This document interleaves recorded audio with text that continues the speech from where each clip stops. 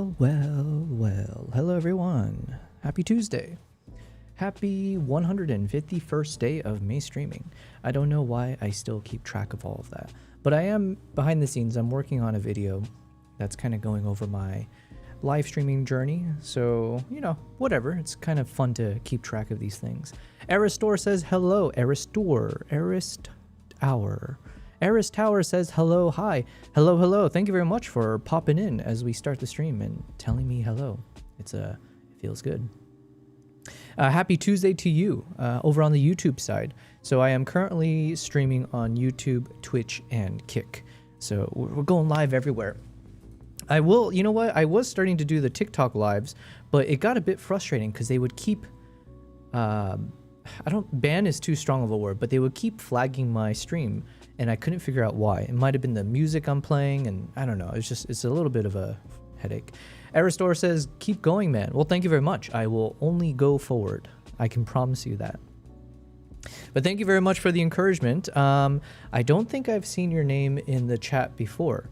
So if you are new to my channel, if you're new to my content, if you're new to my live stream, either way, wherever you're coming from, thank you. I hope you enjoy the content.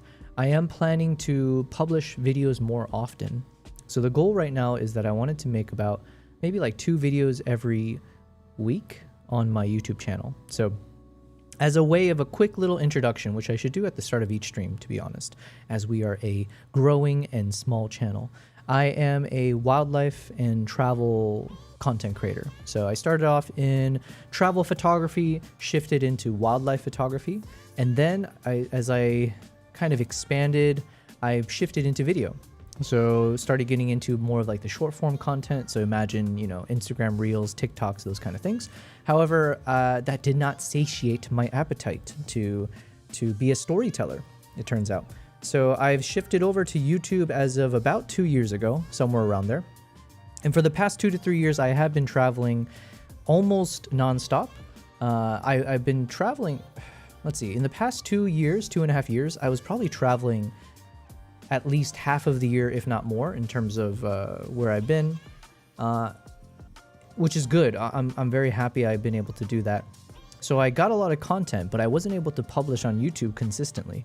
So now I'm kind of in this struggle, in this challenge to find a good balance of traveling and then also creating content for you guys to see those travels.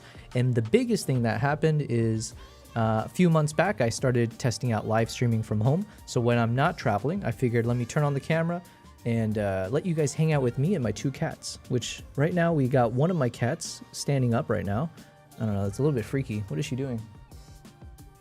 Okay, she's just chilling. So we got Nala, and then Kimbap isn't here right now, but you know, they like to hang out on one of these beds. So it's just the 3 of us. I figure I'll turn on the camera, start streaming, showing the process to you guys in terms of how do I edit my photos and my videos, share a little bit of where I've been, how I travel. And now this year, as I start to become more serious about filmmaking, trying to focus on film projects, that's probably the priority number 1, is trying to find those types of travel opportunities.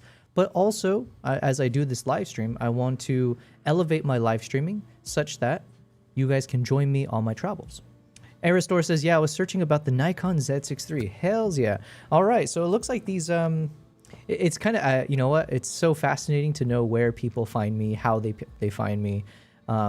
So it's cool to see that you were able to check out my recent videos. Yeah, so I'm a Nikon shooter. I live in Dubai. I'm originally from the US, but I've been in Dubai for a number of years now. And I work with Nikon Middle East and Africa, the region, quite extensively. So I work as like a creator for them as well, which means I do a number of workshops for them throughout the year, like classroom lectures, things like that. But then also sometimes I organize tours and then, you know, get people to join me who are Nikon shooters. So there's a number of things that I've done with Nikon, including the Nikon ZR, which is the camera that I shoot with these days. And so when I was traveling for the past 2 months for 3 different film projects, and I used that time shooting with, hey guys, Kimbap, no. Sorry, my cats are fighting just below me. Relax, guys. I see you.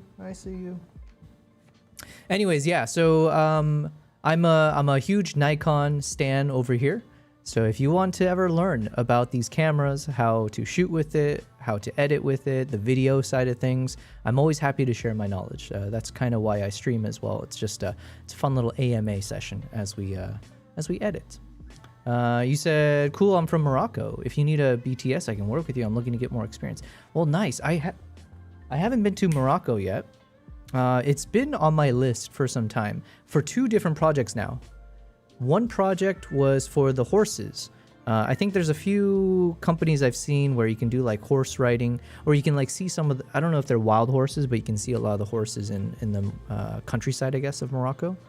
And then number 2 is we were doing some of this research on stream last week, but there's the Tuareg people.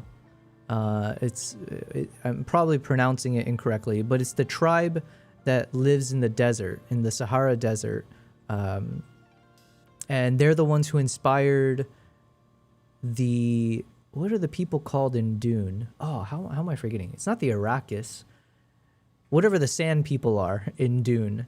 I guess it was inspired by the Tuareg tribe, especially because the Tuareg tribe, my understanding is that it's the men that that cover themselves, and then they wear a certain they use some kind of blue dye in the silk or in their clothing, and so over time it basically turns their skin blue, and that then inspired Dune, where you have the people that live on that one planet, and they breathe the spice of the desert so much that they end up with blue eyes, right? Anyways, I thought it was a cool little fact, but I thought that would be an interesting film project. So I haven't been able to give it much thought recently, but that is something I would like to do a bit more research on and see, is there a chance I can come up with a nice film project, reach out to the right fixer and the right people who can make it possible for me, such that we can spend like a week or something in, I think I heard Morocco and, is it Algeria? I think there's only 2 countries where you could possibly meet some of the people from that tribe in a safe way, because I think a lot of the other countries where it's a little bit war torn, unfortunately, it's a little bit dangerous to go as a tourist. So you said, yeah, you're right, but they are preparing that for tourists, by the way. Hells yeah, that's what I want to do.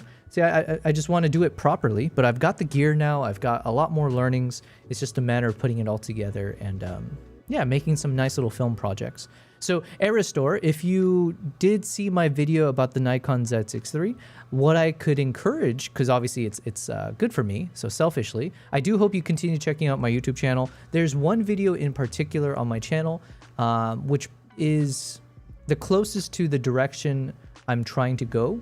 So if you're curious about, okay, I met this guy, Yobel, as a streamer, some videos on Z6 III, the one that I think identifies the direction I want to go, if I can find it. There it is. Let me put it in the chat. Oh, I can't paste it in here. That's annoying. Oh, here we go. There it is. I put it in the chat, but it's my first time ever making a short film of any kind. And I guess you would call this like a mini documentary short film, but it is a video I created called Island of Second Chances.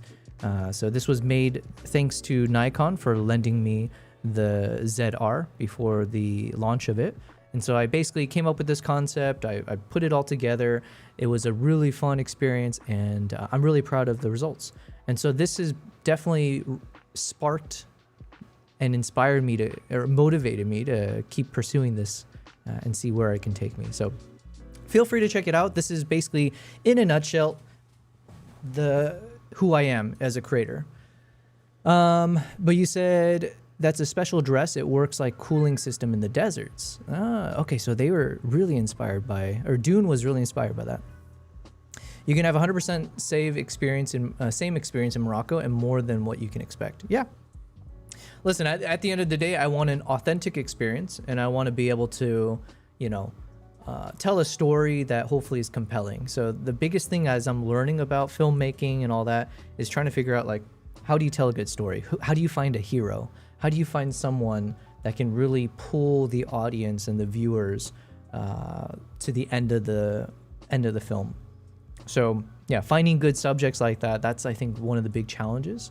So, you know, it's easy to say, oh, let me film this tribe in this remote part of the world no one's heard of. Okay, cool. But, you know, anyone can film it, you know? But how do you actually get people intrigued? So that's what we're going to learn. That's what I use these streams. So right now I'm kind of in a photo editing mode. So while I edit photos, I also want to use that time to watch some YouTube videos that kind of go into how to be a filmmaker. So that's what you can look forward to whenever you hop into my streams. I do try to stream about 5 days a week at any time I'm back from my travels. And I use that to, yeah, just go through all my trips. Aristor says, I'm using the BMP CC6K Pro now. Okay, let me make sense of that. I feel a little bit more learned. So I believe that stands for Blackmagic something is what I'm going to, oh, Blackmagic Pocket CC 6K resolution. I got that part. Camera. Okay, one of the C's is camera. Blackmagic Pocket Cinema Camera. Boom. That's what it is. We have a few people in my community who also are Blackmagic shooters, or they were in the past. I think there's one Fedorevsky who, I think some of the people discovered me after I released that video I just referenced, the Island of Second Chances, because it was shot with the ZR and there's a lot of interest around the Nikon ZR. And there was a number of people who said they were shooting with Blackmagic cameras or Red Komodo something or other. And now they were shifting to the ZR. So we do have a number of ZR shooters in the community. But there's also a lot of people who are Canon and Sony and all that stuff. We do not discriminate here, okay? You said yes, exactly. Hells yeah. And just for your own, just so you are aware, Aristor, I do not position myself. I never present myself as being a quote unquote expert on any of this. I am fairly new to the cinematography realm, into the cinematography world. So I'm still, to this day, just learning basic things, right? Things that if you're, you know, well versed in it, you would be like, oh, this is something they teach you on day one. How do you not know this? My brain doesn't work that way to begin with. And then two, yeah, so I'm still in the learning process. So just keep that in mind. Anything you see, if you like it, that's great. If you have opinions on how I can improve, I always accept that. So yeah, we appreciate all criticism. And we see Nala has joined us over in her original bed. So let's go say hi to Nala. Yes, pretty girl. Let me see if I can poke her in the eye. There you go. Good girl. Yes. So this is Nala. She's the older of the two cats that I've got. And then my youngest, he's kind of just roaming around. Oh, he's watching TV. So you can kind of see his ears perking in the background. I turn around, he's literally watching my TV screen. Hold on.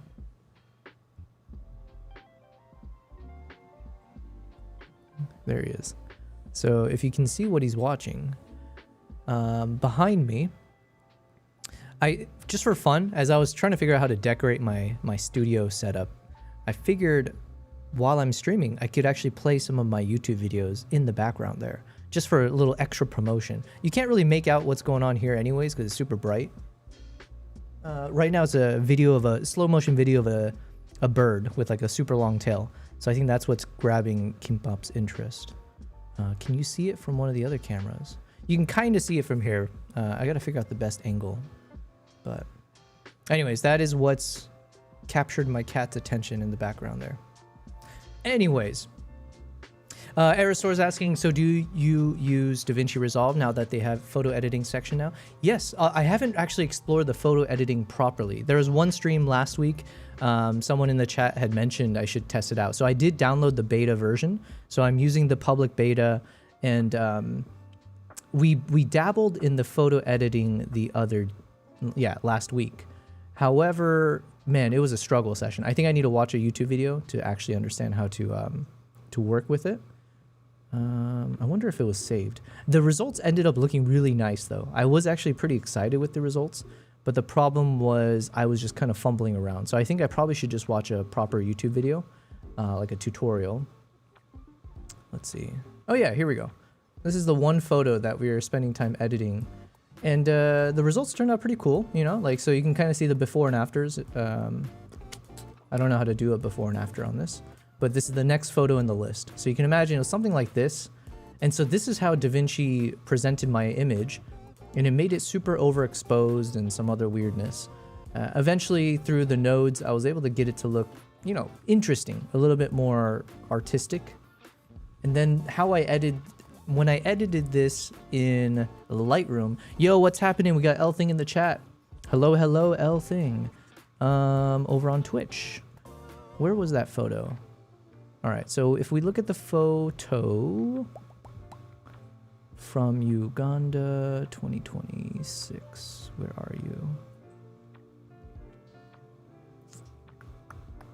It's from the first day, yeah? So some of these photos I edited on stream, but if you were to look at the same shot, this is ultimately what I ended up with from editing in Lightroom. And I think I was also using, for a little bit of the warmness over on the top right, I used Luminar Neo. So shout out to Luminar who provided their software for me to test out. Do I have a link to it? Hold on, exclamation mark Luminar. Does that work? Dang it. Is it Luminar Neo? Oh, there we go. Yes, perfect. Oh yeah, they gave me a 10% off discount. So if you click on that link and you want to test out or use Luminar Neo, you can. I've been using them for a few different like creative adjustments, but I tend to prefer Lightroom for like the proper adjustments. So anyways, this is what I got. This is the, let's see, before and after. So I went with the more like natural look to everything. Whereas with DaVinci, I was definitely making use of it's a more creative, artistic direction you can take with it, I think. I'm not sure. So, but I kind of like the results. But yeah, point is, a long-winded answer to your question. I use DaVinci for my photo editing, and I'm going to start dabbling in it for what did I say? Man, my brain. I use DaVinci for my video editing, and I was going to start testing it for the photo editing just to see, you know, if we can get some really interesting results out of it. But yeah, so this is generally what I'll spend my time doing on stream. We'll jump around between photo and video edits. Right now, I think I'm going to focus on photo editing because I just released my latest video on YouTube. It's linked in all the chats, and it's like my finale, or it's my part 2 of my time in Mongolia. And so that was from a couple years ago. So now I can move on to the next country, which chronologically would be Sri Lanka. And so we'll start working on that video. But before we move on, I also wanted to edit all of my photos from Mongolia and turn it into a nice little montage and then post that as a YouTube video as well. So anyways, that's my goal for today. So I've already got Mongolia lined up. Where are you? There it is. So I'm going to go through all these and we're going to have some fun with it. But before we really crack on, there's still other things I got to do, including warming myself to the stream. L Thing, hopefully you're doing well. Thanks for hopping in here. Thanks everyone for tuning in over on YouTube, Twitch, and Kick. All right, before I really get cracking, I do want to kind of warm up with a little bit of a game time for myself, for my own sanity. So there's this one game I found called dialed.gg/sound, and you can test out how good your ear is. So I used to love music back in the day. We had a fun session yesterday as I was going down memory lane with my guitar in the background there. But anyways, let's test out the ears. Turn on sound, yep.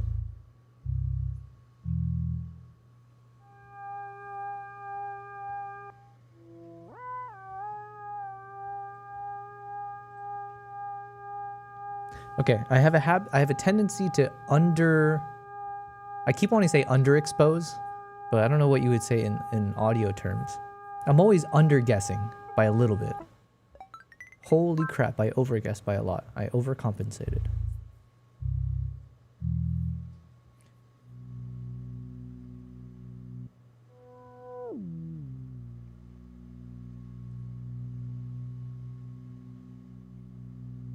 Yo, Cyronius in the chat says hi.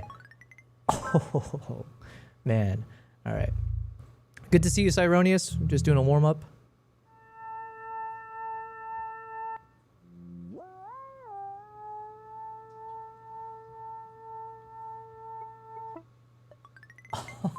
Oh, man. Listen, My ego is about to go through the roof. Although yesterday my ego dropped to negative because I think I was supposed to edit photos and videos yesterday, but I like to warm up with I just want to win 2 out of 3 games of chess beforehand. And I ended up losing, I think 20 games in a row. I spent over an hour, I think, playing. And I basically, after I finally got my second win, I just said, I'm done with the stream. It was just too deflating. Let's hope it doesn't happen again.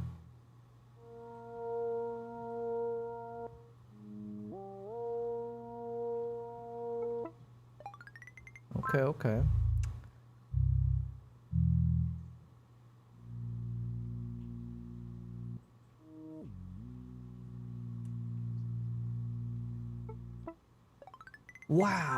Wow, I was off by 0.01. I don't think I've ever gotten a perfect score before. I don't think I've literally ever gotten it down to the second decimal. Dang it. I had 3 out of 5 really good, and then 2 I kind of just whiffed it. Kristen, hello.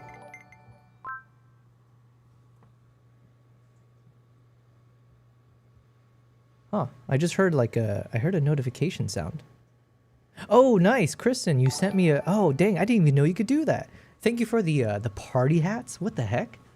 Well, thank you for the party hats. Over on the YouTube side, dang. Kristen, I hope you're doing well. Thanks for hopping in here. Hello, Daytor. How's it going? Guten Abend. Saroni says 1/100th of a hertz is wild, lol. Well, keep in mind, this is just a game on the internet for free, so who knows how accurate it is. But I would like to think it's not about how good quantitatively, or it's not about how objectively good I am at this or not. I want to just compete against everyone else. So for me, I look at the score at the end here. I wish they had a percentile because I'm not doing quick maths. Right now they said I got 156,000 out of 5 million, which is okay, but I would rather, I don't know, 150,000 still sounds a bit too much. So let's try again. But we did get 10 scores. That's good, you know. All right, let's go try again. Kristen, hope you're doing well. Thanks for hopping in here. Happy Tuesday. Same with you, Daytor. Hopefully you are doing well over in Europe. All right, let's do this.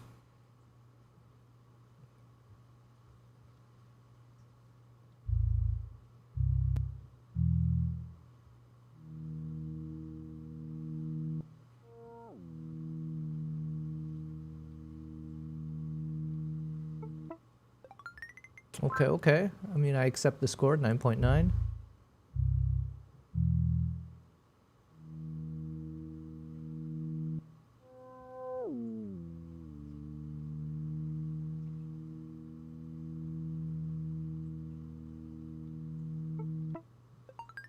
Okay. No. All right, we got a 10 score here, rounded up.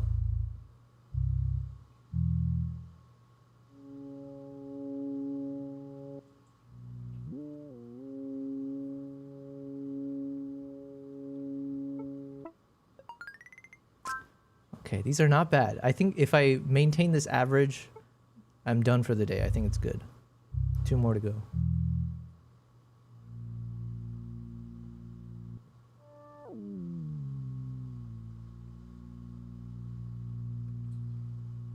I think this is the lowest hertz they've given me. I can barely hear this. Oh, dang, not so good.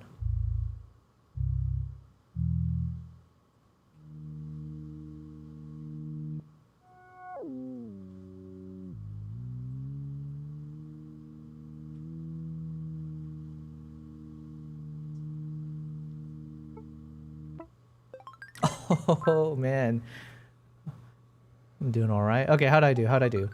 All right, so I didn't crack into the under 100,000, but we did improve at least. All right, I accept this because I have a lot of photo editing to do.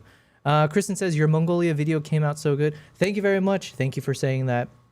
If you haven't checked it out, guys, hop into my YouTube. Oh, no, I linked it to all the chats, but you can check out my latest video. It's part 2 of Mongolia. And so we went with a different direction on this as I try to improve my skills as a quote unquote storyteller and, you know, filmmaker and stuff. But I decided to tell that story through a bunch of recordings I did of different people singing throughout my trip there, like some of the locals. And I decided to make that the main structure, the skeleton of the video. And then I would apply my reflective thoughts just in the intermission sections of the video. So I hope it makes sense thematically, story-wise, and all that, and I hope you enjoy it. I did try to limit the duration as well.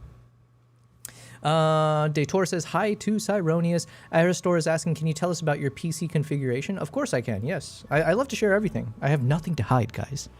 Maybe I do. Okay. Skeletons in the closet. Kristen says, I'm babysitting. I'll get right to you, Aristor. Let me just catch up on some chat. I'm babysitting a resident. Wait, what? I'm babysitting a resident smoking a cigar. It's a huge cigar, and I've been sitting with the resident for 40 minutes now. Dang, you're getting secondhand being a badass. Not that I condone smoking, but a huge cigar. Yeah, Kristen, I remember you said you work with a nursing home. Is that what it was? But either way, if the person you're babysitting is let's call it in their 70s or 80s and they're puffing away on a cigar, I feel like at that point you're one of those, like, I don't care if it's unhealthy for me. It's like, I've lived my life, I go my way, and I think I respect that. And okay, we got Raiden in the chat. Raiden says, Unk, damn it, I am older. Even though I'm a millennial, I think once you're a millennial to the Gen Z, and is there something after Gen Z? Alpha? To the Gen Alphas, millennial or older is basically all the same. You're just a boomer to them. So that's a bit depressing. So Aristor, to answer your question, my setup is not anything, well, it is crazy in the sense that it's not cheap. I use a Mac Studio, okay?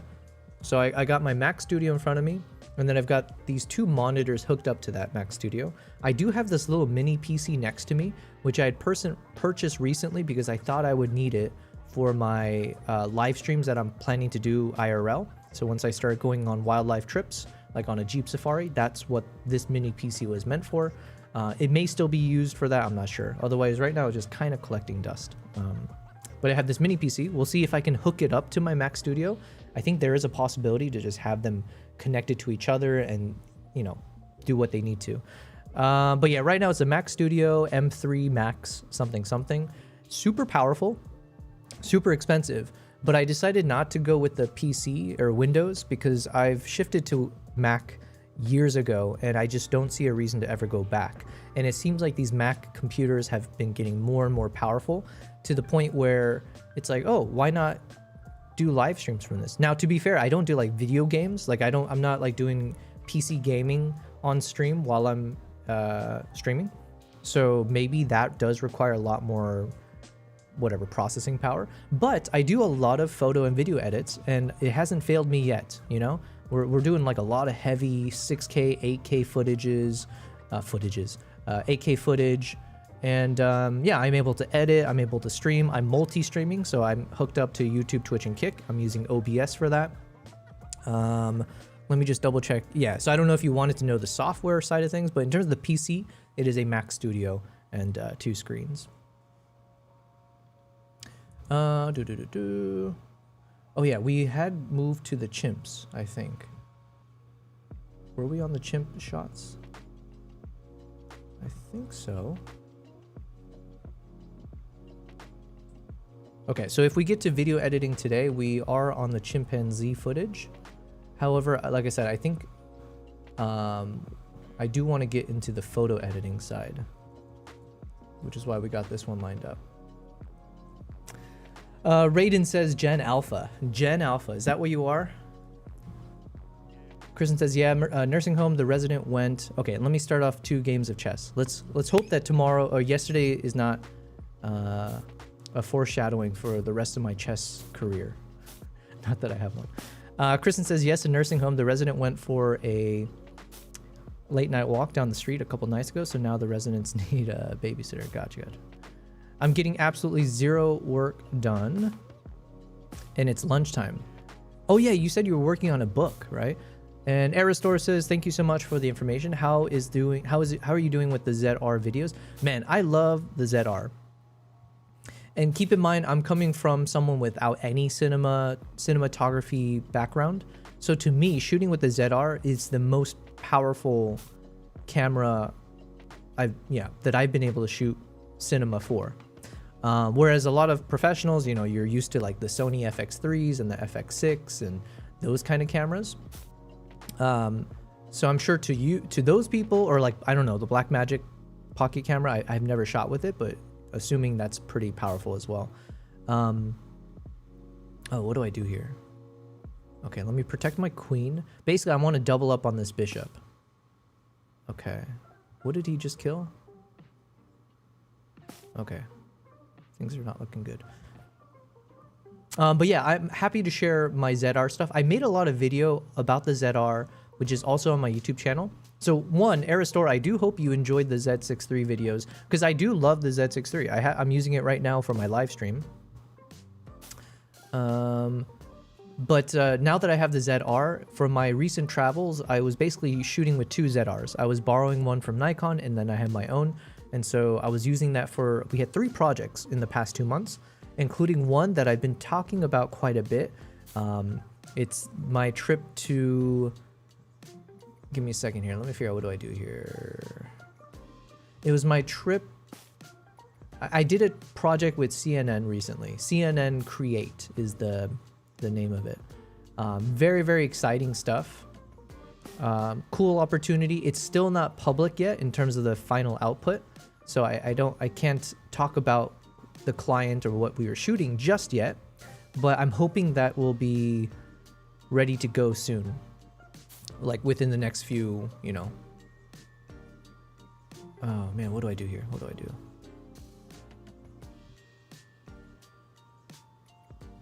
Okay, I sacrifice my, or not sacrifice, I trade my knight for his bishop. Okay, fine. Then I'll take this. I let him take my queen, that's fine, because now I get both. Wow, this guy really effed himself in the A. Boom, boom. All right, we got a dub. All right, multitasking can work.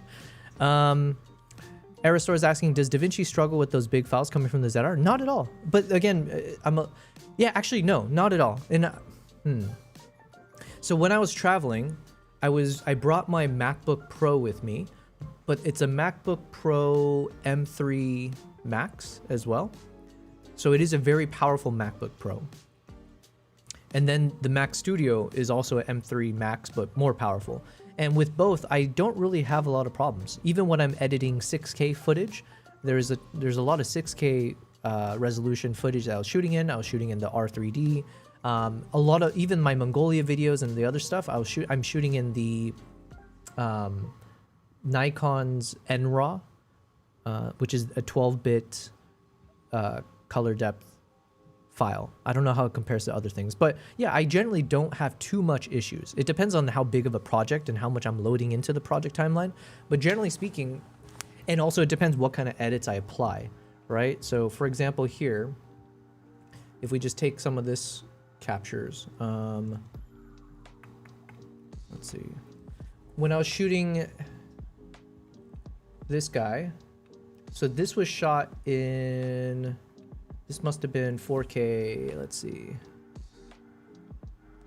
Oh no, see, this is a 6K resolution, right? So this was in 6K, 50 frames per second.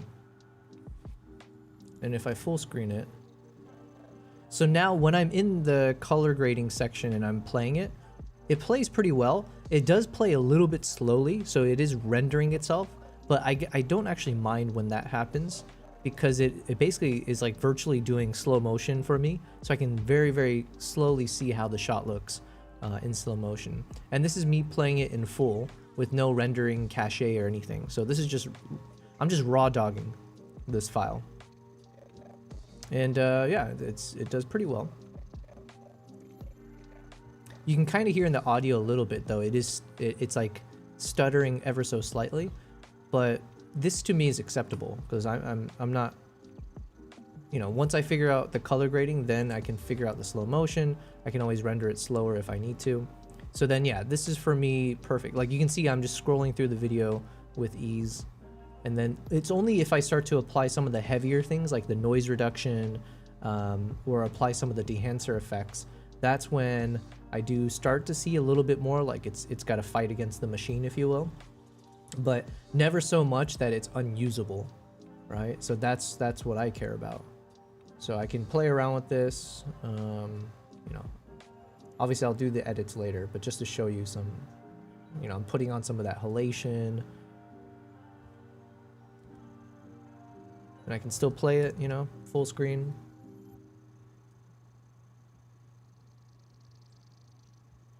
Slightly slowed down here, right? So it's not playing in real time, but fine by me.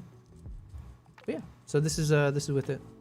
Aristor says, nice to meet you, man. I have to go now. I'll check your, I'll see something your channel later. Well, thank you very much again. I appreciate you hopping in.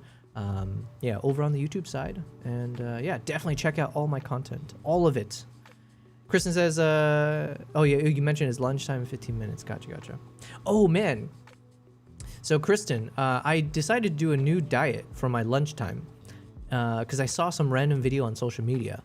It is making Vietnamese spring rolls where you use extra lean ground beef and then some other random things like lemongrass paste and some shredded carrots and onion powder and soy sauce, I think.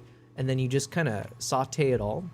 And then you have those Vietnamese spring roll papers, which you know, put in the water, and then some garlic. But anyways, yeah, you just put a mix of your, like, put some mixed greens with this like ground beef mixture, stir fry thing. And then, yeah, you roll it up. And it's like, and then I got this, it's called the PBS2 or PB2 something. It's like a peanut butter powder. It's like a peanut butter high protein powder you can find on Amazon. And then you mix that. I mixed it with a little bit of soy sauce and water. And was there something else I mixed it with? Sriracha. And that became like a homemade peanut sauce. And then so I'll have 2 of these spring rolls with the peanut sauce, which is like high protein, none of the extra fluff. And that becomes my lunch. And it's pretty damn tasty, like no complaints on my end. And it's filling. So anyways, I know you cook really well, so that was just wanted to let you know. Okay, anyways, so this is Da Vinci. Let's get one more dub on the chest side, and then I can get into the photo edits. All right. It looks like I broke the losing streak from yesterday. That's at least a little bit encouraging, because that was getting a slightly bordering on depressing. How, like, I'm not even kidding. I think it was like 20 games in a row where I just could not win. And there's only one of those games where I possibly should have won, and then I, like an idiot, I got myself checkmated.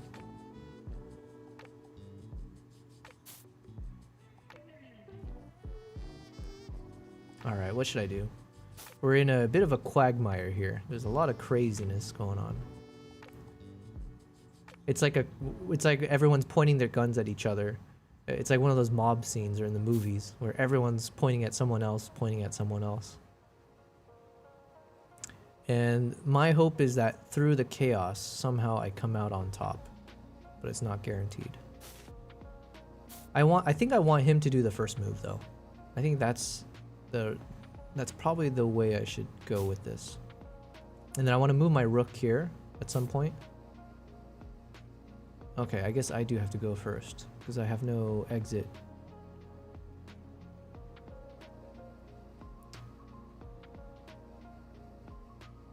Okay, fine. I'll do the first move. That's okay with me.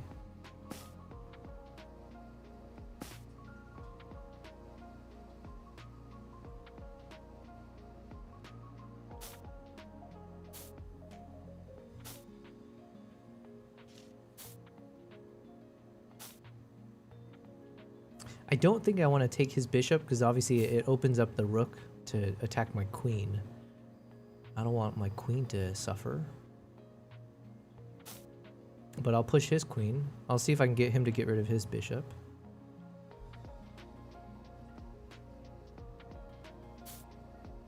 Wow, he really doesn't want to... Okay.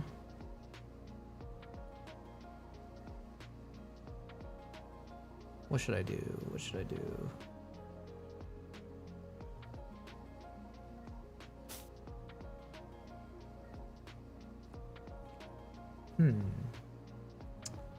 It's a little bit chaotic for me.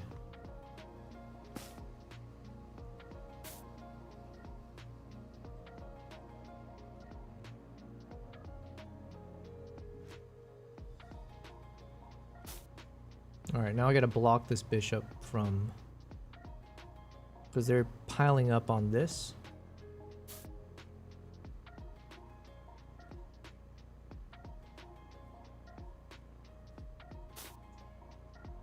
Which is not the best situation for me to be in.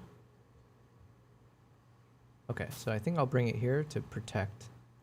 Because I see what he's trying to do. He's trying to take off that pawn, knowing that I can't take that in exchange because the queen is staring straight at my king.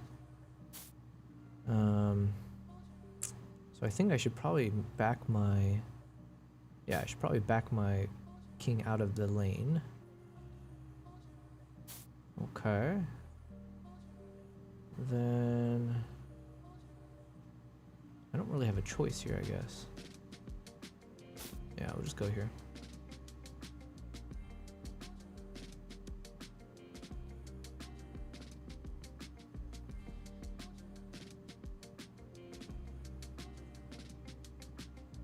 I think if he takes, I'll take with my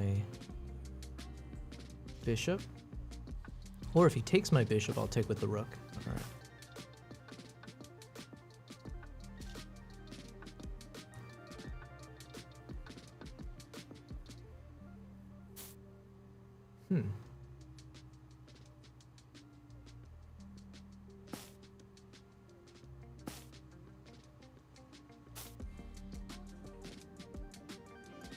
Okay, he's got the upper hand here. What do I do?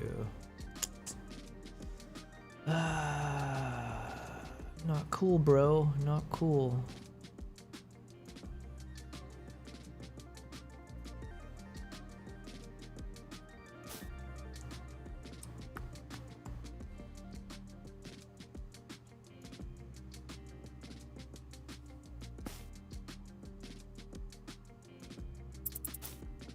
Oh shoot, and he's winning on time as well? Oh.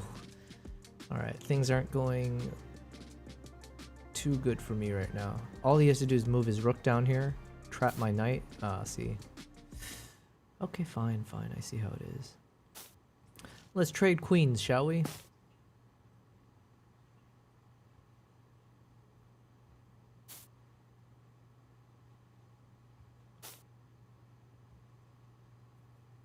Uh-oh, I got 11 seconds.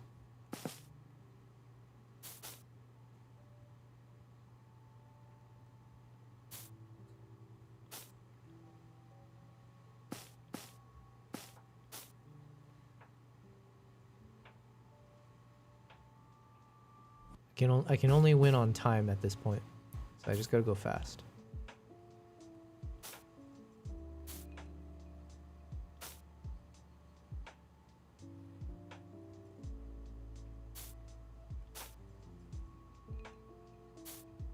Not looking good. I'm about to get destroyed. I lost. Okay, 1 for 1. Let's just get one more in. I gotta win 2 out of 3. This is it. I don't want a repeat of yesterday. I gotta edit some photos.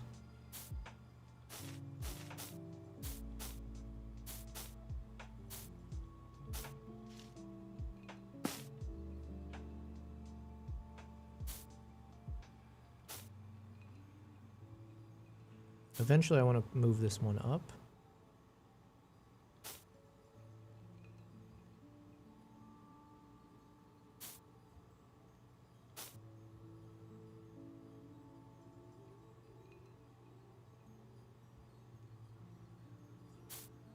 Okay, so now I'm going to block this one from taking that, and then I'm going to move this one up.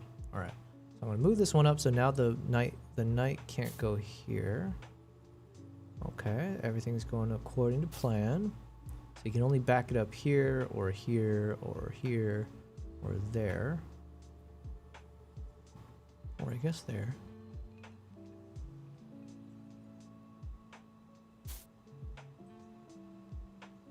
Okay, that's acceptable. We're just gonna push it. Oh, it's trapped. Nice. He chose the wrong option. He chose, of all those options, he chose the one that just inevitably loses him the knight. Now, what will he do out of desperation? All right, he's not even gonna challenge it. That's fine by me. So we take. He can't take that because I got 2 things guarding it. Okay, I guess we'll just play trade-off.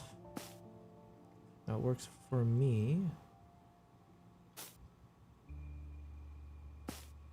What did he just take? Oh no, I wasn't paying attention. Wait, how do I go back? Oh, he took a pawn. Okay. Okay, see what you're doing. I wasn't expecting that. Okay, I just need to block this bishop. And simultaneously, I'm threatening the queen, so he has to trade. Fine by me. He might take this pawn now.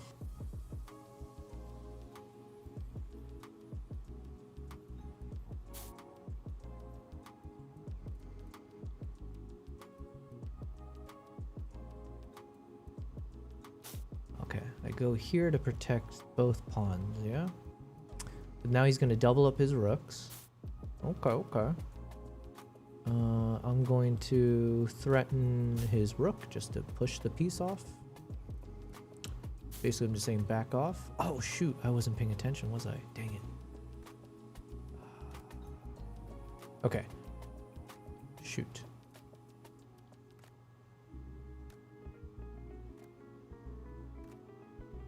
Okay, so now I have to double up on this bishop because I messed up.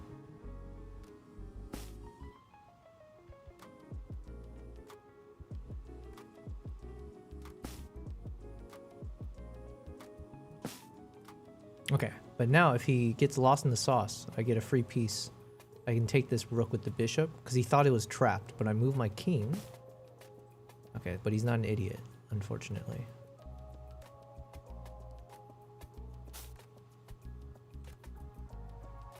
Now he's going to take this pawn. I sense it.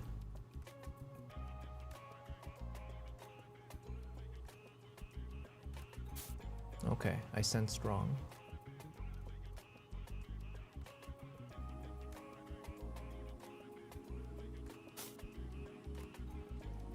Alright, I'm still winning by 1, but I think I made a crucial mistake early on.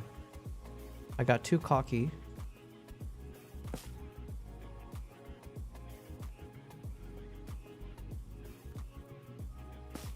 Take with this, so he can't move it here. So he's got to back it up. Okay, this guy just wants to trade. I'm okay with the trade.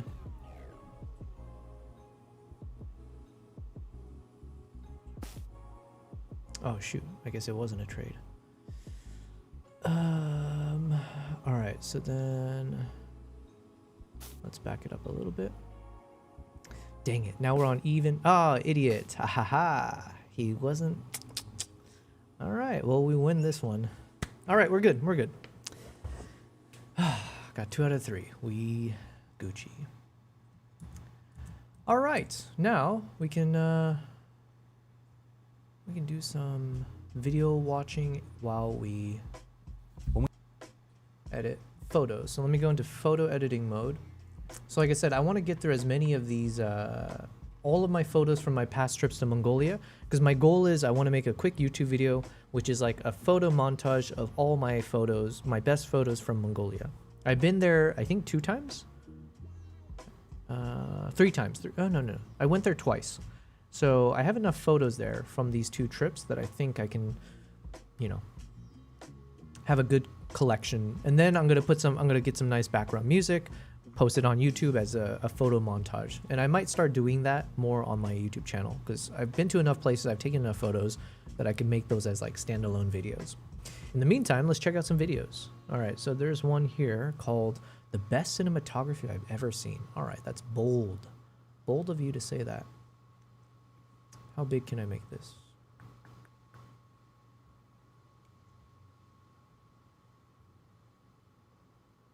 I guess something like this. When we think about establishing a character at the start of a film, we probably first think about what we can learn through dialogue, exposition, or performance. But The Graduate uses cinematography to help us understand the main character's mental state. Here, Benjamin is framed as if he's underwater, and pressing in from the outside, visually confining him, are his parents. Is anything wrong? No, no. After this shot, we cut directly to Ben's graduation party, and we never get an establishing wide shot of the party. Instead, we just see a long telephoto shot that tracks with Ben as adults from the party push into the frame from every side. In just a few seconds, we can already understand and feel the pressure Ben is under. He tries to escape, but is literally, thematically, and visually trapped by the adults around him. That feeling is key to the rest of the plot, and here the cinematography is playing a major role in establishing the film's thematic foundation. And look at how this adult, Mrs. Robinson, is positioned in contrast to every other adult in the scene. If you haven't seen The Graduate and you want to know why she's portrayed differently, you'll have to watch it to find out. That's an When did I watch? I watched The Graduate like 15 years ago or something like that. A long ass time ago. I don't remember anything from it. All I remember from The Graduate, I think there's an iconic scene to do with a wedding, if I'm not mistaken. That's all I remember. example of how composition, just one element of the art of cinematography, can be used to help tell a story. And this, for me, is a big part of what defines great cinematography. The ability to use the elements of cinematography as storytelling tools. If you can do that while making beautiful images in a way that gives a film a cohesive and consistent visual style, then you have incredible cinematography. And if you can do those things while innovatively pushing the boundaries and creating cinematography that feels unique and fresh, that is where you find the greatest cinematography of all time. At least, that's what I look for in cinematography. At the end of the day, what cinematography is the greatest is an almost impossible question to answer. We can talk about how influential a certain film's cinematography was, or which cinematographers have won the most Oscars, but for each viewer, the greatest cinematography will be the images that help a particular story dig itself into your heart and psyche. And that's something that's very personal. Yo, and depends on yo! your aesthetic. Katzenellenbogen with the 41 bits cheered at me. Yo, thank you very much. Katzenellenbogen says 41 shonen tag. I didn't know that's how you say bits in German. Katzenellenbogen says I'm back in Germany. Well, welcome back. I think, did you say you're in South Africa, if I'm not mistaken, for the safari? So, welcome back. You must feel so happy, relieved to be back after, I don't know how the bug situation is in South Africa, but when I was in Tanzania not too long ago, just a few weeks ago, my God, every day was a battle for your life. When you're in the tent, you're fighting against all the bugs, right? You have your own little bug net around your bed, and that's where I would do all my work and just hold up to, stay away from the bugs. And then the tsetse flies were just, it's like my hatred for, I don't hate many things in life, but I think tsetse flies might be at the very top of that list. So I don't know what the situation's like in South Africa, but yeah, hopefully you got some good photos. Oh, and then this will be a good way for me to remind people, including you, Katzenellenbogen, if you have Discord, feel free to, as you're editing your photos from your trip, if you want to ever share some of those photos that you take, feel free to pop it in to the Discord, whether it's, your Instagram you want to showcase, or just share the photo in there, feel free. But yeah, thank you very much. Thank you for your hard-earned money. It feels good when people actually give money my way. Wow. It's I appreciate it. All right. I'm just watching this video about the best cinematography I've ever seen. And then I'm doing a bit of sorting through one of my trips to Mongolia. I'm just doing a bit of rating system on the top photos. This is usually how I go through my trips. So I go through all the photos. I give it a 2-star for anything that I think is worth taking a second look-see. Then once I'm done, I filter by the 2 stars, and usually I run a bit of denoise effect across all of those photos. After the denoise is done, I rate it to a 3, so I change it to a 3-star, and then from those photos, I will be more hyper selective and 4-star the ones that I know I want to properly edit. So anyways, that's a little deep dive in terms of my current process. So as I do that, we're going to watch this video. Preferences and which stories resonate the most with you. And then for what it's worth, sometimes when I am kind of going through these edits, generally speaking, I just hit the space bar And because I have it set so the initial zoom in effect is going up to 100% zoom. So from the full screen view, if I just hit the space bar, this is showing me basically, I'm going to butcher it, but my understanding is this is basically as much as I can crop in without losing any resolution of my initial photo, right? So, if I end up wanting to crop my photo to this level, it should be fine. But the moment I start cropping in even more, technically that's when you're losing resolution. You're going to end up with a bit more blurry or pixelated shot, or whatever the right terms are. So I just have it set so when I'm doing my initial kind of view of each photo, I set it to 100% zoom so I can get a good sense of like, this is the cleanest I get in terms of the closest I can zoom in. And then I move on. And then I hit the tab to get rid of everything for full screen. It'd be hard to understand exactly where cinematography ends and the other crafts of filmmaking begin. For an image like this, how much of the beauty and visual interest comes from the cinematography, and how much is the result of the location or production design? While obviously there is a role on set called the director of photography or cinematographer, there are many people who contribute to the cinematography of a film. What a shot looks like at the end of the day is often a collaboration between the director, cinematographer, their crew, the production designers, colorists, and VFX artists.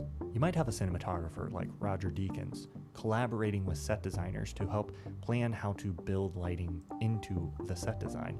Or you might have a dolly grip like Sanjay Samy who builds custom dolly rigs so that Wes Anderson can pull off some of his complicated camera moves. Some directors meticulously plan every composition or camera move, and some cinematographers improvise handheld movement and compositions while they shoot. So while I'll mention the work of specific directors and cinematographers in this video, the assumption here is always that the final images are often the collaborative effort of many people and departments working on a film. With all this in mind, I'm going to take you on a tour of what has been the greatest cinematography I've seen so far in my years of watching movies. This certainly isn't a comprehensive list for me, but I'll touch on as many examples as I can. Maybe you'll agree with some of my choices, but if you don't, I hope this video still... So one of the things I tend to do on my trips when I don't take photos as often when I'm traveling, but obviously I still do. I love shooting wide open. So here I was shooting at 1.4 with the 85mm lens. So I think it can go up to 1.2. I had it set to 1.4. And of course the challenge with that is that if you're off by just a hair, the focus point will be off, right? Or like maybe you'll get one of the eyes sharp and the other one is nice and blurry, which is not so nice. So yeah, I think realistically, I should have just increased the aperture. I should have probably shot at like f4, something like that. But I think I have that. I'm not the only one that does this, right? But when you're shooting with a lens that gives you something like a 1.2 aperture, you just have this psychological desire to always shoot wide open. It's like, I spent all this money on this lens. Why not shoot at its widest? Which is a little bit of a flawed, I think it's a flawed perspective to have. And I'm saying that because I make that mistake all the time. And it's not, there's nothing more clear than in these photos I'm looking at in terms of why that's so flawed. Because here I'm getting that nice blur in the background and bokeh, blah, blah, blah. But the focus is so shallow that the beak ends up being super blurry and it's only the eye. And it could be considered somewhat artistic, but honestly, I would have preferred if the full eagle's head was nice and sharp. So this is something I'm taking more, I'm processing internally more often. So like on my upcoming travels, whenever I take photos, now I'm less, psychologically trapped in my thinking that I have to shoot the wide open. Because it's a fun challenge. It is fun to try to see, will I be able to get a shot where both eyes are in focus? But realistically, I should just, why make my life more difficult or challenging? Especially if I come back and I'm like, dang, I took 1,000 photos and only one of them was properly shot. So helps clarify what great cinematography means for you and the important role cinematography can play in some of your favorite films. This video is sponsored by Mubi. Go to mubi.com/ThomasFlight to sign up for your free trial today. When I think about great cinematography, The Tree of Life is the first movie that comes to my mind. Man, this is the second time a YouTube video we're watching said something about The Tree of Life, because I keep mixing it up with The Fountain. Yeah, The Fountain. I need to rewatch that movie. The Fountain. Yeah, this one. Who made this movie? I really like this movie, but it has such a shitty Rotten Tomatoes score. 52%? Damn. Oh, okay, 74% from audience. I accept. Who directed this?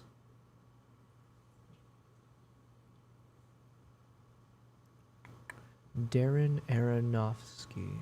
Okay, I don't know who that is, but...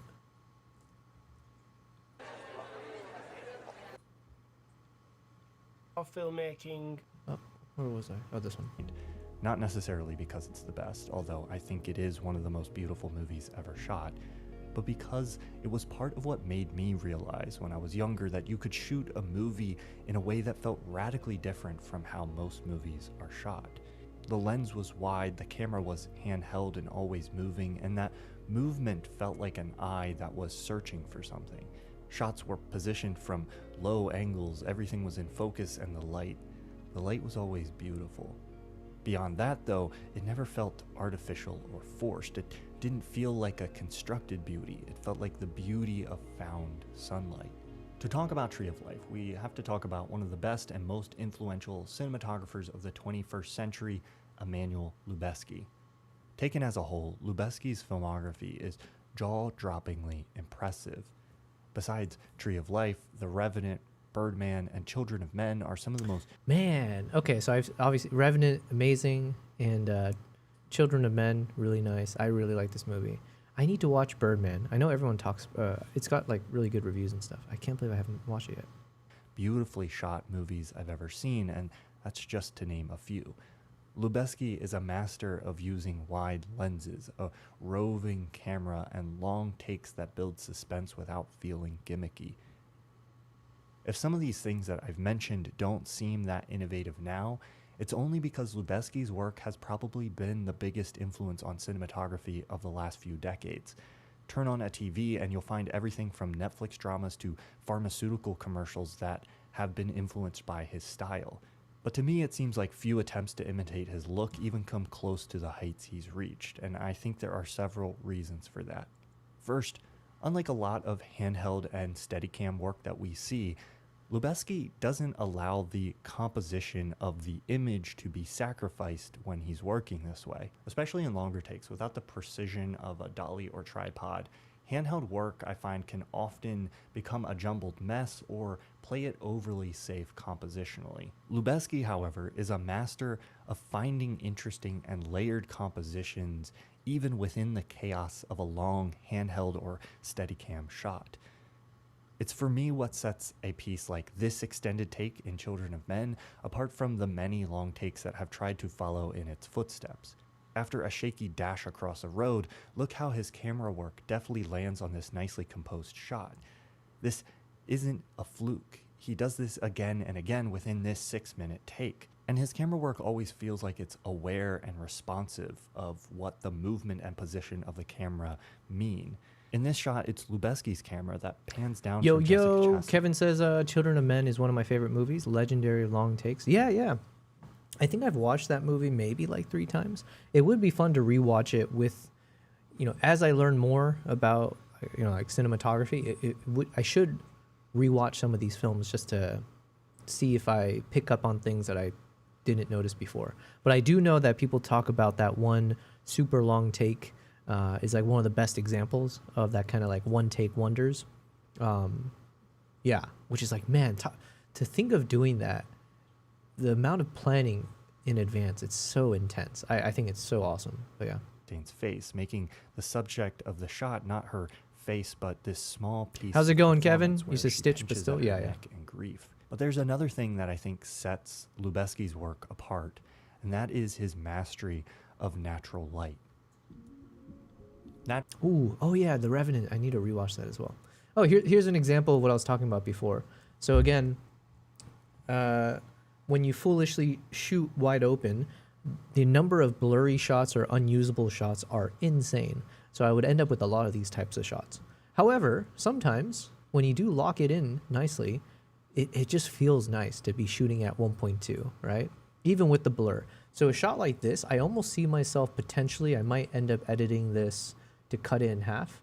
So just do like a half eye type thing. Yeah. Yeah, well, there you go. Talk about I don't do a one take wonder, but I do a one edit wonder. All right, we're done. That was my edit. But yeah, I think I'll do something like this in terms of the cropping. Just get a half face, half portrait, and where the eye is nice and sharp. I think this will be fun to edit. So okay, we just got that logged in for now. Actually, I'll just keep it cropped so I don't forget it. Let's 2-star that bad boy. Minimize this. Kevin says, good, and you? Yep, doing very well. I won my chess games pretty quickly. I got 2 out of 3. So thankfully it's not a repeat of yesterday. My God, that was a nightmare situation for me. So, and yeah, we've got some people donating bits today, and seeing some friendly faces, some new faces, people who found me, someone who found me from my Nikon Z6 III videos that I just posted on YouTube last week. So very encouraging stuff. We're doing the right things to build and grow. All right, let's keep watching. Is deceptively difficult. In one sense, you're just shooting what's already there instead of setting up a bunch of lights. But you can't just walk outside anytime, anywhere, and shoot an image that looks this good. Here, he finds the position within the backyard where a small patch of sunlight streams through the trees and reflects off the baby. Speaking of a shot where I messed up, now, same thing, if I wasn't shooting at 1.2, and if I had just been smarter and shot at like, I don't know, 5.6 or something like that, then I would have been able to get a really awesome shot of this eagle where she was half blinking. So one of her eyes, you can see when that like second eyelid slides in and creates that nice silvery translucent look, where the other eye is maintained, it has none of that. That would have been a really cool shot if everything was in focus. But what can you say?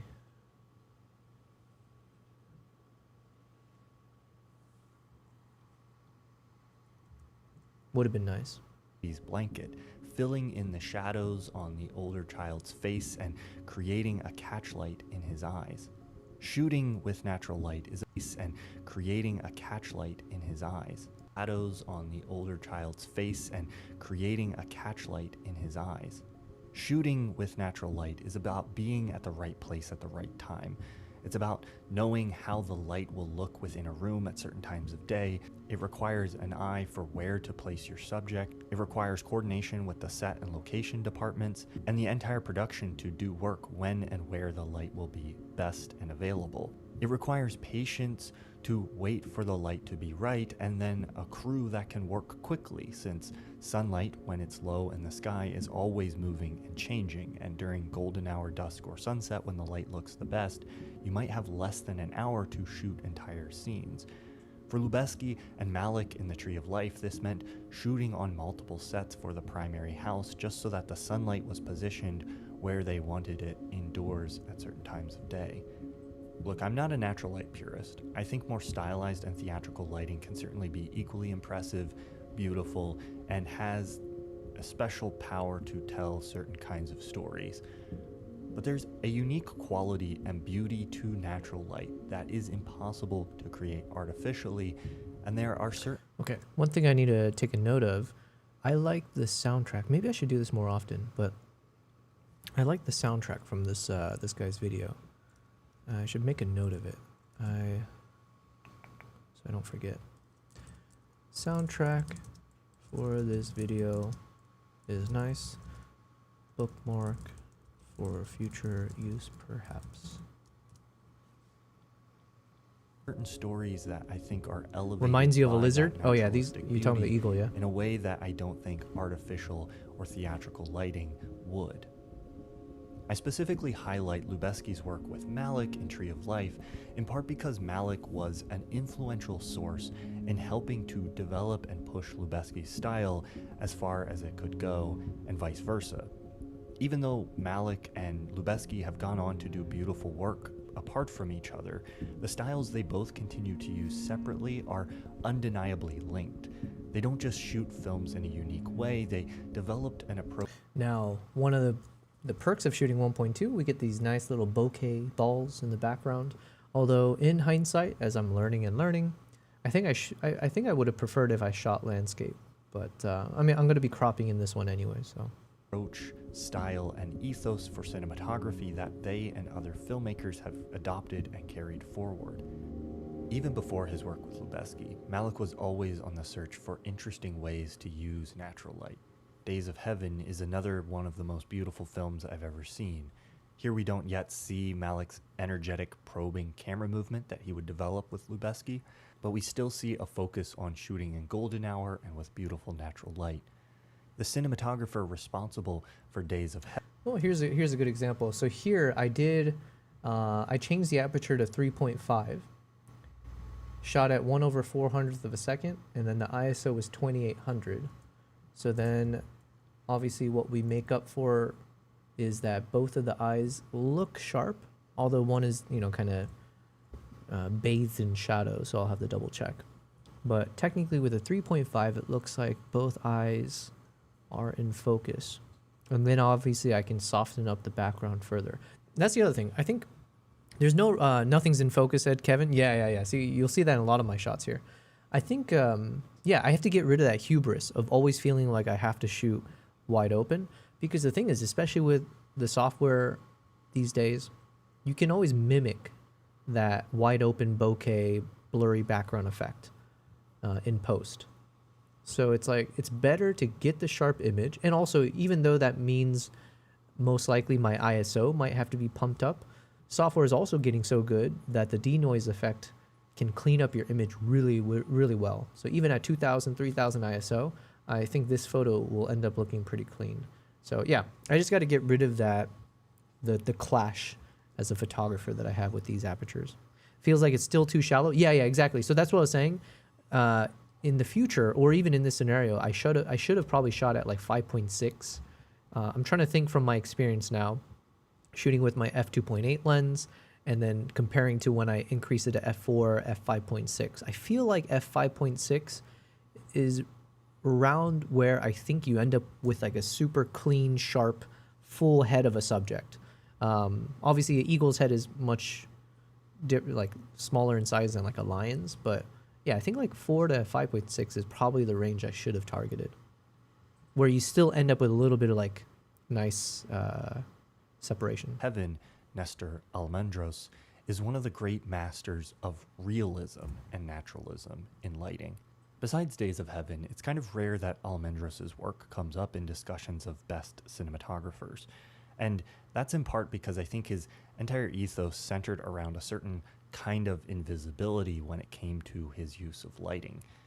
Realism in lighting is something that, like using natural light, looks easier than it is. In a way, that's the point. It's supposed to look like the shot wasn't lit. But if you've ever tried to just shoot a scene in your own living room, you know that things don't automatically look this good. Almendros' lighting is never flashy, but it's always subtly beautiful. It's even and soft, the shadows are rich, there's enough contrast, but things never feel too dark or washed out. These are images that don't pop out at us and immediately grab our attention, but when I compare this cinematography to the sea of often too muddy, flat, or dark cinematography that is common now, it's this type of reliably solid, attractive, and realistic lighting that I've come to really appreciate. There's something very satisfying to me about a cinematographer like Almendros who just knows how to choose a film stock, lenses, and light in a way that produces warm, stunning images. Cinematographers like Lubeski and Deakins have shown you can shoot incredible cinematography on digital cameras, and I'm not a film purist, but when film is at its best, it produces a look that I love and which isn't really achieved. Pause. I think I can't explain it, but I feel aesthetically this type of pose with the bird tends to look nice, where you get one eye, it's kind of like looking at the ground a bit. But yeah, just the angle and the shaping of the face. In my opinion, I think this type of pose can look really good. Now here, it works both in my favor and against it, I guess, depends on your style. So here the beak is blurry, but the eye is, I think from what I can see, the eye is pretty sharp. So this is like obviously an artistic direction. So I think that could be good because the eye is drawn to the eye anyways. So because it's nicely sharp, this photo might end up looking really good. And then there's an alternate path where if I had shot with a higher aperture, perhaps having the beak be nicely focused could have made the shot even better. I don't know. What can you do, Achievable any other way. I won't spend too much time here, but some of my favorite examples of this are Mihai Malaimer Jr.'s work with Paul Thomas Anderson on The Master, as well as Hoyte van Hoytema's work with Nolan, especially in Dunkirk and Interstellar. This kind of work feels to me like a continuation of the kind of... Christopher Nolan did Dunkirk? Did Dunkirk director? Oh, snap. How did I forget that? realism in lighting that cinematographers like Almendros pushed forward. The other name that inevitably comes to mind when I think of... Talk about a missed shot on my end. If I could have got this in focus, now this is the pose. This is the pose I wish I could have... If I can ask an eagle to, stay in one position, this is one of them. But I messed up. Cinematographers whose work has defined the 21st century is Roger Deakins. On one end of the spectrum, we can find work from Deakins that fits into the kind of naturalism we've been talking about. In The Assassination of Jesse James by the coward Ooh, that's a good Robert movie. Ford, I haven't seen it in Deakins years. uses vintage lenses and grainier film stocks to perfectly capture the film's portrayal of the death of the Western myth. This film has some of the best nighttime cinematography I've ever seen and introduces us to Deakins' unparalleled use of light in motion. If Lubeski is the master of finding natural light, Deakins might be the contemporary cinematographer who is best at crafting beautiful light. Deakins' style is grounded in naturalism in that he goes to great lengths to make his lighting feel motivated, which means he makes it feel like every light actually has a source within the world. And the magic of Deakins' lighting for me is that he doesn't let this limit him. He uses motivated lighting and then pushes that to evocative and expressionistic extremes. This means when he approaches a film like Blade Runner 2049 or 1917, he isn't just coming into an existing space and setting up his lights, he's working collaboratively with the production and art design to design how the space will be lit. This allows him to use the movement of light in a way I've never seen from anyone else. Creatively, he pushes the limits of how you can light a scene, all while doing it beautifully with a keen eye for the shape and color of his light. Deakins and Lubeski in many ways defined the look of this recent era of contemporary filmmaking, but while a lot of my favorite cinematography is rooted in realism and naturalism in lighting, those things aren't inherently the best approach to shooting a film, and sometimes pushing something to visually unnatural extremes creates the image that will tell your story the best. Among the filmmakers who are more expressionistic when it comes to lighting, Nicholas Winding Refn is the first who comes to mind. His work with Larry Smith for Only God Forgives or with Natasha Breyer for Neon Demon push the limits of what's possible with deeply saturated color in film. I also love the more expressionistic lighting that we find in neo-noir films like Seven or Blood Simple. These films update and exaggerate the visual drama of classic noirs like The Third Man and Touch of Evil and add color into the mix, creating a result that is arresting and stunning. Some of the best examples of more theatrical and expressionistic lighting are probably found in the past, where naturalism was less in favor. Classic films like Powell and Pressburger's The Red Shoes or Black Narcissus, for me, represent the height of what was possible visually in the studio era. We've talked a lot about light, but I want to shift here into talking about an equally important aspect of creating beautiful cinematography, one that I think is often overlooked, and that is composition and framing. The standard coverage of Composition and framing. I don't know enough about. Yeah, I just don't know enough about this world.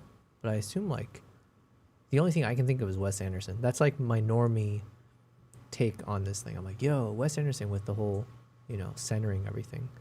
But I'm curious. I am interested to hear what he says about like certain directors, whomever do this really well. approach to cinematography of wide establishing shots, over-the-shoulder mediums, and close-ups works well enough. And there's something to be said for the way this approach doesn't draw attention to itself. It can allow the cinematography to just disappear and for performance to take the center stage. But so much more than this is possible, and especially when you watch a lot of movies, unique compositions can be a breath of fresh air. And as we saw with The Graduate in the opening of this video, it can also be a powerful storytelling device. Beautiful composition can come from symmetry or breaking symmetry. It can come from the use of negative space, the balance of objects within an image. It can come from the way lines lead our eyes toward a subject. It can come from how an image is flattened or how depth is used to create layers. It can come from how elements of the world create frames within frames. And it can come from where I did learn about that one. Frame within a frame. Frame within frames. where the horizon line is placed within a shot. One of the first films I think of when we talk about composition is Barry Lyndon. There's a lot to love about how this movie is shot. The beautiful natural lighting with Stanley Kubrick and cinematographer John Alcott creating custom lenses so that they could shoot by candlelight. But the star of the show for me is really the way these shots are staged and composed to look like oil paintings. This is one of the few movies where you could genuinely say every frame is a painting. The lack of camera movement for a lot of the shots and the lack of movement within the frame only amplifies the effect. And the choice to use zooms instead of dollies flattens the image. It's as if we're slowly moving our eye towards or away from a painting instead of moving our body through the actual three-dimensional scene itself. Another director who is masterful at composing and blocking beautiful images is Akira Kurosawa. What is striking to me about the beauty of Seven Samurai is that Kurosawa isn't precious about the beauty of his shots. Sometimes you can feel a filmmaker slowing down to deliver their beautiful shot on a platter before they move on to the rest of the scene that is shot fairly normally. But with Kurosawa, we find an incredible attention to detail in staging, even for shots that only last a brief moment. Kurosawa finds beauty in how we layer bodies and movement within the frame. Yasujiro Ozu finds beauty in precise consistency, always shooting on the same lens and from specific preset camera heights for each type of shot. He's a clear predecessor to the calculated symmetry that Wes Anderson's cinematography is so often praised for. Composition, of course, isn't just about crafting beautiful images. What we're shown in the background of a shot and how it's shown can play a role in the thematic language of the film. When I watch Wim Wenders' Paris, Texas, beautifully shot by Robbie Mueller, I see a man who is trapped and assaulted by a modern world that he's struggling to be a part of. La Ventura, photographed by Aldo Scavarda, is another movie that uses composition to a similar end. Scavarda and director Michelangelo Antonioni make us feel as if his characters are lost or trapped within an empty landscape. He makes a town feel hollow and lifeless, like an austere box rather than a place built for humans. All of this a reflection of the emotional journey the characters are on. And in Francis Ford Coppola's The Conversation, shot mostly by Bill Butler, I can see and feel the character's paranoia and isolation in the way he's framed and shot within the film. Persona, directed by Ingmar Bergman and shot by Sven Nykvist, besides being stunningly beautiful, also uses composition to help tell its story of entangled identities.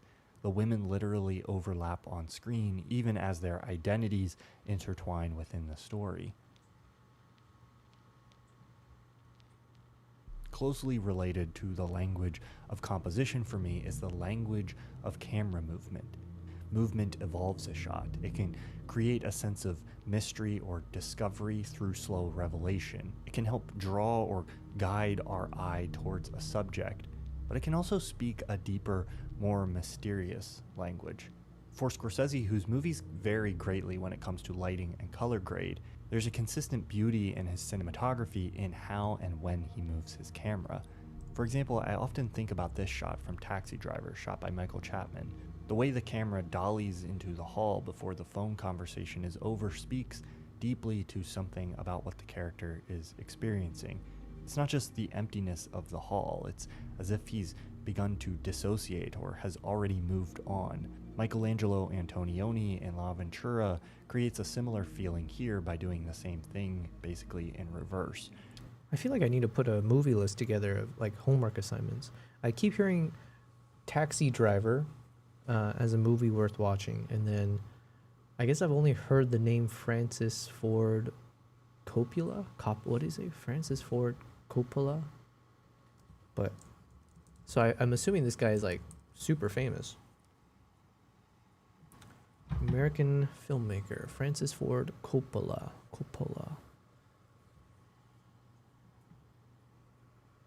Widely regarded as one of the greatest and most influential filmmakers in the history of cinema. Oh, he did Godfather. Oh.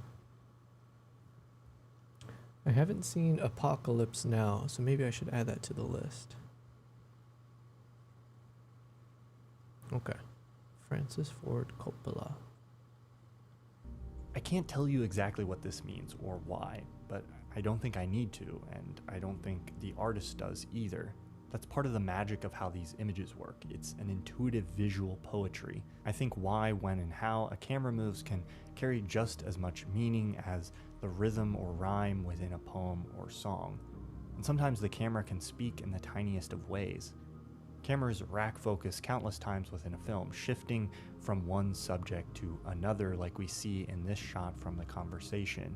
Usually here the goal is to be invisible with this shift. But what about this moment in The Graduate where there's a shocking revelation for this character? Here director Mike Nichols and cinematographer Robert Surtees choose to slow down the shift in focus. It's almost as if we can see the realization of what's happening slowly dawning on the character. Great cinematography is about more than just a beautiful image, and I've talked about some of those other factors. But for me, the greatest cinematography is often very beautiful. Beauty alone isn't everything. There are plenty of beautiful films that at the end of the day don't have very much substance, and some of my favorite movies aren't the most beautifully shot films ever made. But I don't think we should toss aside beauty and cinematography as something that is merely a superficial stylistic addition. It can and does serve a greater purpose within the art of cinema. I think beauty can touch something very tender in us.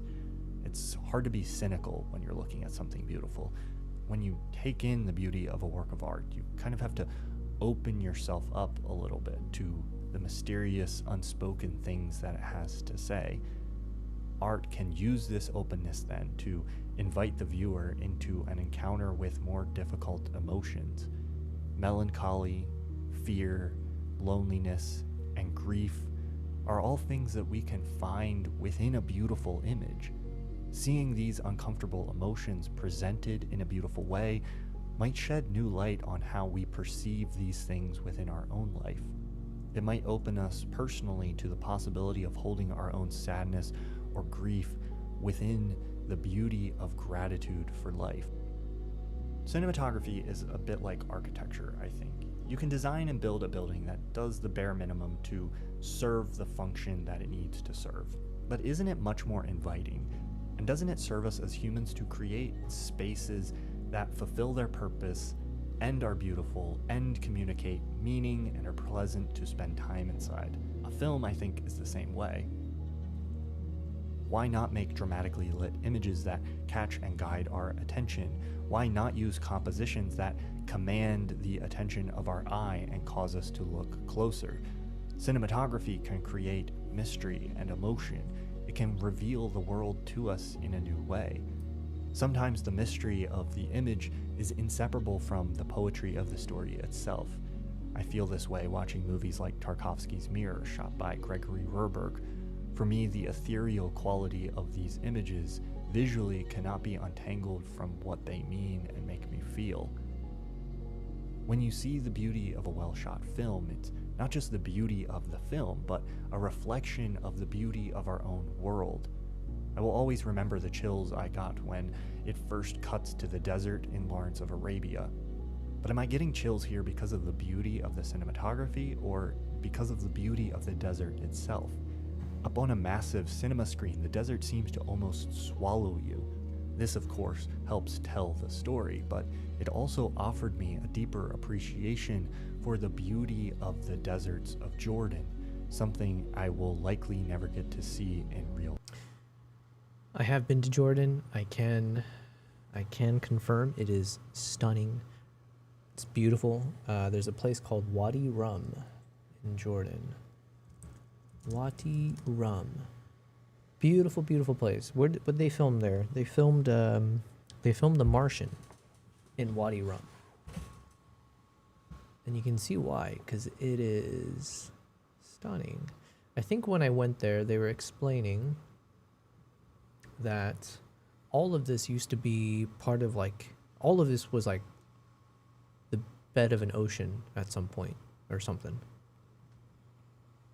Like all of these mountains that you see there were like completely submerged back in the history of the world, which is like very hard to grasp, because when you're driving through the desert here and you see these rock formations just protruding out of nowhere from the sands, you're like, really? You're telling me all of this was underwater? And yeah, it's like it's a very surreal feeling. I do recommend, if anyone can ever travel to Jordan and go to Wadi Rum, it is very otherworldly. And this is coming from a guy, I love traveling, I love nature. I'm not like super into nature in the sense of like, oh, I have to see this stunning landscape or whatever. But when I was there, I was actually pretty blown away. In my mind, I was like, am I really going to be impressed by just seeing a bunch of rock formations? Like, I lived in, the US where you got the Grand Canyon and stuff like that. But man, when you see stuff like this, it was definitely jaw-dropping. Wadi Rum, Jordan. Anyways. Life. And though they're constructed, I felt a similar way about the images of space in Interstellar. To craft beautiful images, the cinematographer might use the beauty of nature like this, or they might rely on the beauty of a human face or the beauty of light. And these images can tell us how to look for existing beauty in nature, faces, and light in the world around us. The cinematographer, by looking for beauty and capturing that beauty, is subtly teaching us how to find that beauty for ourselves. They are inviting us into their eyes. But perhaps the beauty in their images isn't found, but constructed. Here we can appreciate their artistic ability to arrange light, people, objects, and movement in unique and novel ways. All the potential magic of a photograph or a painting lie within a single frame of a film. There's a whole fine art form hidden within what is often treated as a mostly commercial and pop culture enterprise. How does this artistry work? What is this magic? Why do some images grab us while others are forgettable?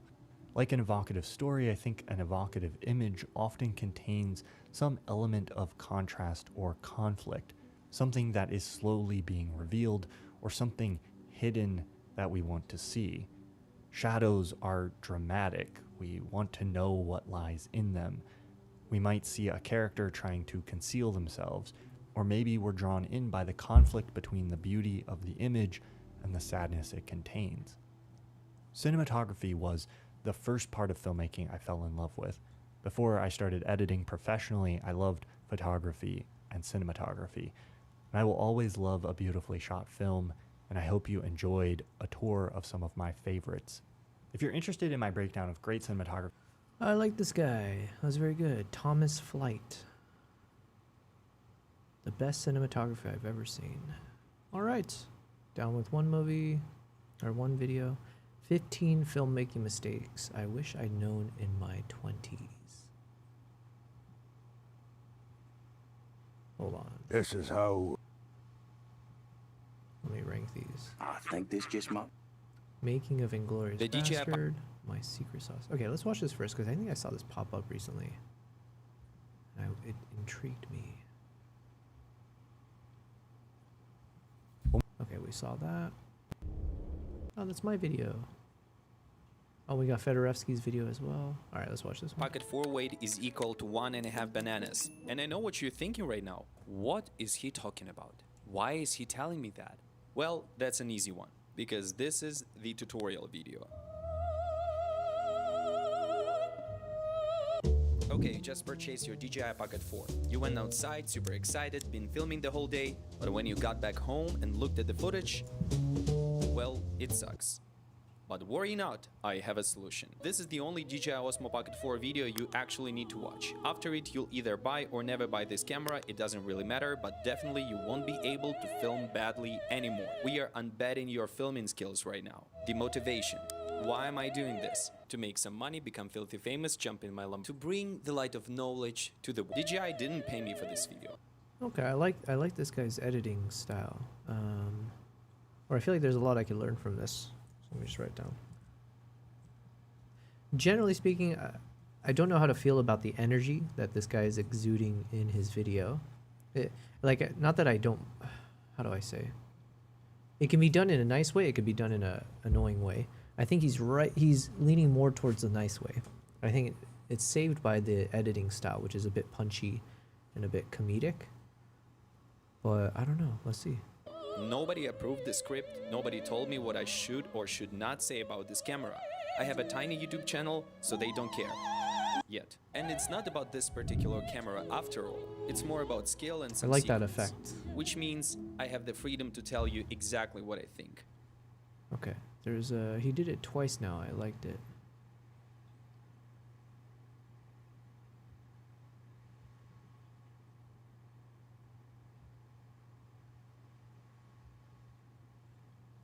That. Well, that's an easy one, because this is the tutorial video.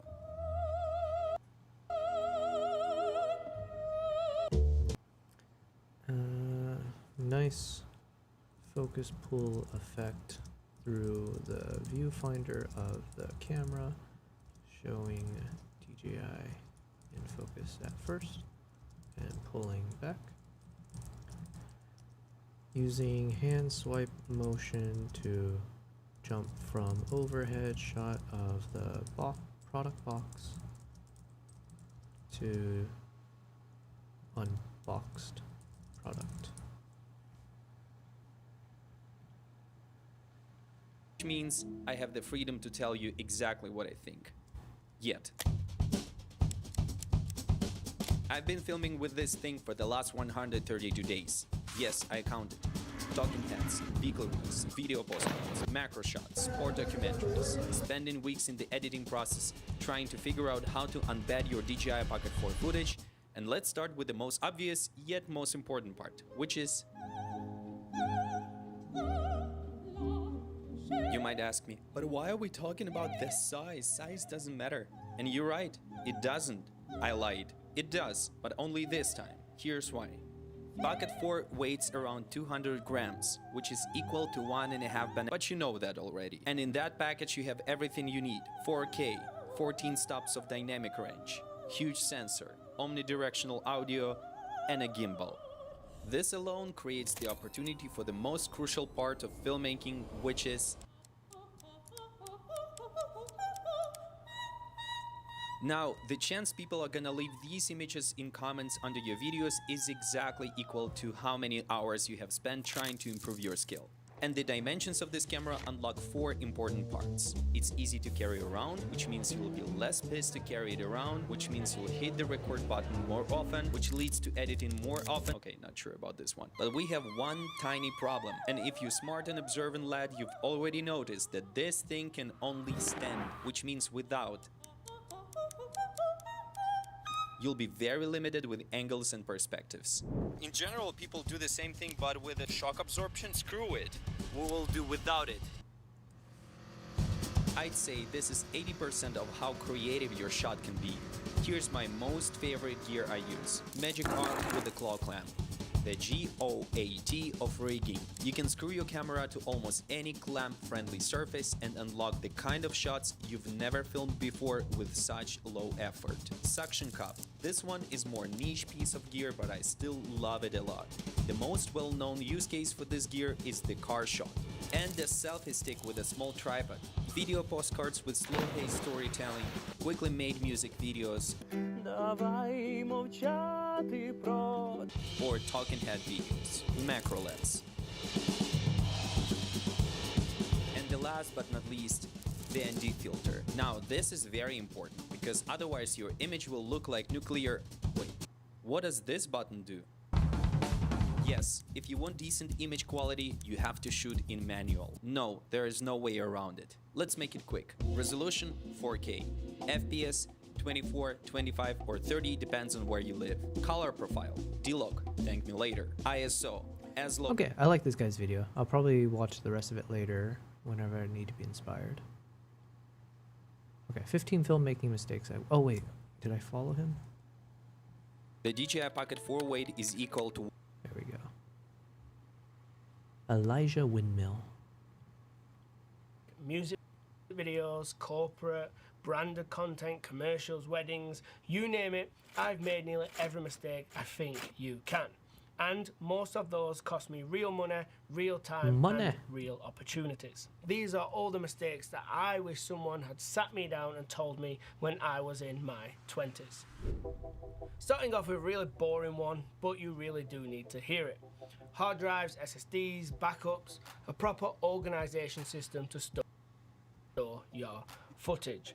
It's not a fun subject, it's not exciting, there is not loads of people making content about this, but it's as simple as this. You will never get bigger budgets if you cannot store expensive footage safely. If a client is paying you thousands to capture their project or vision and you place that footage on an SSD that's unorganized and accidentally delete it, or you place it on an older hard drive and it fails, then that is your reputation gone. Invest in proper storage as early as possible. It's going to be the most boring advice I give you today, but it might just be the most important. This one is a quick one, but I will save you the embarrassment. Learn how to properly put up a C-stand and a boom arm. All these sandbag rules, the largest leg underneath the weight, the right way to tighten it so it doesn't accidentally loosen itself up, all of that good stuff. It takes about 20 to 30 minutes to learn this once you have your own C-stand. And in today's world, you can probably even ask AI to walk you through it step by step. Because I promise you, when you are on that shoot that is your responsibility and that C-stand falls over and everyone looks at you, you will wish that you took that half an hour to learn it. So just do it today or tomorrow or soon as possible. Now, anyone who's been in the industry a while will tell you that one of the most taxing things about being involved in a production is loading all the equipment into that van or car and then unloading all that equipment from the van or car onto your studio or set. And all this happens right at the start of the day. So when you arrive even just 30 minutes late, it means you miss out on all of that hard work and you've let your team down before the day has even started. I've personally not hired people for this exact reason, and I would expect people to not hire me if I did it to them. So it's not a hard thing to do, just be there on time or even early, because arriving early is never a bad look. Now this one might contradict what most people give out as advice, but just hear me out. Forgetting that cable or that clamp or any piece of equipment at all, I would say is in the top most 3 common mistakes that happen on any production. So in my experience, overpacking gear for a shoot has never made my project worse. But when I do forget that cable or that clamp, this has happened more times than I can even count. So here is the rule that I now follow. If I look at a bag or a box or even a clamp or a cable and I think, do I need it? I always take it. I always make the decision when I'm on the shoot, whether it comes out of the car or the van, and it's always better to have it and not need it than forget it altogether. This one Oh, he should just said the line. What is the line? It's better to have it and not need it than to need it and not have it. is a bit of a niche one, but if you are someone who does editing, once again, you need to hear it. Something I did all the time when I was younger is I would put the first edit together and then I would send it off to the client as version 1 and get amendments back and then go about and create version 2. Then I would get the classic from the client of, actually, we prefer version 1 more. The problem here is I made all those changes on the same timeline as version 1, meaning it is now gone. That then starts leading to frustration, where you then start blaming the client or hating the project, and all this at the cost of a few seconds just to duplicate that timeline. So every time you make new amendments, just make sure to make a backup of the timeline, and this couple of seconds job will save you hours. For years, whenever a project did not turn out the way I wanted it, or say someone else got the job that I really wanted to get, I would draw for the same excuse. If I had that camera, if I had that lens, if I had that lighting kit. But story is and always will be king. Yes, you might not be able to get that super expensive kind of look from a movie that you wanted, but what you can do is get and keep someone's attention. Even with your lower budget equipment, you can still execute the concept perfectly, and that is what really matters. I could go on about this next one all day because there is a fine line about where this matters and does not matter, but I'm going to try and keep it as condensed as possible. I bought a cheap ND filter, I then later bought an expensive one. I bought cheap stands, I then later bought C stands. I bought cheap mics, cheap monitors. You get where I'm going here, just later to buy the original one that I wanted before I was saving money. But what tends to happen is you quickly realise that it's not good enough for your professional job to last you a decade or so and keep working day after day, and that is why it costs less in the first place. This does not apply to everything, as I mentioned in the start, and I think the more you get into your career, you'll kind of get a gauge of where it does matter and does not matter, but you'll find that you keep buying these cheap. Side note, this is a very fun shoot for me. So this was on that second trip to Mongolia. I took someone with me, someone who's ended up joining me on a number of my trips. So shout out to Dennis. But yeah, we had a few times where we got to see them training their eagles. So one of the guys would go up the mountain, and then another person's down here, and then they call the eagle to the person on the ground, usually with some bait. And so I positioned myself behind to try to capture the whole flight. So that's how I ended up getting some of those cool slow motion videos of the eagle flying straight to the camera. For the photo, I think I would switch between testing out like the 400 lens and then choosing other lenses.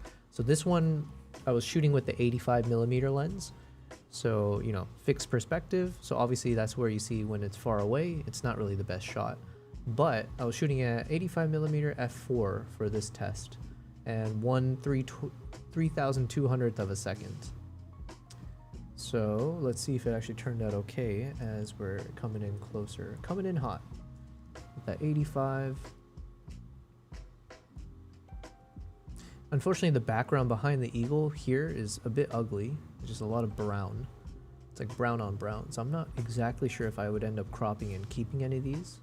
There's an interesting composition potentially with the horse in the background there. So maybe that could be worth keeping just in case.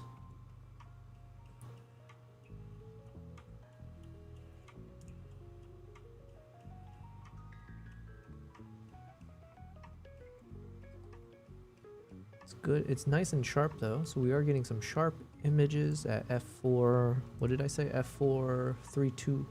It's at ISO 200-ish, 1/3200th of a second.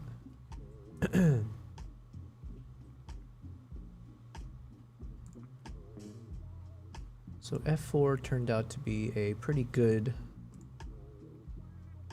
suggestion for the aperture. So if you guys ever end up doing one of these types of shoots, I suggest f4. If you got an 85mm f4, you can get some nice, clean, sharp facial shots here. Yeah. Saroni says, definitely look like a fun day here. Do you shoot with only Z mount glass, right? Generally speaking, yes. But I will say that's slightly out of ignorance, maybe. I don't know. Well, partially, yeah. Obviously, I work closely with Nikon, so anytime I can shoot with Nikon lens, it kind of makes sense that I can, you know, capture with their stuff. Do I shoot with only Z mount glass, right? Oh yeah. And for this one, I was shooting with the Z9. I think I was traveling with. At this point, I think I had a Z9 and maybe another camera with me. I'm not sure. Oh, the Z6 III. Yeah, I think this trip I was testing the Z6 III.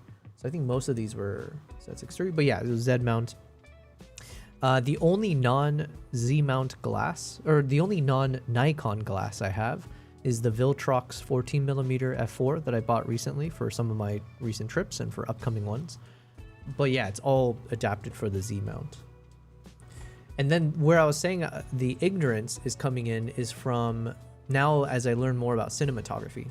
So as I enter into that world, I'm realizing like a lot of people, they don't shoot with like, you know, the Canon, Sony, Nikon, Fuji lenses. They use those like crazy glass. And it's like, I've already forgotten what the names of those were.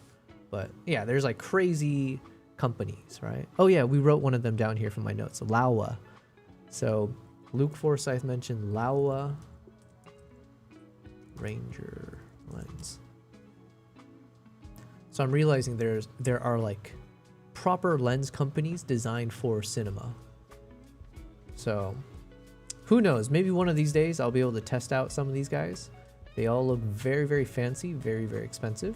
And who knows also, maybe Nikon, now that they've acquired Red, I'm curious if they create some new cinema line lenses that even the super pros will be like, oh, now this one, that's the one to get.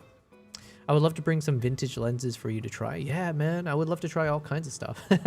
Like, I'm so new. I do mean it when I say, like, man, I don't know most anything about this world. I just kind of shoot with the things. I'm very much a normie working in this world. I promise, you know? So, yeah, I would love to test out some vintage stuff. Cheaper items to save money and doing the exact opposite as you're buying it once again. So this was the 85 1.2 So if you S think lens from you're Nikon. in this scenario, just keep on saving and get that one you actually want deep down. Even though we see tripods in productions what are tens and tens, if not. Now, obviously, one of the issues shooting with the 85 is that, you know, as the eagle came this close, I am ending up having to crop, you know, part of the eagle is chopped off there. But at the same time, I actually don't think I mind. Like, for example, if I look at this shot here, in full screen mode, yes, it is chopped off, but I think there's something so clean about the eye being captured here. It's something about this framing to me still ends up looking so nice that having parts of both the wings being chopped off is okay. There's enough action that's being conveyed here that in some ways I can even bullshit that having it chopped off adds to the effect of feeling like this thing is so close to you, like it flew right into your face, you know? So you could kind of justify it, but I don't know, I could never put into words, but I think even a shot like this, it looks fine. Now, would it be better if I could have got everything in frame? Yeah, sure. So maybe if I had tried shooting this exact same flight moment with like a 50mm, or even maybe the 35, I could have ended up with some interesting results. So food for thought for next time, but I do kind of like this regardless. Hundreds of millions budget. My favourite ever frames and clips were captured on locked off tripod shots. It still took me a very long time to truly trust a tripod. I chased gimbals, steadicams, dollies, you name it, and I was constantly chasing a way to just always move the camera. I don't know whether this was an insecurity, as I just felt a bit of imposter syndrome. Yo, what is this guy's accent? I like it, but I don't know what insecure as. Is this a British thing? But honestly, I don't know whether this was an insecurity, as I just felt a bit of imposter syndrome. But honestly, I now reckon that more than 50% of the time, the best way to capture most shots is just locking it off on a tripod. And I think the earlier that you can realize this and get it into your workflow, the more you'll probably stand out from the rest of the company. Wait, what was he saying? Don't do motion? Because I think I'd make that mistake all the time. So maybe let me rewatch that. Because I think what he's saying is spot on. I'm assuming like a lot of professionals, they do just kind of, you want to have a fixed shot and film whatever you see. Whereas I think I tend to track the motion of the subject, which may not necessarily look as professional. Even though we see tripods in productions what are tens and tens, if not hundreds of millions budget, my favourite ever frames and clips were captured on locked off tripod shots. It still took me a very long time to truly trust a tripod. I chased gimbals, steadicams, dollies, you name it, and I was constantly chasing a way to just always move the camera. I don't know if this was an insecurity, as I just felt a bit of imposter syndrome, but honestly, I now reckon that more than 50% of the time, the best way to capture most shots is just locking it off on a tripod. And I think the earlier that you can realize this and get it into your workflow, the more you'll probably stand out from the rest of the competition. I don't care if you've already heard this one, you're about to hear it again. If you are a videographer or a And then Cyrenes, you said, sorry, I don't think I responded properly, but you said definitely looked like a fun day here. Absolutely. I mean, every day I travel is a fun day for me. That is definitely something I kind of take to heart. Even if things aren't going your way or whatever, it goes back to that video I just released on my YouTube channel. It's about expect anything, enjoy everything. So that is my travel mantra. And this trip was no different. There was a lot of disappointments with this trip. I'll probably get into it when we end up working on the videos from that trip itself. But yeah, because I was there in particular to try to find the palace cat, which we only spotted one time at such a distance that it didn't really count. And, you know, here I was taking someone with me, right? So someone was trusting me enough to enjoy the experience as well. And so, yeah, there's a lot of learnings from this trip as well in terms of being a tour leader, organizing these trips, setting expectations correctly and all of that. But in terms of like the day-to-day experience, we had such a good time. Yeah. My God, was this a tough trip though. So cold every day. Oh. Cinematographer, whatever you want to call yourself, then you are not taking audio serious enough. It is 50% of the overall viewing experience, and I can guarantee that everyone watching this, it is not 50% of your budget, it's not 50% of what you've invested in gear, and it's not 50% of the time that you spend in post-production. And just because that you've got yourself some wireless lav mics does not mean that you have got audio sorted. You need to do more for audio as early in your career as possible. Always look to get better mics, always look to get better preamps, and always look to spend more time on sound design and audio treatment when in post-production. I don't know if this next one was just a me thing or it happens everywhere, but I'm going to put it in here. Anyways, earlier on in my career when my budgets was really small, I thought I was like doing too much by creating terms and conditions and contracts and like being really transparent and agreeing deposits and deliverables. Because the budget was so small, I sometimes almost thought I was going to scare off my client. But I later learned that I was never going to get those bigger budgets and projects anyway without having all of this stuff in place. And the moment that I started being really transparent up front and laying out deposits, timeframes, deliverables, was the moment that I stopped clashing with pretty much all my clients. Just have it all in writing. If you speak to someone on the phone, tell them you're going to email across what you've agreed, even if it's on a super small job. In fact, it's even more important on those smaller jobs because people tend to be less professional. Debt is stealing from your future self, and I absolutely get it. You see gear you want, you see other people using the gear you want, and you think if I just get that camera body, if I just get that lens, then everything is just going to click. Then comes the finance or the credit card. But I promise you, you do not need it. I have regretted every single time I have done this in the past. You just need to be more patient, slowly build your clients and projects, and get stuff over time. This process just simply cannot be rushed. And if anything, it makes more sense to use debt and finance later on in your career when you're trying to get the seriously expensive stuff and you've got the solid foundational income to back it up.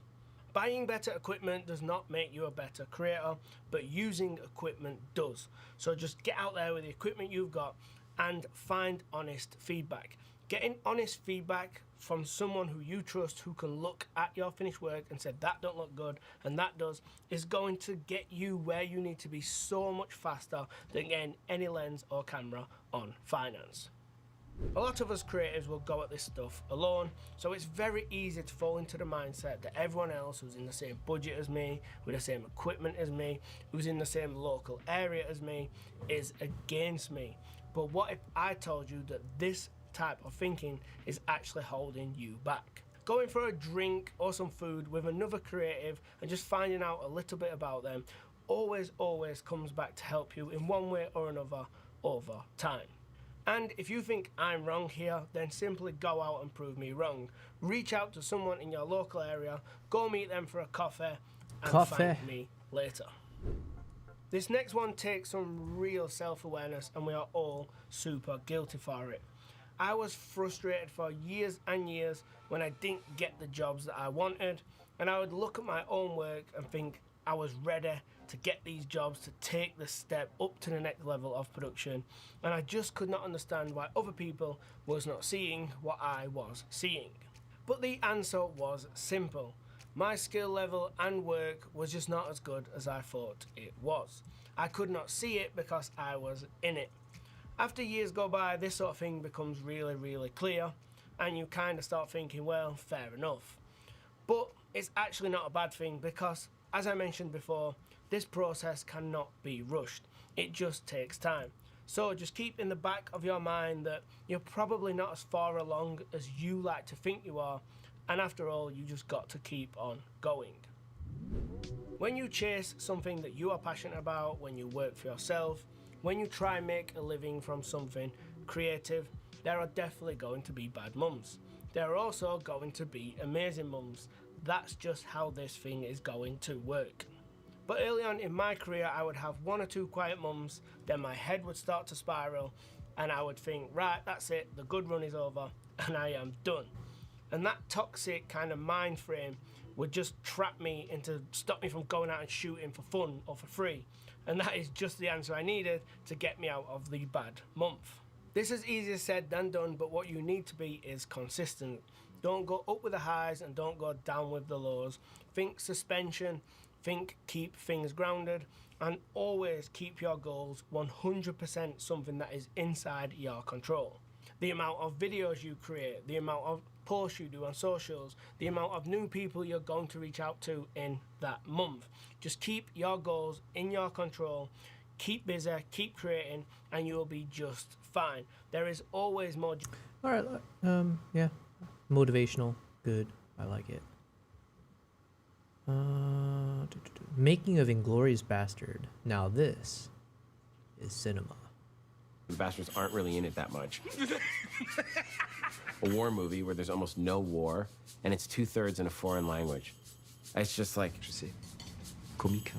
Right after Jackie Brown, which is 1998, I came up with the idea. I came up with most of the characters that you see in the movie now, and then I had the first 2 chapters written. But I had a whole different storyline involved.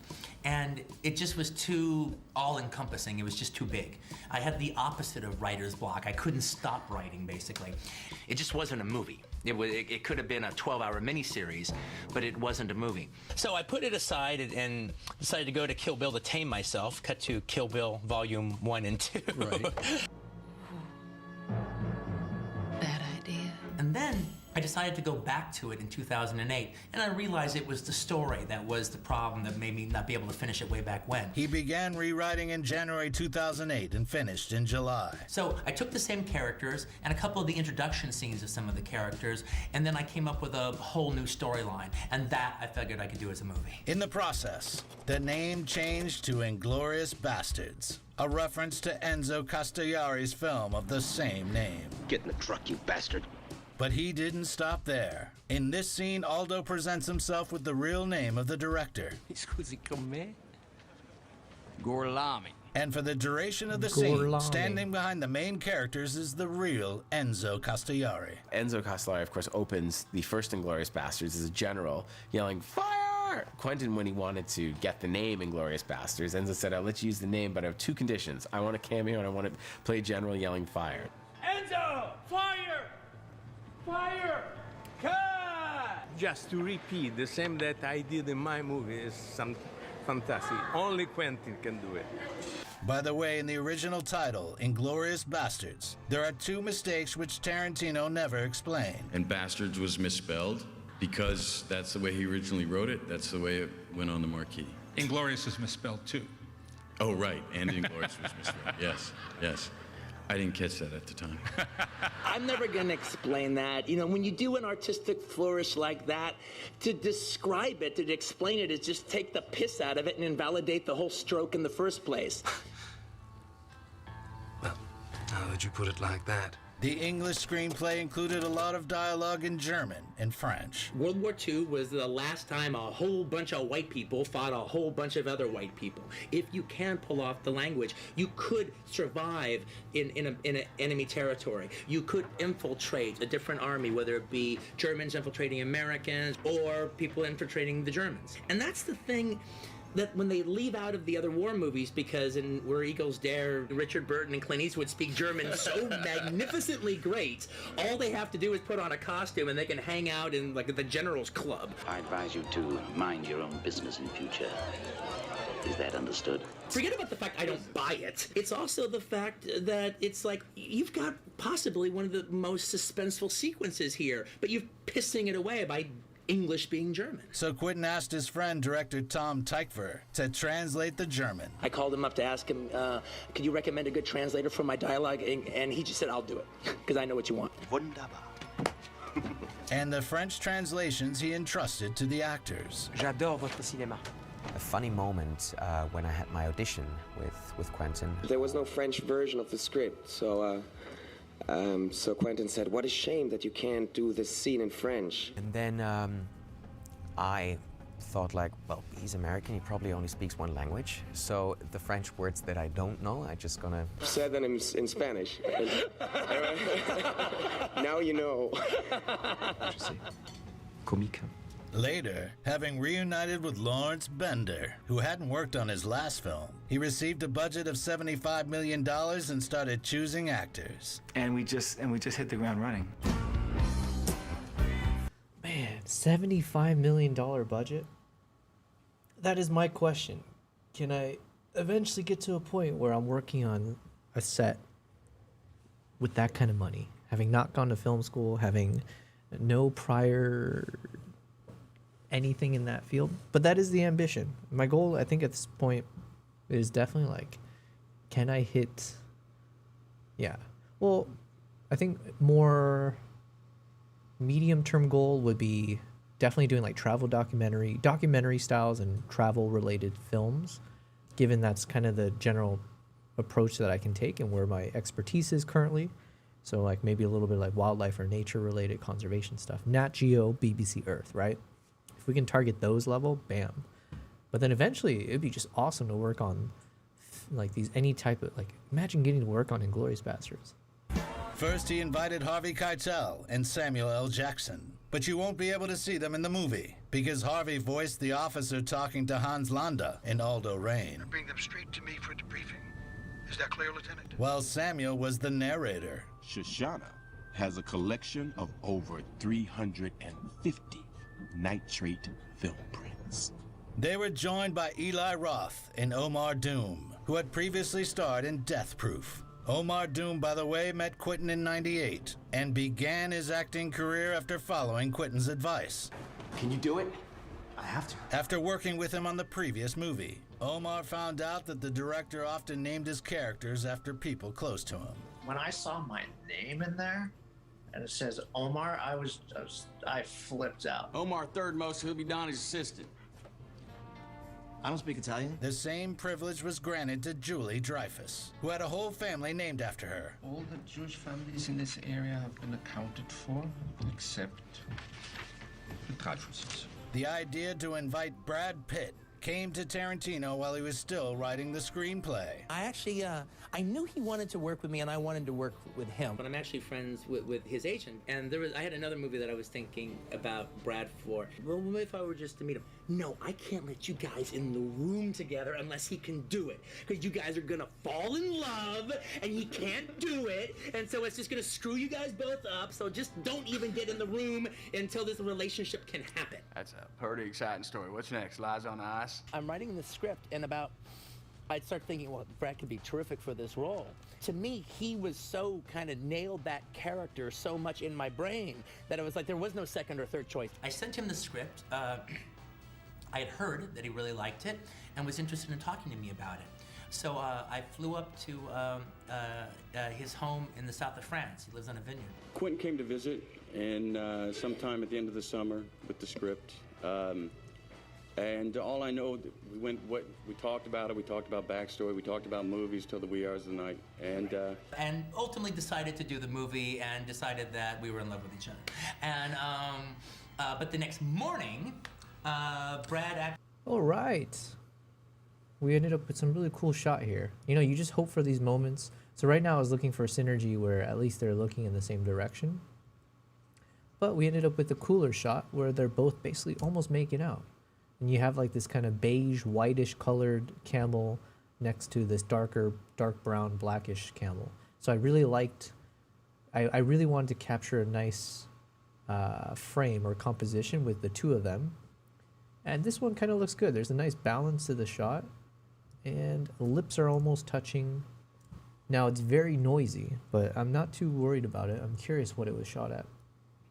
Okay, so this was my 2.8 400mm lens at 1/200th of a second at ISO 4000. So yeah, I'm not too worried. I think the denoising should kind of help out quite significantly. But in terms of composition, we're onto something here. I like it. Actually counted the empty bottles, and the number totaled to 7. and something that resembled a smoking apparatus. I don't know what that was about. And apparently I agreed to do the movie because 6 weeks later, I was in uniform and I was Lieutenant Aldo Raines. Lieutenant Aldo Raines. These are the bastards. Ever heard of us? One of the biggest reactions in the movie he did was completely different from how I thought it would be. Was his, not to go drastically into it, but his Buongiorno. And then after he said it, I was like, well, God, now you've ruined it for me. I can't hear it any other way. I don't have a choice. I have to do it that way now. Sound good? Yes, sir! The need to hire bilingual actors brought Michael Fassbender, Daniel Bruhl, Melanie Laurent, and Diane Kruger to the project. That sounds good. He cast Germans for German, French for French, Americans for American, and so on and so forth. And Canadians for British. Yeah. Yes. Also, we can't forget Mike Myers' cameo, which he viewed as a nod of respect to his parents who fought on the British side in the Second World War. Mostly my father spoke and my mother spoke of the unbreakable brotherhood of those who serve. He remembered the name of every single British soldier he served with, and for every name, a hilarious story. So, I got a call. Would you like to be... Michael Myers was in Inglourious Basterds? What? Wait, what? What role did he play in Inglourious Basterds? I can't even envision him as any of the characters. Wait, okay, I wasn't paying attention. They must have said. Cameo, which he viewed as a nod of respect to his parents who fought on the British side in the Second World War. Mostly my father spoke and my mother spoke of the unbreakable brotherhood of those who serve. He remembered the name of every single British soldier he served with, and for every name, a hilarious story. So, I got a call. Would you like to play a British general? And I did a jig. Yo, BC. Oh, yeah, okay, he was that. Okay, now I remember him. That was Michael Myers. Wow. BC, how's it going? Man, look at you. You're just crushing it. Almost 2.4 mil. Damn. Keep on climbing. Yeah. How's it going, BC? Happy Tuesday. Hope you're having a good stream. Good day. I was gonna say good stream, but I guess that would be me. I'm just doing a bit of editing on my Mongolia shots, so trying to get through as I did 2 trips to Mongolia, so this is the second trip. So I'm quickly doing a little scrub through, seeing which photos that I want to bookmark to process further. So we got some cool shots here. This is Dennis, who's joined me on a number of trips now. So between these shots, I think I'm just gonna put it all together because the goal is to have all of the best shots I've ever taken in Mongolia so far, and then I want to make it into a YouTube video where it's like a photo montage. So imagine like 3 minutes or so of just my best shots taken in Mongolia. So that's why I'm kind of, the reason I'm doing Mongolia is because I just finished my Mongolia vlog video. It's weird to say vlog, but in a sense, I guess it is. But yeah, I just finished the video. It's on my YouTube channel. It's linked in the chat, so hopefully everyone checks it out. But I figured now that I made that video, it'd be a good time for me to make the montage video, and then that way it can play into the other one, right? So rising tide situation. It's like if someone finds my channel through the photo montage, maybe they'll be interested in watching the video of that same trip. So yeah, anyways, that's what we're doing. And then I'm just watching some random YouTube videos while we do it. BC says it goes. Yes, it can. That's all we can hope for, is just go one step at a time through life. Just very, very honored to be here. Honored with a U to be here. Got the gist. Nor Rod Taylor, who became famous because of his role in Hitchcock's The Birds. By the way, it was Taylor's last role ever in the movies. I saw Quentin direct, and it was the most exciting, exhilarating thing I've ever seen.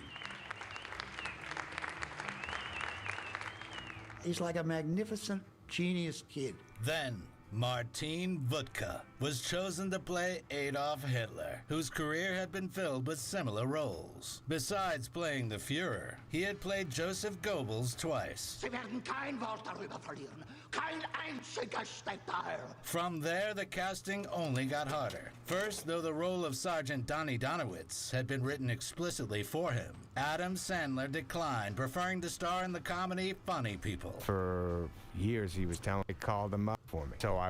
Wait, why would he turn down Quentin Tarantino? Dang. To star in the comedy Funny People. For years, he was telling me he wrote it for me. So I was always excited to shoot it with him. And then when that happened, I called him up. I said, I don't know if I can do it because I got judged. And he goes, okay, cool, don't worry about it. But I had to lock Adam in like a year and a half before we shot. All the good Jews were doing Funny People. I'm killing Hitler with baseball bats, and there's no good Jews available. And he said, if it's not you or Adam Sandler, I'm changing the part.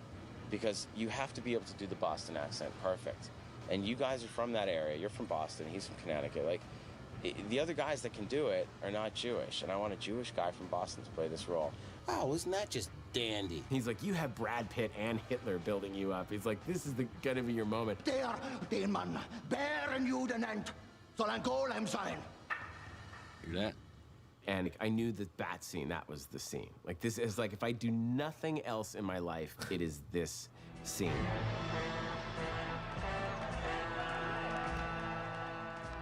But the main problem was the search for the actor to play Hans Landa. Quentin needed an amazing actor who was fluent in English, French, German, and understood Italian. He auditioned hundreds of candidates, but no one fit the part. The director was distraught and thought that perhaps he had written a character that was impossible to play. I literally had a moment where I didn't think I was going to find it. And I called the producers and said, look, if we can't find the right Landa, I'd rather just publish the script and do something else. And the producers, Lawrence and everybody, they were very cool about it. They didn't overreact. They go, well, then you know what? Here's the deal. Then we just spend, this week is just Landa, Landa, Landa, Landa, Landa. And I can just tell you the day that Christoph came, walked in the room, sat down, and read 2 scenes. I remember thinking, and Lawrence was sitting right next to me and go, we're making a movie. Ooh, that's a bingo. It doesn't happen to an actor that he'll be offered a part like that, ever. Except maybe it does. This is good. Later, Waltz became the first actor to win an Oscar for a Tarantino film. Quentin with his unorthodox methods of navigation, this fearless explorer took this ship across and brought it in with flying colors. And that's why I'm here. Calabash Meerschaum. No, that's not the name of one of the bastards. It's the name of the type of pipe that Hans Landa smoked. It became popular thanks to another imaginary sleuth, Sherlock Holmes. And then I had dinner with Christoph, and I asked him, I go, let me ask you a question. In the script, it implies that this is definitely Landa's pipe, and he uses it to think. But let me ask you a question. What if Landa doesn't smoke a pipe? He knows the farmer smokes a pipe. And so at a certain point, he brings out the Sherlock Holmes pipe. One, you can say it's a sexual thing because my pipe's bigger than yours. And the other thing, you can say, I know you're lying and I got you. I've got the Sherlock Holmes pipe. So maybe he doesn't smoke a pipe at all. It's simply just an interrogation technique to throw the farmer, send him more to hell. And so what do you think, Christoph? He goes, no, he doesn't smoke a pipe at all. It is simply an act of theater. I might add also that any information that makes a performance of my duty easier will not be met with punishment. Shooting for Inglourious Bastards began on the 9th of October 2008 and lasted 120 days. Take 5. Humiliation. Take 1 mark. I am not dead. I just pretended. Now I'm gonna go after him and I'm gonna kick his fucking Nazi balls.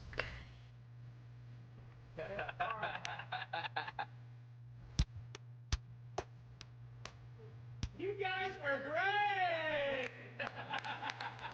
Let's do it one more time. Let's go. Why? Because we love making movies! The most dangerous scene to shoot was the death of Brigitte von Hammersmark. Tarantino never liked the way film depicts choking scenes, because you can always tell that the actors are faking it. He wanted more reality and convinced Diane Kruger to do the scene for real, since he feared that Christoph Waltz would either press too hard or not hard enough. He decided to do the stunt himself. Let's just say he's a very hands-on director, literally. And he was like, and then I'm just gonna be on top of you and I'm gonna be strangling you and it's gonna be great. And I'm just like, well, at least if I die, it's Quentin Tarantino who killed me today. As soon as the correct facial expression appeared, Tarantino was supposed to yell cut. Thankfully, it only took 1 take. And though the actress was unconscious for a few seconds, she completely revived several minutes later. Jesus. Also, this scene became the most subtle of the director's cameos, though he already appeared in the film as the first Nazi whose scalp the bastards collected. It just became a German soldier right there. That was just, I know it was. I hated to break it. Westerns, they always have scalping, but you never see it. They just talk about it. To me, one of the reasons I showed it in this movie, the bastards, when they wipe out the Nazis, they desecrate the bodies. And I wanted you to see the desecration because that's the goal. That's what they're trying to do, is have the other Nazis show up and see these bodies and go, oh my God, what did they do to Fritz? Inglourious Bastards premiered at the Cannes Film Festival on the 20th of May, 2009.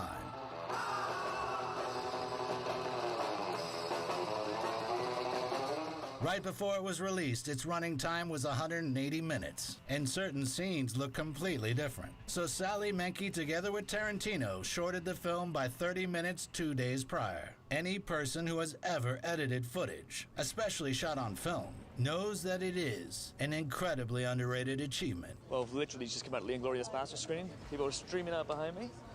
I really liked it. But it's unquestionably provocative. There is a section in the movie towards the end where history goes one way and I go the other. Exactly the way I look at it is this, is my characters changed the outcome of the war. Now, that didn't happen because my characters didn't exist. But if they had have existed, everything that happens is fairly plausible. Who wants to send a message to Germany? I have a message for Germany. On one hand, it's a metaphor for the power of cinema. On the other hand, it's not even a metaphor at all. It's literal. It is the power of cinema is going to bring down the Third Reich.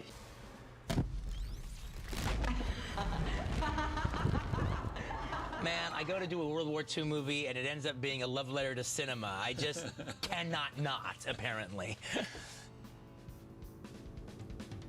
Nope.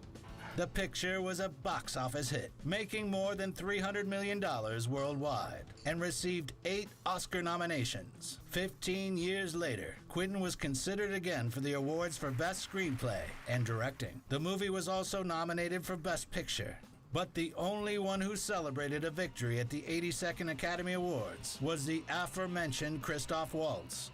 There's no way I can ever thank you enough, but I can start right now. Thank you. Later in 2010, Sally Menke, at the age of 56, died from heart stroke. Their relationship is... Heart stroke or heat stroke? At the age of 56. Who's Sally Menke? I should have been paying more attention. Sally Menke is a film editor. Oh man, that sucks. So she's the one who edited most of, or did a lot of Tarantino stuff, yeah? Oh, speaking of which, I need to watch this movie, Jackie Brown. People kept mentioning it. It's supposed to be very good. And the only reason I never ended up watching it was, for some reason, I mixed it up with some other movies, and I assumed it was like some it was like some kind of biographical film. And I tend to not be interested by a lot of like nonfiction related stuff. So I thought it was about some historical figure named Jackie Brown. And apparently it's not. It's a crime thriller. What the heck? I love those. I love that genre. So I've been, you know what? Maybe I should watch this tonight. Well, it's almost 10 p.m. Should I add it to my list? Jackie Brown. Here, let me write it down. Died from heart stroke. Their relationship is difficult to describe in words. It was a real symbiosis. Tarantino believed that Sally's work on his films was the work of an equal partner. We work very intensely together, and it's kind of amazing that we still like each other. If I was with my husband that long, I don't think I'd like him that much. Quentin often said that she was the only person in the whole world capable of seeing the order in his chaotic vision, and called Menke my only true, genuine collaborator, from beginning to end. Hi, Sally! Hi, Sally.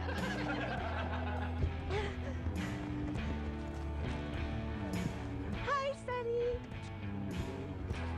Hello, Sally. I think Sally's went there. Hi, Sally. Hey, Sally, how's it going? Man, that's so cool. That kind of makes me want to be a film editor. Sally, how are you? Good?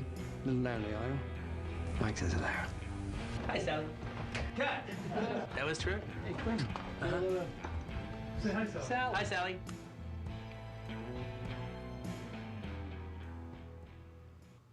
Well, that was a good movie. Damn. Colo Kino.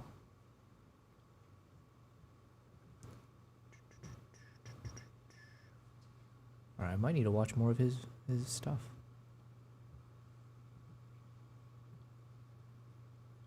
The late 90s could not stop dreaming. The Matrix, Dark City, The 13th Floor. For 3 or 4 years running, the most ambitious storytelling in Hollywood was dead set on the suspicion that the world you wake up in might not be the real one. Wake up! Hey! Wake up! Wake up! I've always been fascinated by the nature of dreaming, the idea that while we're dreaming we can create. Yo, I've never heard Christopher Nolan speak before. Holy crap. That's the first time. A world. In the middle of this golden age, a young director walks into Warner Brothers with 80 pages and a pitch. A horror picture about thieves who break into people's dreams and steal what's inside. It's Freddy Krueger meets Ocean's 11. You know, when I was in university and didn't have much money and breakfast was free, I would go to bed at 4 in the morning or something, set my alarm, wake up to get the end of breakfast, go back to sleep. So then you're in this sleep state where it becomes possible to be very aware of the fact that you're dreaming. And I would experiment with trying to control the dream. And the occasional moment where you get something to work and you're able to actually channel the dream, lucid dreaming, it's pretty fascinating. You go, okay, that's a superpower. That's an amazing thing. And that was really very much the genesis of the film. And so I wanted to make a film where the experience of dreaming was addressed in that real way. So even as something extraordinary is happening, you're invested in the reality of that world. I started writing it fairly soon after I finished Memento, within a year or two. But it was born of a belief that when I sat, you know, for example, in the Toronto Film Festival and watched Memento with an audience and heard them responding to it in a very, very mainstream way, in a very clear-cut, communicative, you know, relationship between the audience and the story, I felt like you could do that on a big scale. You could do a big version of that, and people would get it. The studio loves it. They're ready to put cold hard cash. Okay, is the narrator, is that the voice of the guy who made this channel? On the table. And why wouldn't they? He just delivered Insomnia for them. The critics were still lauding about Memento, and the demand for the genre was at an all-time high. But Nolan decides he isn't ready yet. He glares at the budget on the table and knows it can't pay for what's in his head. I tried to write it smaller, as a smaller film. And what I constantly found was that as soon as you're entering into the idea of what can the human mind conceive of, what world could it create, you want to see this on a grand scale. So he shelves the script and decides to go build up his muscles. Now, not his physical muscles. He's a very polite, pale British fella, but his directorial muscles. And boy, does he ever. Over the next several years, he resurrects a cursed Batman franchise. He makes audiences actually care about a couple of guys doing Victorian magic tricks. And then he flips a real 18-wheeler upside Prestige is probably one of the best movies of all time, I feel like. down on Wacker Drive in the middle of downtown Chicago, and makes the studio $1 billion in the process. Coming off The Dark Knight, that we had a very, very unusual opportunity to make something on a large scale with, I mean, not carte blanche, but with a lot of freedom. That smoothed the way for what might otherwise have been received with some raised eyebrows, because it's an unusual film on a complicated film and a very expensive film, which is a tricky combination. But now it's completely rewritten. That was a script that I worked on for about 10 years, off and on, before I could really finish it. The horror stuff is entirely gone. After shooting that big opening sequence for The Dark Knight, he realizes he just wants to do another giant heist movie. But this time, the vault is the human subconscious. We used the conventions of the heist film to orient the audience in what might otherwise be a very confusing story. To some people, it was a very confusing story. But our attempt was to use the mechanics of the heist film, which are very familiar and comfortable for people, to try and take them to a more interesting place. I think one of the things I hadn't liked in the portrayal of dreams I'd seen in previous films, to me it had all been about once you're in the dream world, anything can happen. You immediately can lose dramatic tension if anything can happen. And so what I wanted to do was to adopt the form of the heist film, the con game, in which the nature of the activity that the characters are engaged with imposes rules on the world itself and on the way in which they can manipulate the dream. Man, you know what would be... I actually think I'd be willing to spend like... Okay, let's just throw a number out there. If I could spend $1,000, and that $1,000 would allow Christopher Nolan to review all of my work,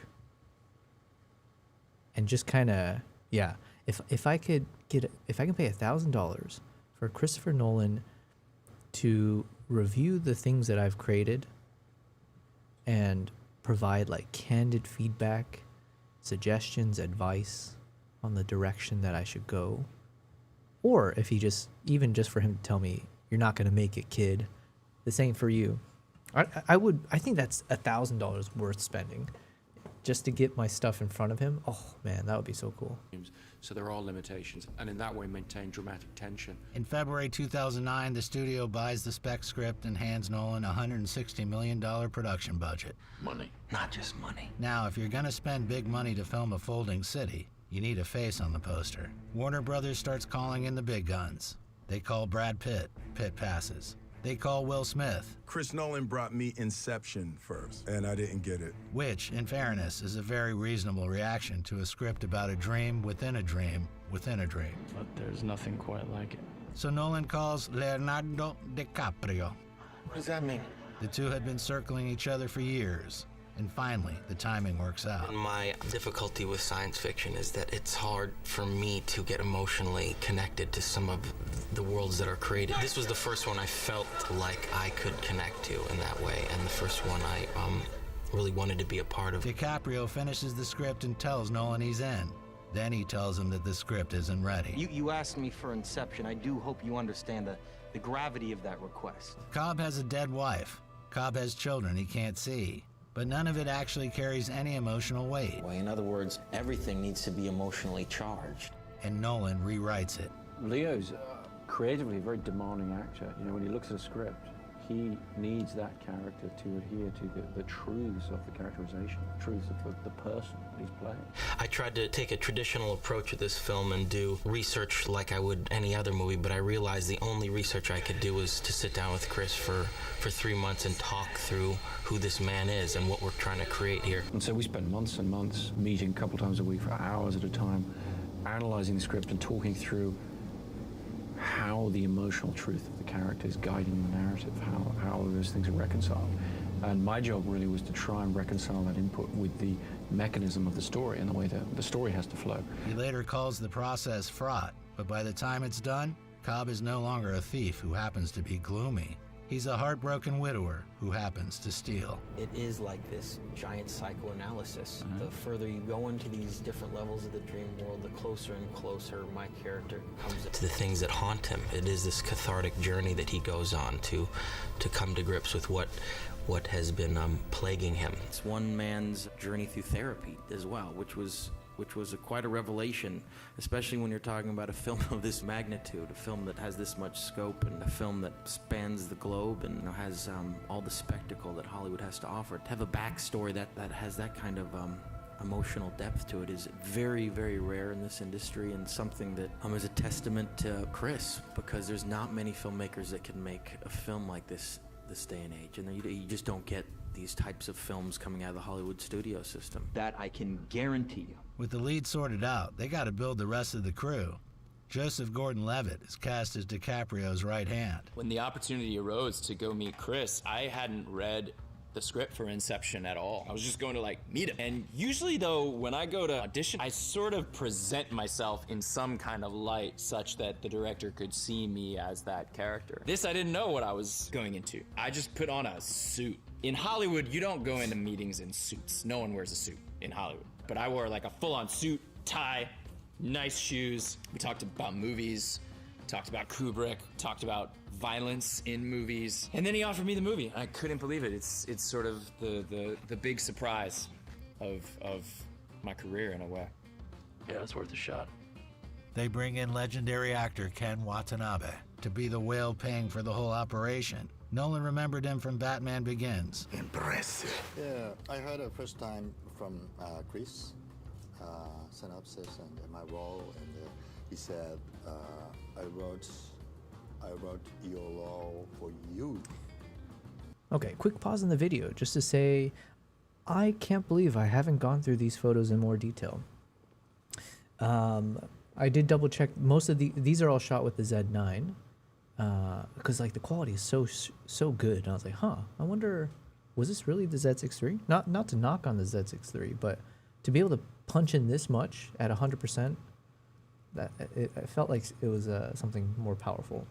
So yes, this is shot with the Z9, and I'm very, very excited because the subject itself, I mean, you can see here, mostly it was just the subject of camels. Although these camels are very cool because they're like the double humped camels. Very fluffy looking, but to have that as the subject on this trip, there's so many really interesting shots here that I'm going to have fun with. So I thought this was going to be a very fast, I thought this was going to be a very quick editing session, but this might end up taking a few more days if I pause. Like even this shot here, there's something about this just to have the play with the light and the shadows, and you can see the, the neck or the back part of the neck of these camels are nicely lit by the sun, and they're following the same kind of angles to it. I don't know. There's something very, very cool with these shots. So very exciting. Mongolia. Hells yeah. Really? Look at this. Is it possible? You got this really cool curvature, and the light is bouncing off of it very nicely. So as long as I can do some good edits with this, these can be some top shots. Of course not. Cillian Murphy gets hired to play the highly photogenic dude getting his brain robbed. Just make them stop. Ellen Page gets the part of the architect. And for the dead wife, they get Marion Cotillard. Nolan called her the essence of the femme fatale. And then there's Eames, played by Tom Hardy. A movie that when I read it, I didn't quite understand it. And then, if I'm honest, I still don't understand it. Hardy had just come off Bronson, playing the most violent, psychotic prisoner in Britain. My name's Charles Bronson. And all my life, I've wanted to be famous. He naturally assumes that's what got him the call. But Nolan wasn't looking for a psycho. He needed someone who could crack a joke in the middle of a heist, and he had seen Hardy do just that in Guy Ritchie's Rock and Rolla. He had never even seen Bronson. Great. Thank you. Michael Caine doesn't audition. He doesn't even read the script. He's been cast in 3 Nolan films in a row. Then he reads the script and hollers back at Nolan. I said, I don't understand when the dreaming. When is it a dream and when is it reality? He said, well, when you're in the scene, it's reality. So get that. If I'm in it, it's reality. If I'm not in it, it's a dream. Caine thinks he's just told us a typical Michael Caine-like charming anecdote. What he actually just did is solve the most argued about ending in modern cinema, and Nolan has refused for years to give an answer. But Caine is in the final scene. Good, explain it to them. Before shooting starts, Nolan walks the cast through the script and through everything he's hidden inside it. It starts with the names. What you have to do is start at the absolute basic. Mal is French for bad. Cobb's dead wife is literally the bad thing in his head. Ariadne is named for the Greek princess who handed Theseus the thread out of the labyrinth, and she's the one building the labyrinth. Eames is named for Charles and Ray Eames, the modernist architects who designed half the chairs you've ever sat in. Robert Fisher shares his name with Bobby Fischer, the chess prodigy. His father, Maurice Fisher, with M.C. Escher, whose impossible staircases the film literally uses as a set piece. I've always loved the work of M.C. Escher, and some of his prints do the most wonderful job of expressing paradox and infinity. I wanted to try and look at the concept of the Penrose Steps, this infinite staircase, and look at how could you build it in the real world. See?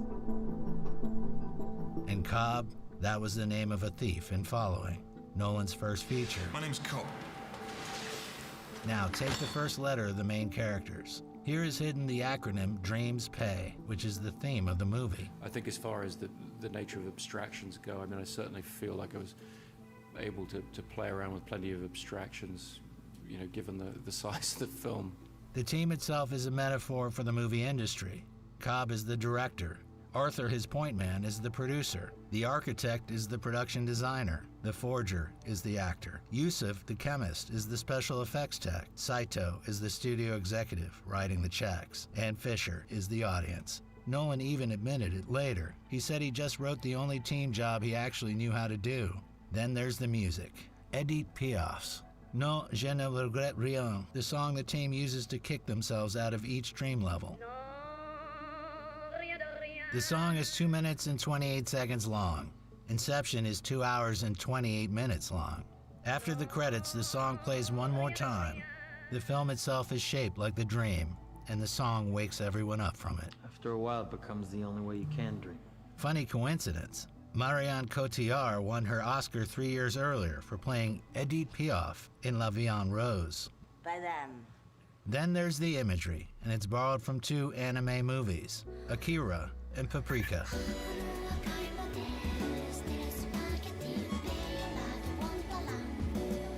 Man, that's so cool. I'm curious, like, what is Christopher Nolan's process? Like, he must have, maybe he watches these films, he finds scenes that inspire him, and then he jots it down so that he can replicate it, which is somewhat similar to what I'm trying to do myself, right? Like, I'm trying to be a bit more attentive when I watch movies or shows, and then like jot down the key moments that drew out a lot of memories, or not memories, emotions or whatever. So you're telling me Christopher Nolan watched Akira, and there's even just a shot of like the, whatever, that whiskey drink, and just touching the glass here, and then he's like, I need to add it into my framing, which is really cool.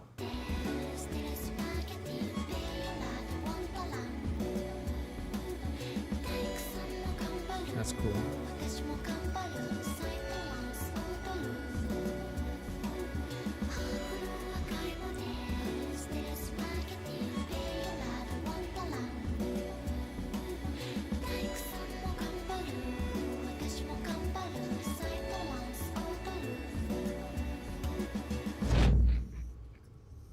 Inception shares with Paprika even more. A machine that allows you to enter people's dreams. And an Oh, did I say elevator that Akira? descends through the layers of I meant Paprika.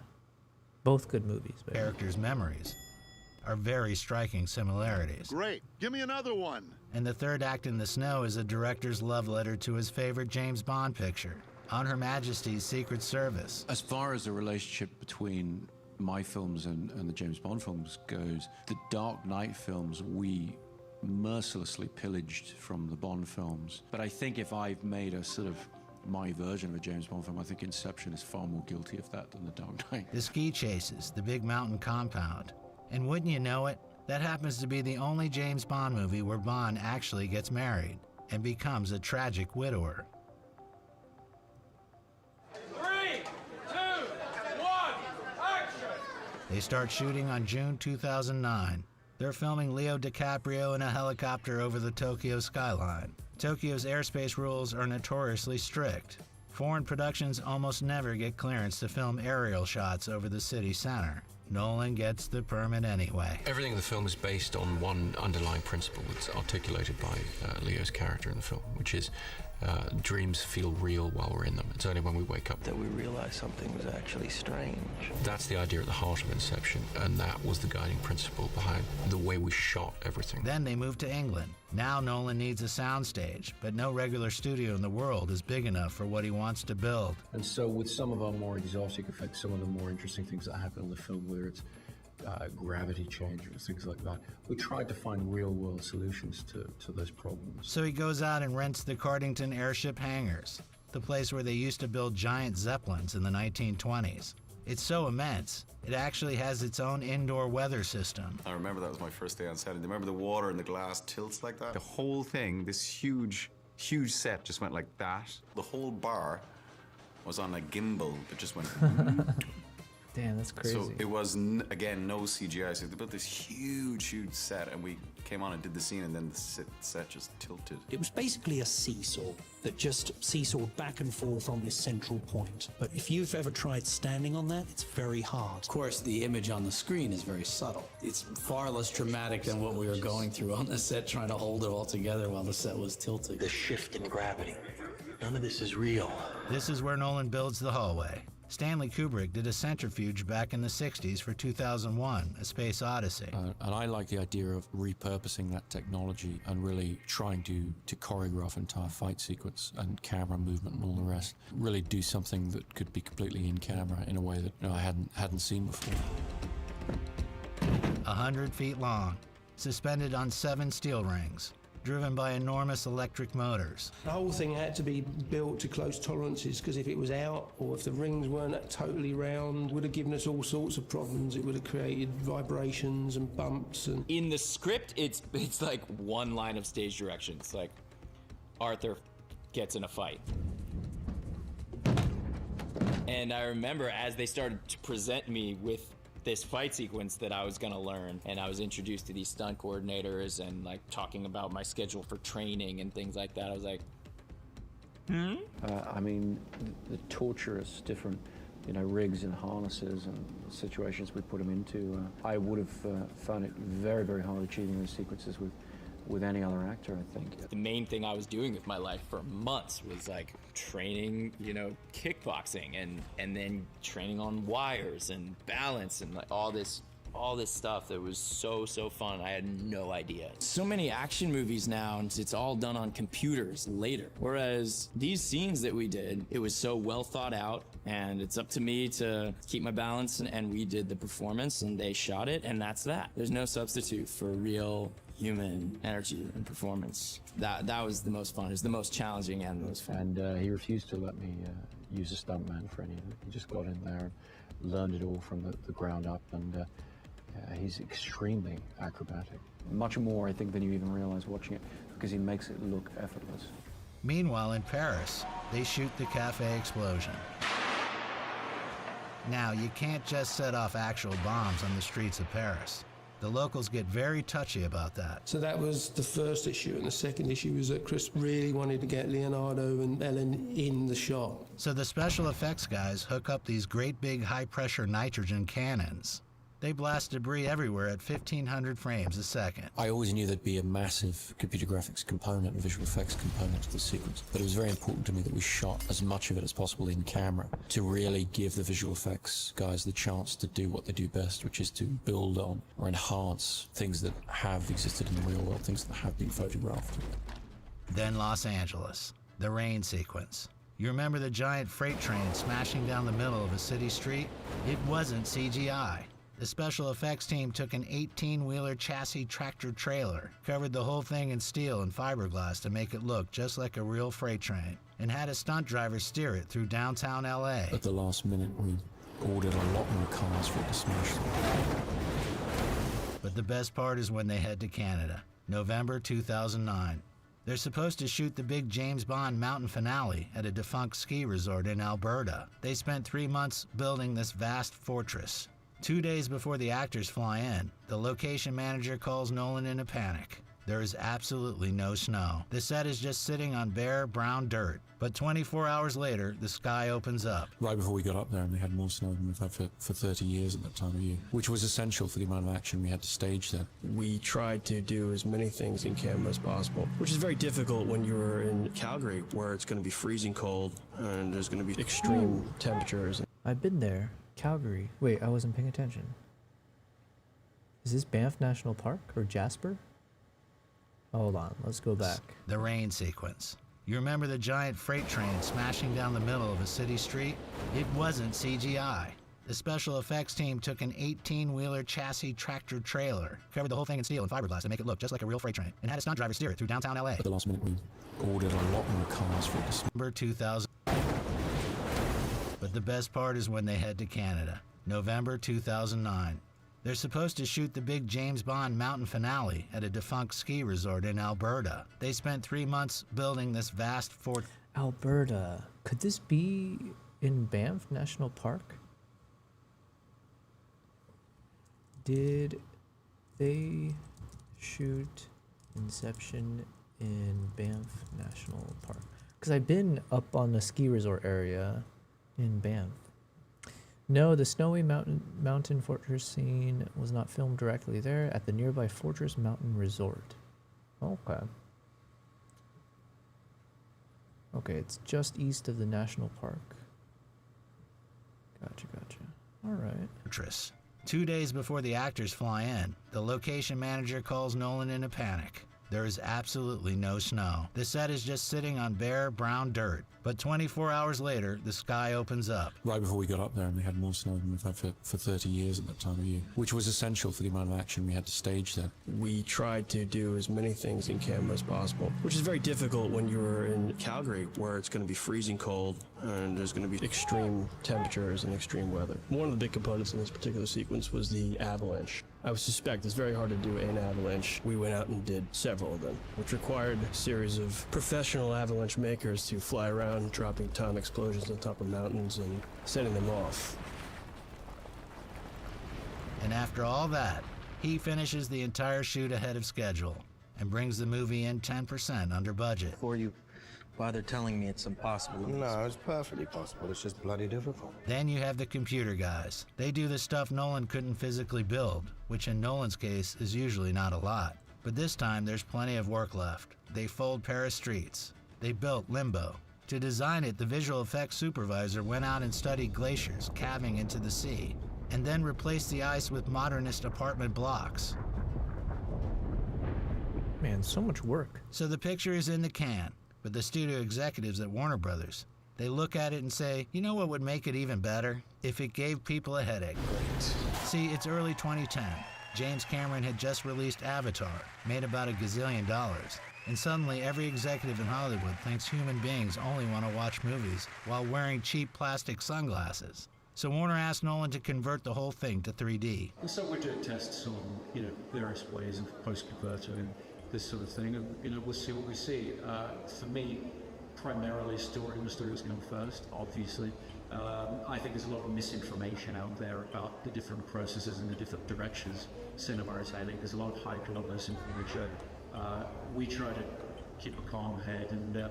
His logic. The film is already asking the audience to track multiple layers of illusion. Add the illusion of depth on top of that, and the audience stops watching the story and starts watching the trick. Don't do that! The movie finally opens in July of 2010. It makes over $800 million worldwide. Jesus. It ends up being the 4th highest grossing picture of the year. Terrific work, by the way. Then comes Oscar night. Inception gets 8 nominations. It wins 4. Sound editing, sound mixing, visual effects. It feels like that top is still spinning, but I don't really care anymore. Wally Pfister, on his 4th nomination after working with Nolan since Memento, finally takes home the cinematography statue. I'll take a breath here for a minute. Breathe it in for a second. Nolan got nominated for Best Picture as a producer. He got nominated for Best Original Screenplay as a writer. He did not get nominated for Best Director. This combination, Best Picture nominee whose director isn't on the ballot, almost never happens. The Daily Beast ran a piece headlined Christopher Nolan's Inception Oscar snub. I'm sorry, you're just not good enough. It would take him another 14 years to collect his trophy. We're done. I'm sorry. Wait, what? Christopher Nolan's awards? He's won 2 Academy Awards, 2 British, blah, blah, blah. So he won Best Director and Best Picture for Oppenheimer. Oh, man, I still haven't watched that movie. Oh, you know what? Yeah, the reason I said I haven't watched Jackie Brown is exactly the same reason I haven't watched Oppenheimer yet.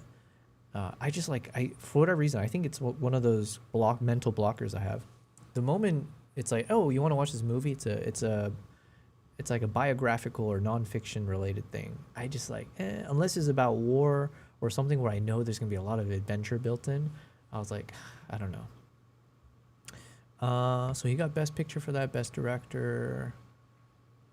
And what else? Wait, he hasn't won for any of his other movies? He got 6 additional Oscar nominations. Yo, that is wild. He didn't win any other awards? It's like him and Leonardo. Damn.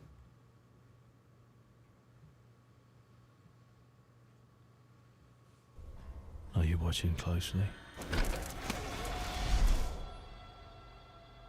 Back in 1999, Christopher Priest has this book he wrote about magicians, The Prestige, and he's looking to sell the movie rights. We got 3 offers, and one was from Sam Mendes, who just made American Beauty. It was exactly at that point. On the day I heard from Mendes, he was up for 7 Academy Awards. 7.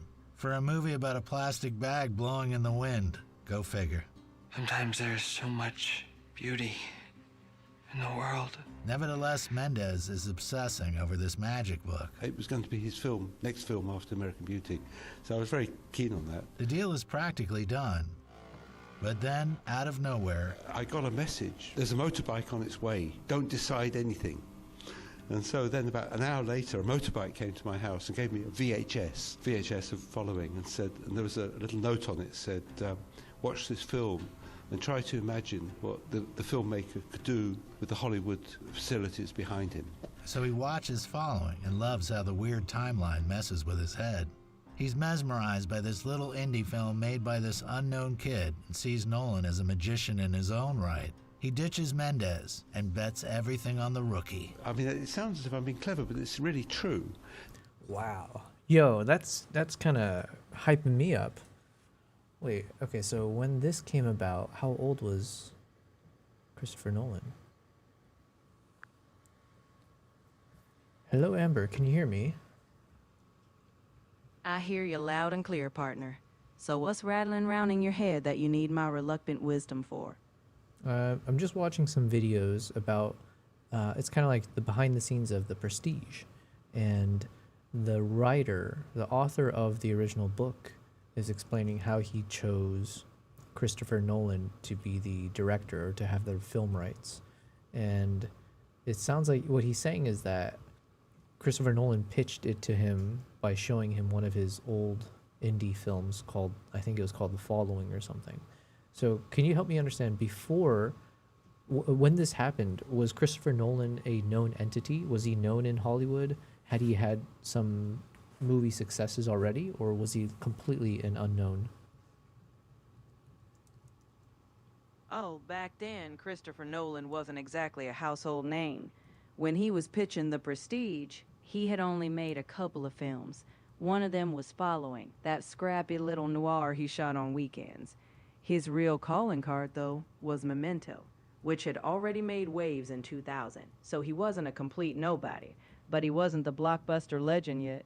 The guy was just climbing that Hollywood ladder, one mind-bending twist at a time. How did Christopher Nolan get into filmmaking? Did he go to school for it, or what was his background story? Well, he didn't just fall off a wagon and pick up a camera. He actually studied English literature at University College London. But hey, at least he hung around the Film Society there and made short films. So no, he wasn't cranking out Hollywood hits straight out of film school.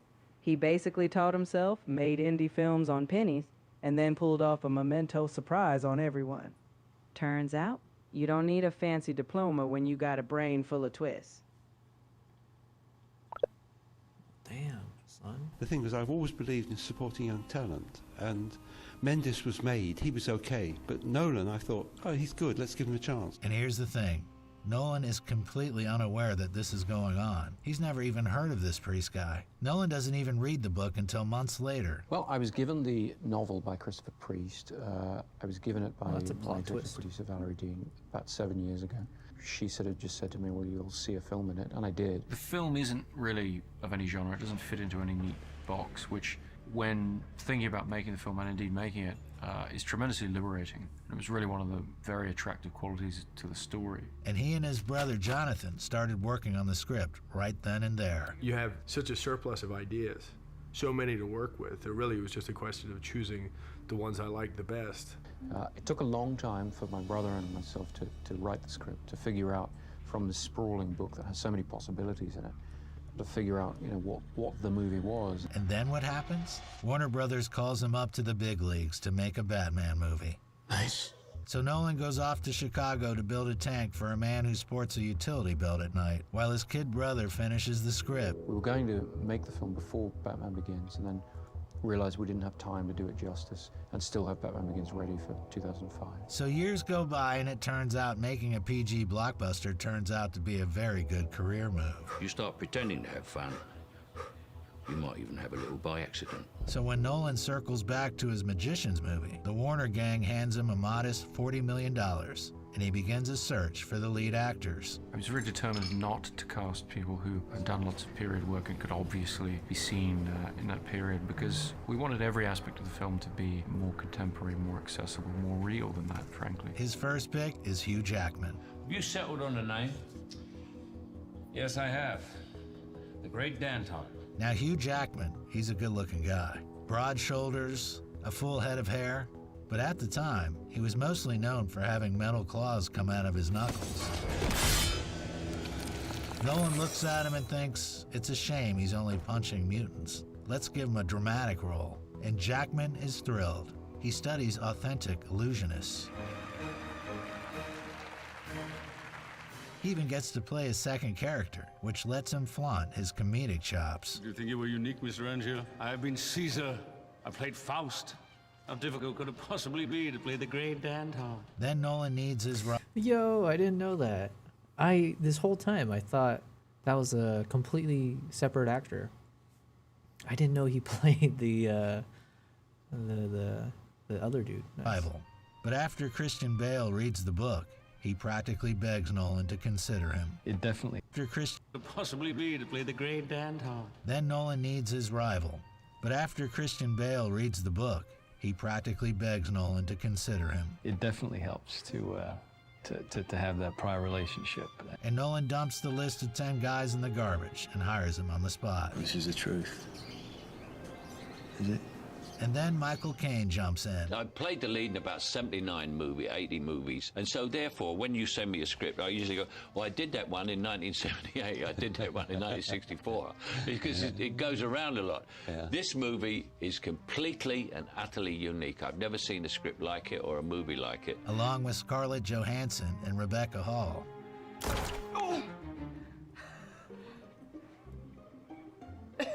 How's that?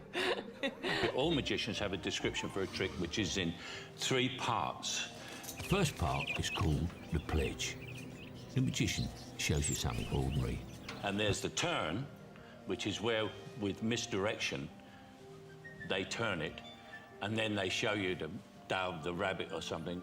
The part we call the prestige. It's all about misdirection. And we have the best misdirection you can think of. We have Scarlett Johansson in a costume that's one size too small. Andy Serkis plays Nikola Tesla's assistant.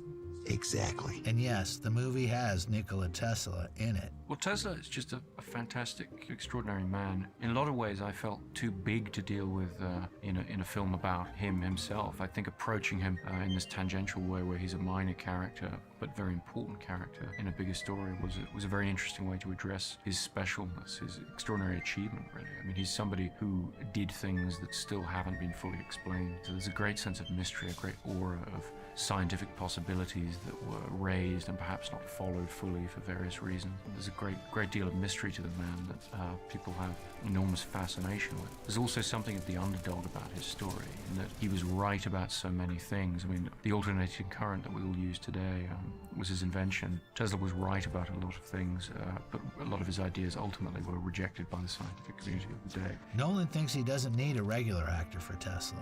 He needs a guy with an aura, an alien. So he goes after David Bowie, and Bowie just flat out refuses. Go home. Forget this thing. I can recognize an obsession. No good will come of it. So Nolan hops on a plane, jets off to New York, and demands a meeting. After just 2 minutes, the thin white Duke accepts the part. It's relatively easy to convince somebody when you're going to them and saying you're the only person that can play this part. So he signed on in the end, and I got my Tesla. No one knows what Nolan said to him in those 2 minutes, but he probably hinted at the significance of the role. Because if you think about it for a minute, the whole movie with the magicians sabotaging each other, ruining presentations, burning down buildings, it's really just a story about Thomas Edison and Nikola Tesla. 2 brilliant minds dueling over electricity, which was considered by a lot of folks at the time to be black magic. The scientists of the day who were essentially the new magicians who were going to take over from the more traditional form. What's conducting the electricity? Man, I never thought of it that way. Damn. I never thought that Prestige was basically, or like the 2 main characters of the Prestige were just a micro, what would you say? A reflection of the bigger story of Thomas Edison and Tesla. Well, you got me. I like it. Our bodies, Mr. Angier, are quite capable of conducting and indeed producing energy. So they got Wolverine, they got Batman, and they got Ziggy Stardust. By about the second day, we were getting on really well, and I got over the fact that he was David Bowie. And I told him how in 1981 I had a ticket for his concert in 1980 when he came to Sydney, and it was $20, and I remember it because it was like half a year's pocket money. And I went to school that day, and this guy in year 12, senior, said, I'll give you $50 for the ticket. Oh, and you scalped it? And I scalped it. And I told him this, and I thought, and he goes, so you're that kind of guy. Right. Is there a problem, Mr. Tesla? No. Come back next week. Next week? This one? Come back next week. It'll be fine. Now they have to actually shoot this thing. And this is a period piece that takes place in Victorian London. I want it to be like the Victorian version of Tokyo, so it's very chaotic. It's the start of a modern world. It's like Victorian advertising. It's the start of mechanizing, it's the Industrial Revolution. But normally, if you're making a movie about London, you get on a plane and you fly to London. But the studio says, whoa, that's too pricey. Find London in California, which is ridiculous. Have you been to Los Angeles? It's all palm trees and aspiring actors serving lattes. I promised my family I wouldn't embarrass them with my theatrical endeavors. But Nathan Crowley finds about 70 spots around LA that look depressing and old enough to pass for Victorian England. So LA doesn't seem like the obvious choice. It's the one town that actually has 6 or 7 old theaters that aren't being used on a regular basis, like the one we're in now. And that field of light scene gets shot on top of Mount Wilson. 300 light bulbs get wired into the ground to create the most stunning shot in the entire movie. But they're making a movie about magicians, after all. So Nolan hires the best consultants available. Ricky Jay and Michael Weber run a company called Deceptive Practices. They agreed to the job, but when they got on set, they refused to tell the actors how the tricks work. They honored the magician's code like it's the Hippocratic Oath. We magicians have a circle of trust. So they show the actors the absolute minimum. I did kind of have aspirations from finishing this movie that I would at least be able to entertain at like children's parties or something like that, but I would be the absolute most useless crap entertainer ever, because as you know, they taught us the beginning of a trick, they taught us the middle of a trick, they taught us the end, but they never taught us all three, you know? So it really would be a lousy Well, both of us are. you know? That's about the extent of it for me. Here's the one I learned. That's what I came out with. It was the greatest magic trick I've ever seen. There's also a lot of magic in the hidden details. Without really realizing it, the viewers are also being shown an absolute magic trick throughout, and they're being told they're being shown a magic trick, but you don't kind of realize it, or you don't believe it, and then by the time you finish, when I read the script, and again when I saw the movie, I just want to jump straight back in and see it for a second time, because you know that the second time you're seeing it with a whole different perspective. We were two young men at the start of a great career. Two young men devoted to an illusion. So I'll see you again.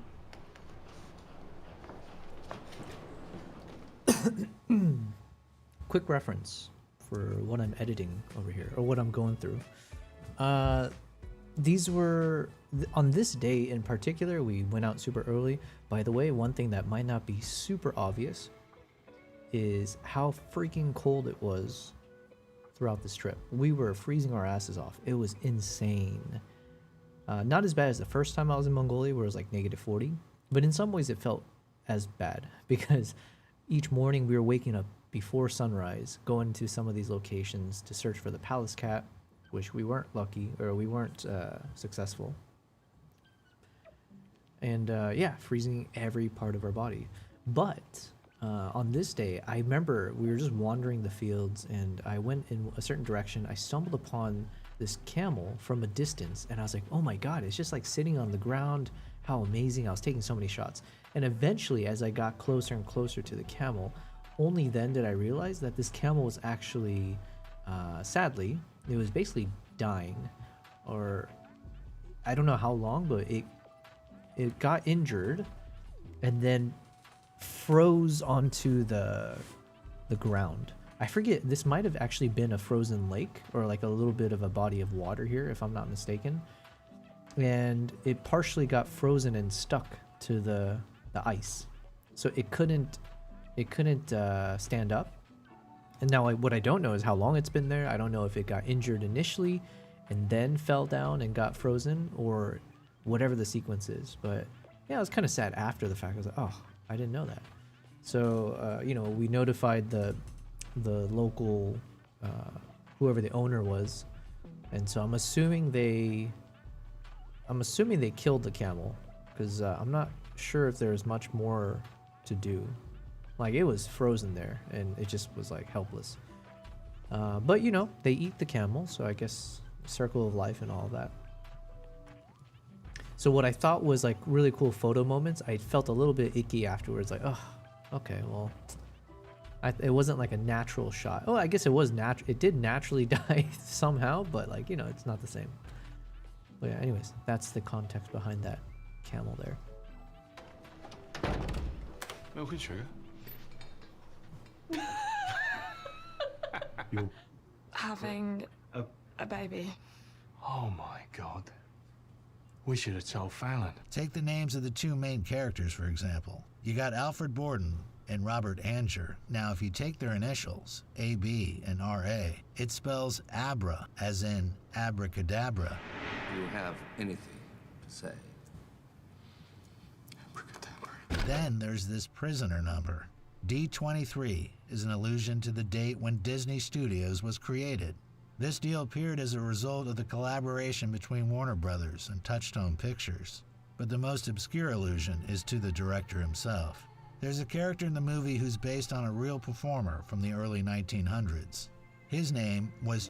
This is one of my favorite shots that I took from this trip. Also, it might be one of my favorite shots ever from my travels, just because you had this like really cool moment of a lone subject nicely separated from a really cool textured blurry background, which was the mountain, but like as a full wall behind the horse. And then there's a nice like even in the foreground there's a little bit of texture but nice and blurry. So it was just like a perfect kind of everything's blurry except for the subject. And the subject itself was such a cool subject to photograph because this horse was standing nicely kind of like, you know, straight on to me. So it's striking a nice pose, almost straight on. The ears were perking straight ahead. Eye looks pretty sharp even at this distance. I was able to catch a little bit of the eye because you had a little bit of catch light, or you had like the sun bouncing off of it. So it looks sharp enough. And the eyes stand out against the white coat. So it kind of almost gives the illusion of sharpness as well. And because these are these Mongolian horses, their mane always looks so incredible. Like, you know, it's very textured. And this one, for some reason, has it almost looks like it's an emo horse that dyed its hair at some point. So really cool subject. Thankfully, nice and sharp. The horse didn't move for a little bit and just kind of stared at me. So it gave me a lot of ample opportunities to kind of hone in on the focus point and then try a few different angles. You know, you can see here, basically I first took the shot and then I think I crept a little bit closer and I went low to the ground. So this is the difference between, you know, shooting a little bit more eye level with the horse or a little bit higher, and then eventually almost I might have even been lying down on the ground and just getting a shot like this. So I had a lot of cool opportunities to play around and see if I can get the perfect shot. And thankfully, this subject just kind of chilled there for a long time. So it gave me practice after practice to hopefully get the shot I want. And then, yeah, so I was shooting in portrait mode, and then I was shooting a bit in landscape. So definitely one of the coolest shots that I could take. It'll be fun to edit these. My God, but this means I don't know how many more days I'll need to spend just editing these photos. Not that I'm complaining, but I did think I was going to make a video in the next few days to post on YouTube as a photo montage. Let's see how much work I can get done then. But yeah, we'll see. Chung-Ling Soo. Only that wasn't his name at all. His real name was William Ellsworth Robinson. Back then, people dug exotic things. So Robinson decided to pretend to be an old Chinese magician. Chung became wildly popular, and William never broke character in public. But then, one night in London, he's doing the old bullet catch trick. Bullet catch is suicide. All it takes is some smart-ass volunteer to put a button in the barrel. A real bullet goes right into his chest. His last words, "Oh my God, something's happening. Lower the curtain," which were the first English words he had uttered in public in 20 years.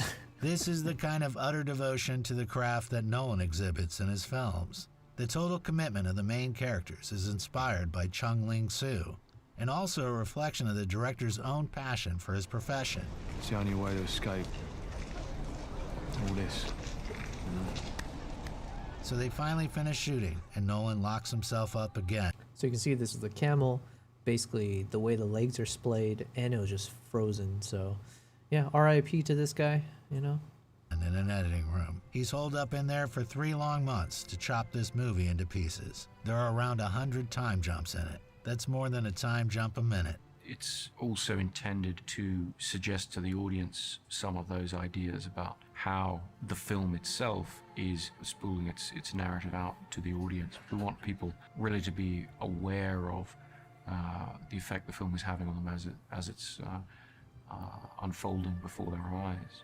The premiere was in October of the same year, and it makes, well, over $100 million. Not exactly a Batman haul, but a solid hit for a movie about guys in top hats. Don't forget your hat. Well, which one is mine?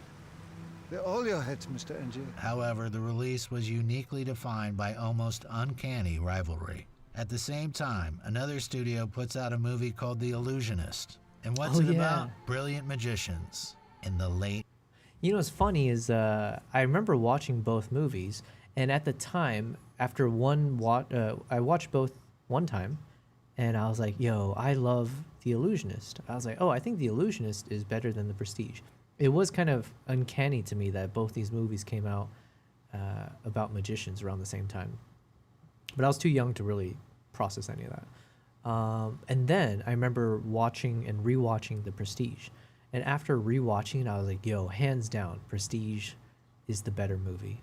Even though I really enjoyed The Illusionist, but my God, Prestige is like, it's one of those movies, rewatching it definitely gives you, I love those feelings where the foreshadowing and different moments are revealed to you only in the second watching and you know, as you repeat it. 1800s. Call it a professional rivalry. Then The Prestige gets 2 Academy Award nominations, one for the cinematography and one for the production design. Now, they didn't win, but to lose to Pan's Labyrinth in those categories isn't shameful at all. Nice. The one truly meaningful award for Nolan, though, was the Christopher Priest review. By maintaining the central theme of doppelgangers and never-ending feuds, Priest stated that both the novel and the film are entirely equally worthy of the title, The Prestige. I think it's probably his best film with Memento. Of the films he's made, those two are supreme. Prestige for sure, man. I think that's his best movie.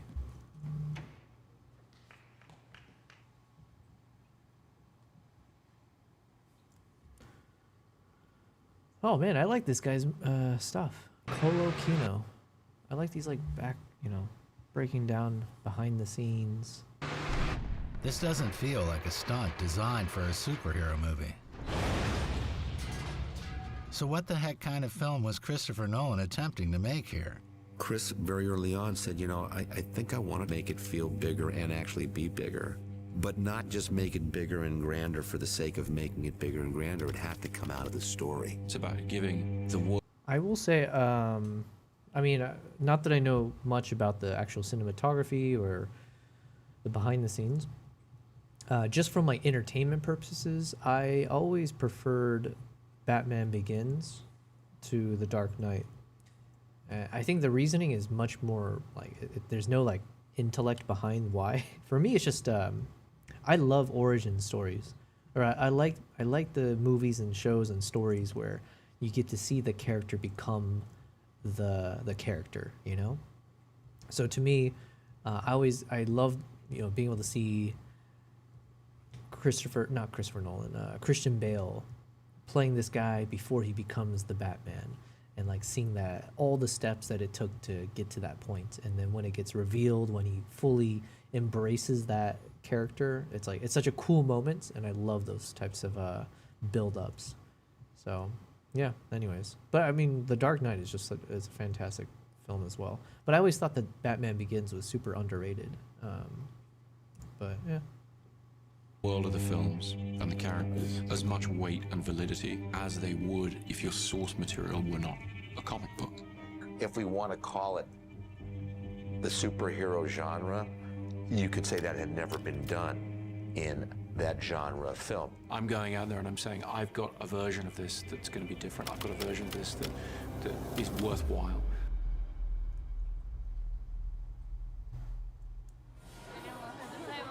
In the summer of 2008, Warner Brothers thought they were releasing a Batman sequel. They put their trust in a director who had already executed a top-notch summer blockbuster. What we did on Batman Begins is we made the best film possible in the way that we thought best, and we trusted that the fans would feel the sincerity of the intention there to make a great film. And they were banking on more of the same. A bigger villain, a bigger budget, some new toys for the merchandise team. Dark Knight has a new secret weapon that chokes on you, Joker. The stealth launch Batmobile. Virtually, they wanted Spider-Man 3 without the dance. And they were right to expect that. Because to a certain extent with Batman Begins, you feel like you got away with it. You feel like you did manage to please people, so why mess with that? Batman Begins is seminal and epic. It's a damn good movie. But I know the truth. It's a superbly constructed origin story about a billionaire learning karate from a ninja in the Himalayas.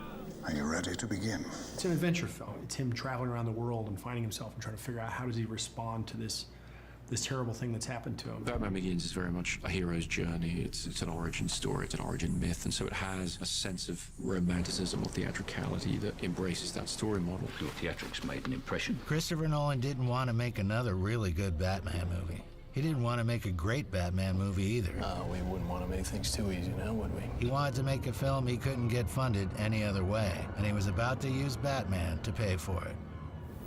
I don't understand. Think about it. Bank heist, chaotic, loud action sequences in city streets. With The Dark Knight, in order to change the scale of the film, we went to a city story, we went to a crime epic. You already saw this movie. If you don't remember, watch Heat again for the 100th time tonight. Well, I am over fucking well. You won't just see William Fichtner playing the identical character he plays in The Dark Knight. I'm gonna kill this sons of bitches. You got any idea where you're stealing from? You'll see how much Nolan derived from Heat. It's stylish without being self-conscious. It's sort of effortlessly, timelessly beautiful. The film was a new American masterpiece. Now it's just an American masterpiece. And quite an incredible piece of work that I've drawn inspiration from. With David Simon, this ability to every beat feels plausible and real, keenly observed and naturalistic. But by the end, you've seen a Greek opera. There's been this invisible movement into something more operatic, more tragic. And so that feeling of, could we take the feeling of Heat, could you bring that feeling into the Batman universe? Could you tell a story in that key? Here's the thing. In 1995, Michael Mann pulled off the ultimate crime drama, and he himself was unable to replicate it for the rest of his career. But Chris Nolan found a way to pull it off, and it started with the main characters. The relationship between De Niro and Pacino is the most sophisticated element in Heat. Two obsessed men on opposite sides of the law, pushing each other to do the best work of their lives. But frankly, when you attempt to come up with the antithesis of a billionaire who dresses as a giant flying rodent, you have to come up with someone a lot stranger. Oh, that's an interesting point. So now everyone in Hollywood wants to be the next Nicholson. Robin Williams is interested, Paul Bettany, Adrian Brody, Steve Carell. Every A-lister in town wants to put that clown makeup on. But Nolan again turned to Heath Ledger. And I thought my jokes were bad. He'd actually decided 3 years earlier. He saw Brokeback Mountain, watched Heath Ledger disappear into a role, and walked out with his mind set on who his Joker was. When you look at that performance, yes, it doesn't relate to the Joker at all, but it's incredibly apparent how talented that guy is. And you look at that actor and you say, I know that actor can do anything. We spoke very early on, before the script was even in place, and we were on the same page in terms of who the Joker would be in this world. It was one of those moments where I was asked if I would be interested in playing the Joker, and I knew 5 seconds later exactly how to play it. So when he sits there and tells me I can do the Joker, I can make this my own, I could create this iconic presence, you trust that, you jump on it. The Joker, the character of the Joker was just too good to turn down. You know, if Tim Burton was doing The Dark Knight and asked me to play the Joker, I wouldn't have taken it, because to try and even touch what Jack Nicholson did in Tim Burton's world would be a crime. And so when Chris came to me, and I knew how Chris was, you know, he'd already set up the world for me. I'd seen what world it was that I would be playing in. So I knew it was open for a fresh interpretation, and I instantly kind of had something up my sleeve, which happened to be exactly what Chris was kind of looking for. He later called it the easiest decision of his directing career. The comic book purist at the time, however, called it the dumbest one. It's not that simple. Oh man, it's been a while. Did Heath Ledger die before the movie came out? I think so, right? Did Heath Ledger die before the Dark Knight movie was out in theaters? Yeah, he did. Ledger passed away in January 2008, and the movie didn't hit theaters until July that year. So everyone was buzzing about his Joker performance, but sadly, he never got to see the impact it had. The world's kind of twisted like that. Brilliant performances and tragic timing. How did he die? Was it drug overdose or what was it? Yeah, it was an accidental overdose. He had a mix of prescription meds, painkillers, anti-anxiety stuff, sleeping pills. Basically, it was a cocktail of things that should never have been mixed. It's one of those harsh reminders that even the brightest stars can get tangled up in the dark.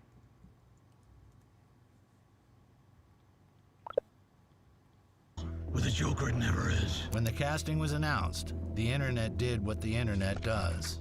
Petitions, meltdowns. The pretty boy from a romance playing the most famous villain in comics was, according to roughly the entire fan base, an obviously catastrophic choice. So we went through the process of deal making and announcing and everything. And I think the whole world turned around and said, what do you do? Heath Ledger, Joker, it didn't make any sense to people at all. While the forums were filled up with anger and slurs, Heath was getting to work. We didn't want to have that moment on Heath where we just sort of, made him dress up as the Joker and suddenly he's the Joker. So he developed the look of the character with Lindy Hemming, the costume designer, with John Caglione, who did the makeup, and myself over a long period of time. I locked myself away for 6 weeks in a room, and I kind of came up with this creep. Walk around like a madman in finding posture, finding stance. Finding his voice is very important, because when you find the voice, you find the breath within the voice. He kept a diary of the character, a notebook of Joker thoughts and Joker drawings that nobody else was ever meant to see. That was typical of Heath on any movie. He would certainly immerse himself in the upcoming character. One thing Heath wanted to do was to apply the makeup himself. As an actor, he's saying, okay, this character would put his own makeup on, in real life. And so what would that look like if it just got the makeup? The thing that stuck from that is he always had makeup on his fingers and under his fingernails and everything, as he would have from putting it on just with his hands. He drew on Alex from A Clockwork Orange and on Johnny Rotten, the lead singer of the Sex Pistols. But now, we're facing a cheapskate comedy interrogation act, and it just ain't on, pal. It's a joke. It's a farce. Why don't you give me a call when you want to start taking things a little more seriously? We looked at paintings by Francis Bacon for visual reference. We looked at all kinds of things, talked about all kinds of different philosophical ideas behind the Joker and anarchy and chaos and what he would represent. We saw absolutely eye to eye on the bigger picture idea of who this guy was going to be. I just do things. It was a really amazing experience to be a part of, to see him developing something in that way. And then he showed up on set, and the people who were there and in this business for decades realized very quickly that something rather unusual was happening. And as we shot with Heath, you could see everybody on the floor just fascinated by him. I mean, it was just such a sort of interesting creation. Our scene together in the hospital bed, which is really my only scene with him, and I thought, well, I don't really have any lines. What am I gonna do? So I got in the bed and they were lighting and Chris was walking around and doing things, and then Heath came around and would walk around me like this. And I would watch him and I would watch him. Didn't say anything for maybe an hour.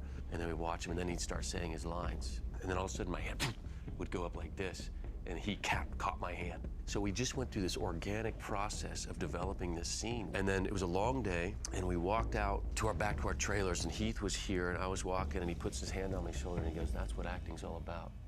And I was watching it going, yeah, this is absolutely fantastic. Are we in trouble here? Of when Chris and I first sat down, we said, the problem with Batman is that the villains are always more interesting. Batman, actually, he's very close to being a villain himself. So let's never let him become dull by comparison. And unfortunately, I was sitting there going, I'm feeling a little bit dull by comparison, because Heath is just like killing this. I just did what I do best. Michael Caine was supposed to greet a wave of guests at an elevator.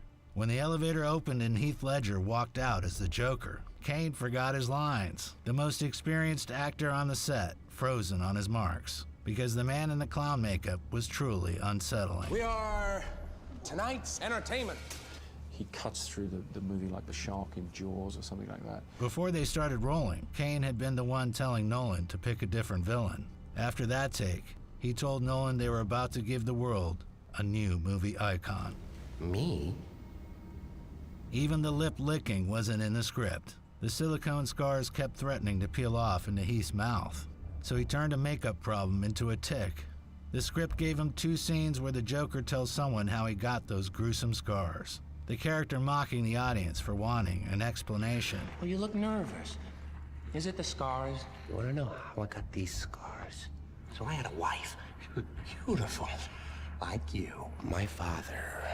Okay, I need to watch Oh, okay. Tonight I'm watching, even though it's 11 p.m. I gotta watch Batman Begins and The Dark Knight tonight.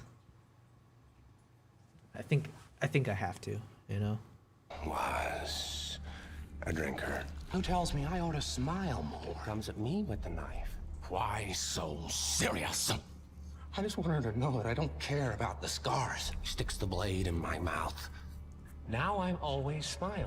Speaking of which, you know how I got these scars? And when Bale and Ledger faced off with each other on screen, the moment happened that Nolan had been chasing since he watched Heat. The billionaire vigilante and the agent of pure chaos. Both equally committed, both utterly beyond reason. You complete me. Pacino and De Niro in a coffee shop. Bale and Ledger in an interrogation room. Like two faces of the same coin, which is convenient, because the actual hero of The Dark Knight is the man who carries one. It's a bad joke.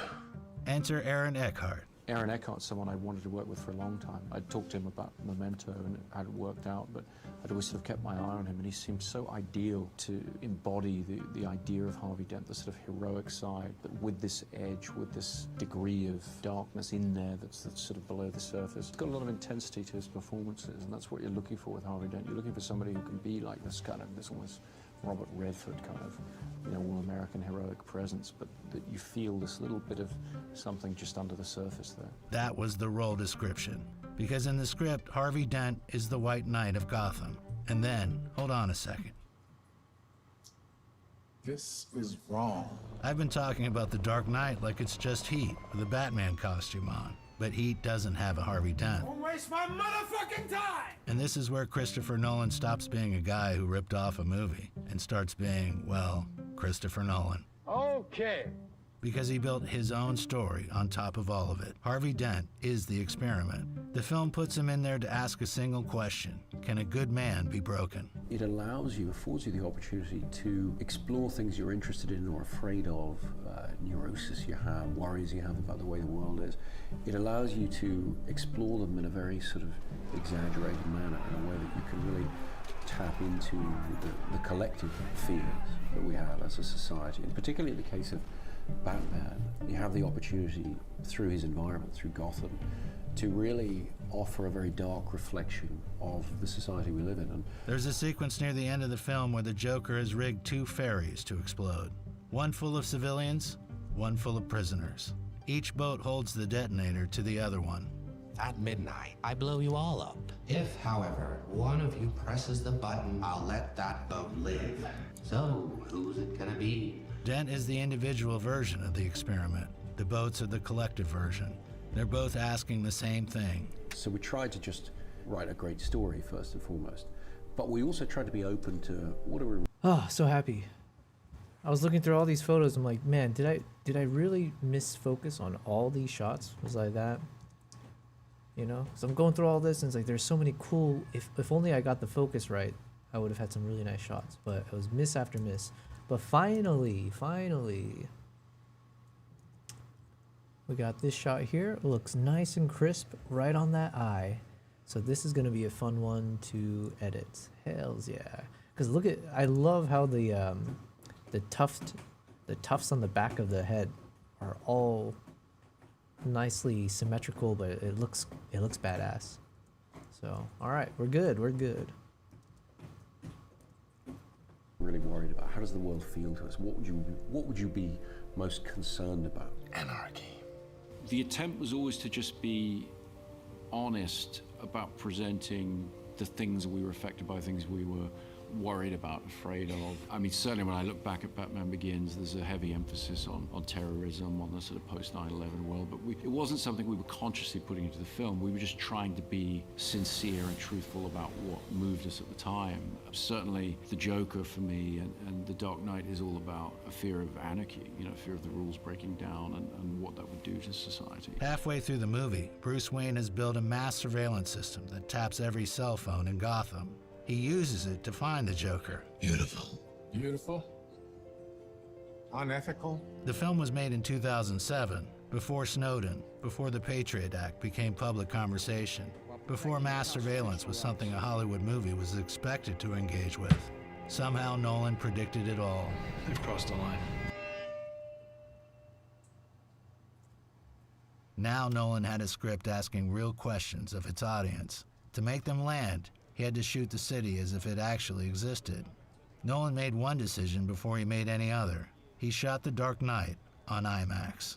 You know, I went down to IMAX and I spoke to them about using their cameras. And they'd never been used on a Hollywood film before. And what we decided to do was consider certain sections of the film. The cameras are very loud, so you don't really want to do dialogue scenes that way. So we laid out which of the action set pieces we would shoot with the IMAX camera, starting with the opening of the film where we introduced the Joker.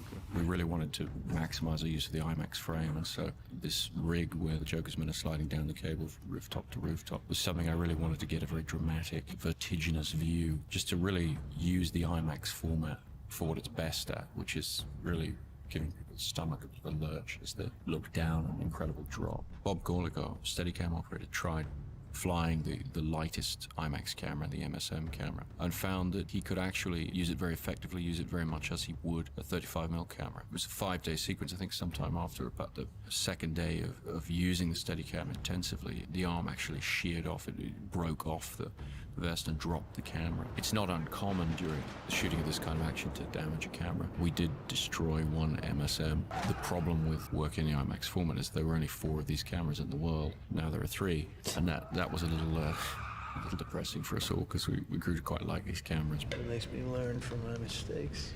Well, you ought to be pretty knowledgeable by now, then. By the time the chase sequence happens, the city is the character. I've always preferred real locations to sets. There's a feeling of reality, there's a feeling of being somewhere that matters.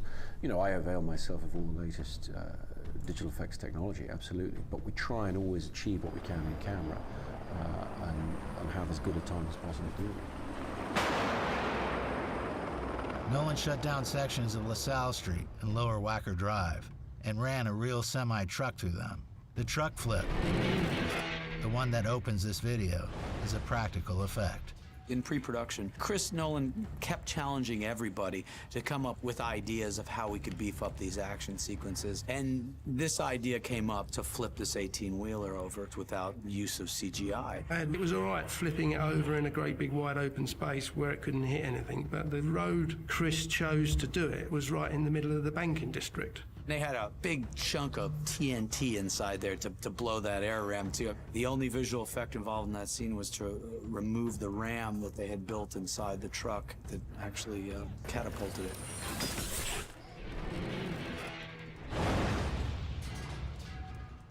And then the hospital. Heath Ledger walks out of Gotham General in his nurse outfit. The story online has been that the pause was a real malfunction, and Ledger improvised through it.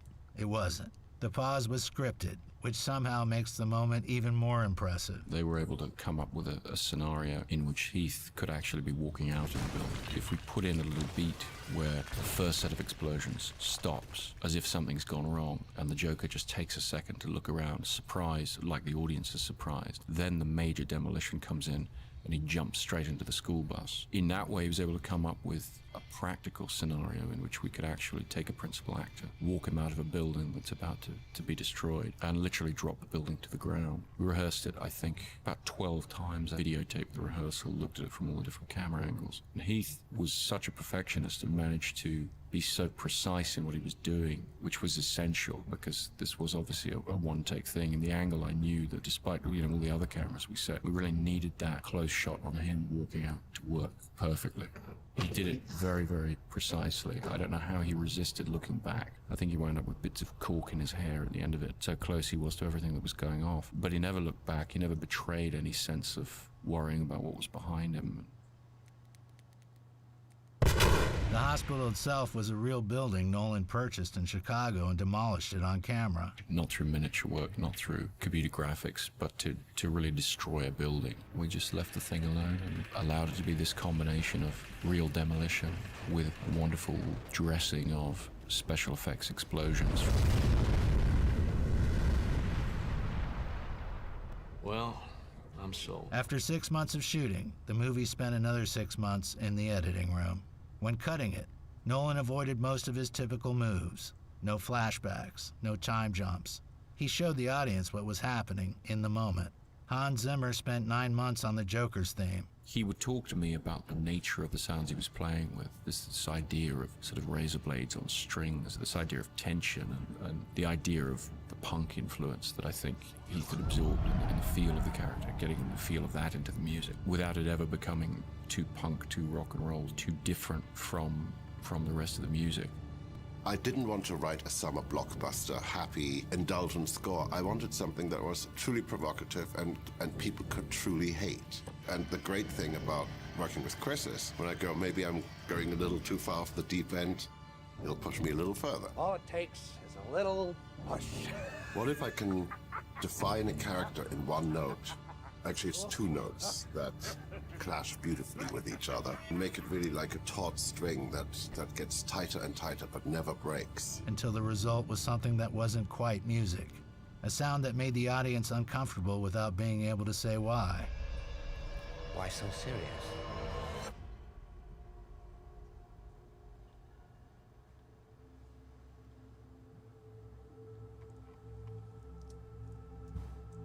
Heath Ledger's fans and family members around the world are in a state of shock. The 28-year-old Oscar nominee was found dead in the New York City apartment he rented on Tuesday. The unexpected death of Heath Ledger eclipsed every conversation about the film.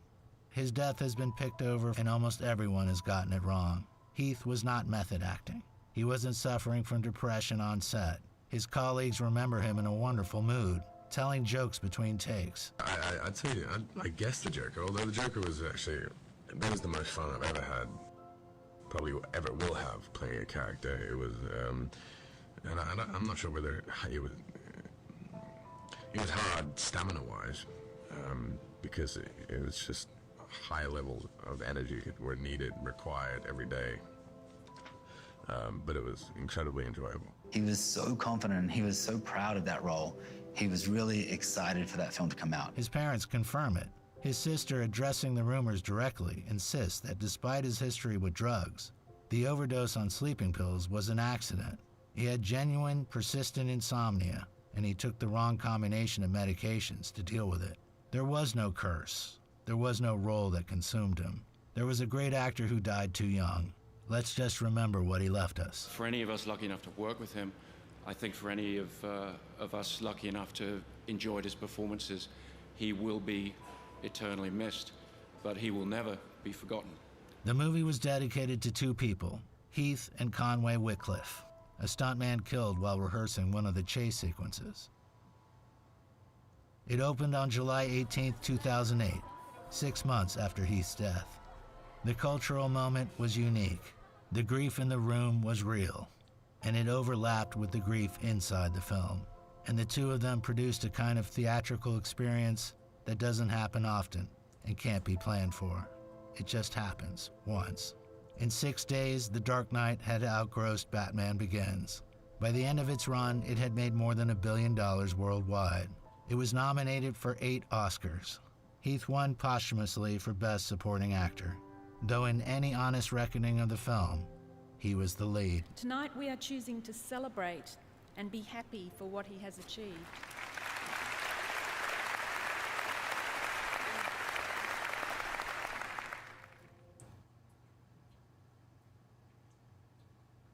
The violence. These are great videos. I love watching this. I feel like I'm learning a lot while I edit my photos here. It's a good combo for me.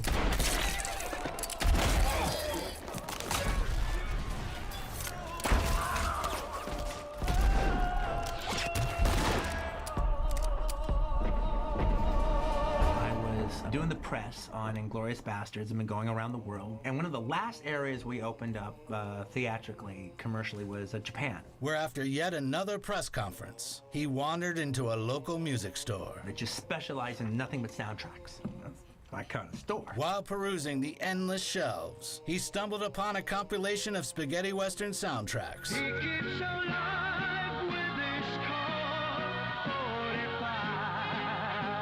He just happened to be working on a book at the time devoted to the reviews and directing of Sergio Corbucci, who rose to fame thanks to the spaghetti westerns like Django. Django, have you never... You know, it's like Christmas in July. So happy. get a little record player. Wow, I'm just listening to the soundtracks. I'm just playing all these great composers. And then the first scene, literally what's in the movie, the first scene comes to me. Who's that stumbling around in the dark? State your business or prepare to get winged. He spent the next 2 years working on Django Unchained. The final version was ready in May of 2011, and by November they had begun casting. It started off with Christoph Waltz rejecting the role written just for him. Dr. King Schultz, the similarity of the character to the actor himself deterred him, but Quentin insisted and said he just wouldn't take no for an answer. Christoph gave in, but on one condition. His character wouldn't do anything bad on screen. Quentin agreed by sending... Man, it's kind of crazy. It's crazy to think people would say no to Quentin Tarantino. You know what I mean? Like, damn, that guy, how could you turn down a role? Although I guess maybe it's just part of the negotiations or whatever, but damn. Waltz a handwritten note which read, of course, Mein Herr. I had the same problem with Sam for about a decade. It's hard not to write for these guys. It's like they sing my dialogue. They don't say it, they sing it. Yeah. Please forgive me, it is a second language. Now, I've been wanting to do this story for a long time. There never was some German dentist bounty hunter in the story. All right, but next thing I know, I sat down and wrote that opening scene, and he just flew right out of the pen like an antenna to God. Boom. No doubt. From the beginning stages of the script, Tarantino had planned to invite Will Smith to play Django. He was the only candidate, but Smith declined. Later, he explained that he hadn't felt that the character was the lead role. He was... What the heck? Okay, right after I was just saying, how could you say no to Quentin Tarantino? Will Smith barges in like the Kool-Aid man. What the heck? How could you say no? Declined. Later, he explained that he hadn't felt that the character was the lead role. He was more of a sidekick for Dr. Schultz. Otherwise, it would have been Django pulling the trigger in the final scene. Tarantino countered that in that case, the murder would have been nothing but revenge, whereas a white man killing a white man was foreshadowing the coming Civil War and end to slavery. And though Smith called the script brilliant, and not once, he never regretted his decision. I had said yes to Django, but with that story, I felt the only way I could make that movie is it had to be a love story, not a vengeance story. I don't believe in violence as the reaction to violence. For me, I just couldn't connect to... Yo. Okay, I'm already subscribed to this guy now. But that was brutal. Way to call him out like that. Vengeance story. I don't believe in violence as the reaction to violence. For me, I just couldn't connect to violence being the answer. Love had to be the answer. Wow. After that, Terrence Howard, Idris Elba, Chris Tucker, Tyrese Gibson, and Michael K. Williams all tried out. First of all, I heard about Django. I didn't even get the script, to be honest with you. I saw it on the internet where Will Smith was playing, and I was like, damn, another project that I didn't hear about, you know. And actually, I had a management change. And then next thing you know, I got a chance to, you know, jockey for position. Well, it seems obvious now, but frankly, to tell you the truth, when he walked through the door, it became obvious, even though before I met him, it wasn't quite obvious. No. He's from Texas. He's from the South. He's not a L.A. boy or a New York boy. You know, he's from Texas. I said, I know the dude needs to be able to ride his horse. I got my own horse at the crib. It'll be cool. Not only did he allow me to take on the character, but I got a chance to ride my own horse in the film. No shot. He's gonna let me pick up my own Man, I love these like behind the scenes stuff. I wonder how do you just have to get all these movies in like DVD, quote unquote, or I imagine you can purchase like these behind the scenes stuff. It's a lot of research. Like this guy's doing the Lord's work here. I like it. D-J-A-N-G-O. The D is silent. Calvin Candy was also written with another actor in mind. Tarantino didn't name names, but he didn't hire that actor because he realized he was just too old for the role. But me being me, I forget that the last time I saw them was in 1991, and it actually has been 20 years since then. But according to rumor, I love rumors. the role was most likely reserved for John Travolta, though we're certain that no one was upset with Tarantino's final choice. Well, then we got nothing more to talk about. Whenever I finish the script, Leo gets a copy of it. I don't send it to him. I think he just procures it. He can do things like that. There was a sort of buzz about this script around for a while, and people were talking about the next Tarantino movie that was about to come out. It was the talk of the town, how daring it was and how audacious and how hardcore it was. And so he had read the script, and all of a sudden I got the word that he would be interested in talking to me about playing the character Mr. Calvin Candide.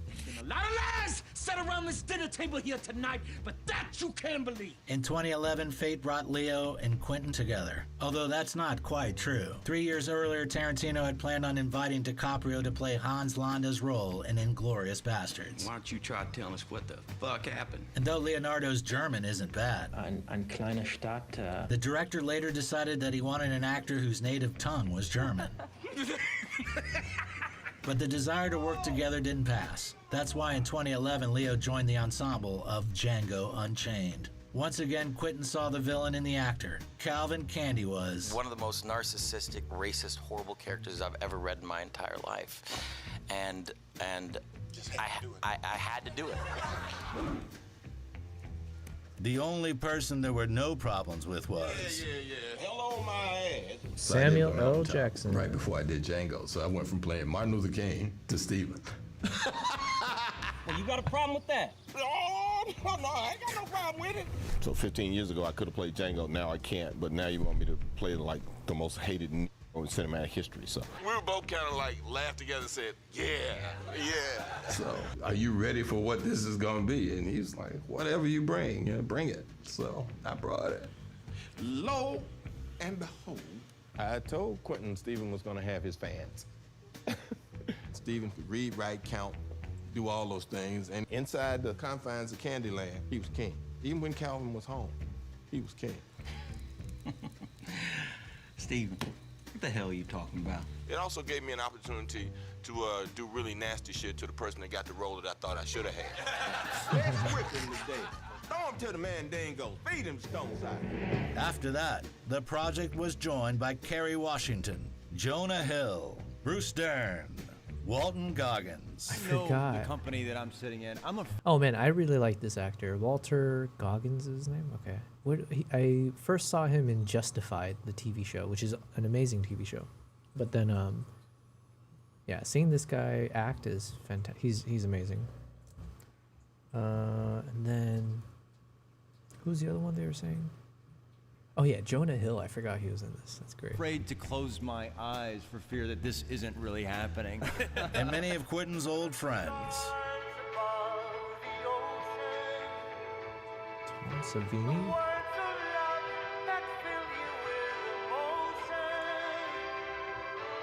And of course, Quentin's cameo.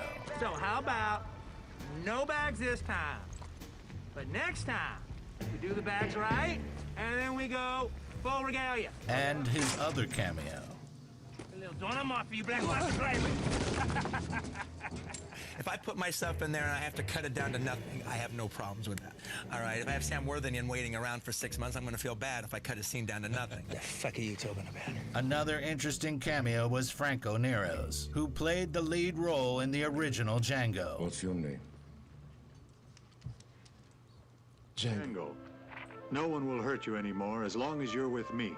Actually, I had the two Djangos right next to each other in the same frame. It was one of those movie moments. We were kind of pinching ourselves when we were shooting. Franco Nero is one of my favorite Western icons that there is. I know. Also, we can't forget a typical Tarantino film moment.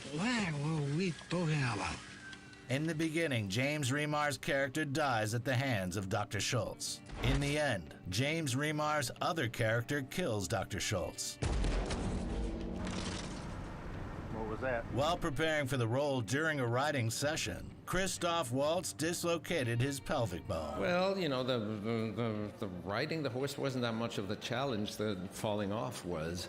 Quentin was afraid that he would have to delay shooting, but after rereading the script realized that he only had to change a few. Kevin says, still on like Donkey Kong. Are you in the flow state? Yes, I am. My goal was like, I just need to, I'm almost done actually. It's funny to say that because I'm looking at almost 2,000 photos here. I'm on the last 2 days of this Mongolia trip in terms of the review cycle. So that should mean I'm almost done. Let's call it, I don't know, maybe in the next half hour. So I don't want to leave it done. Yeah, I want to feel accomplished for today. I want to feel like I've gotten through all of the Mongolia trip in terms of the rating. So then tomorrow I can actually start editing the best shots. So, oh, and then also tonight I can run some of the denoise because I think there's going to be a lot of photos here that I need to denoise. And I don't know how long that'll take. So just in case. Let's get it all done. That shot looks majestic. Man, I got a few of these. I was saying earlier, there's a different horse. There's a white horse that I was also able to capture in a roughly similar looking location the prior day or two. And then I forgot that there was this horse too. And yo, we have an even better shot of this horse. I know it's coming up. It's got to be here somewhere. The most majestic horse I've ever photographed. Oh yeah, and then we're going to have these moments. Yeah, we're gonna have this black and white horse when they kind of like touch faces. Is a very nice bonding moment. But then I ended up getting a shot of that black horse on its own. Where would you be? And it looks very majestic. Oh yeah, here we go. So I have these photos to look forward to as well because this one had super long mane. The sun was coming in from the side here. Close to sunset, it's like maybe just before golden hour. I don't exactly remember, but enough lighting on one end to kind of show off the mane. And this dude's got a big belly. So yeah, I don't know. Interesting composition coming up, but not to jump the gun. That's towards the end of this day. Where was I? Oh yeah, and I got some close up with the yak. So we're getting some cool shots incoming. Where was I? Oh, can I just hit? No, I lost it. Where were you? Where was I? Ah, here we go. Okay. Lines to move Schultz from the back of a horse to a carriage bench. In the end, it only added to the film. Calm yourselves, gentlemen. I mean you no harm. I'm simply a fellow. Yeah, this was a cool shot in terms of the composition, I think. I was trying to go as low as possible. So that I could get a lot of the mountain texture because there's a lot of depth built into this. You can see like there's like, one ridge after the other. So yeah, it looks like I was able to at least get one shot with all of it in. I might end up punching it in and cropping it. Who knows? This one feels like a nice landscape portrait. It's a nice portrait shot of a landscape shot. The picture received a record-breaking budget for Quentin, $100 million. And on the 25th of January 2012, they started shooting.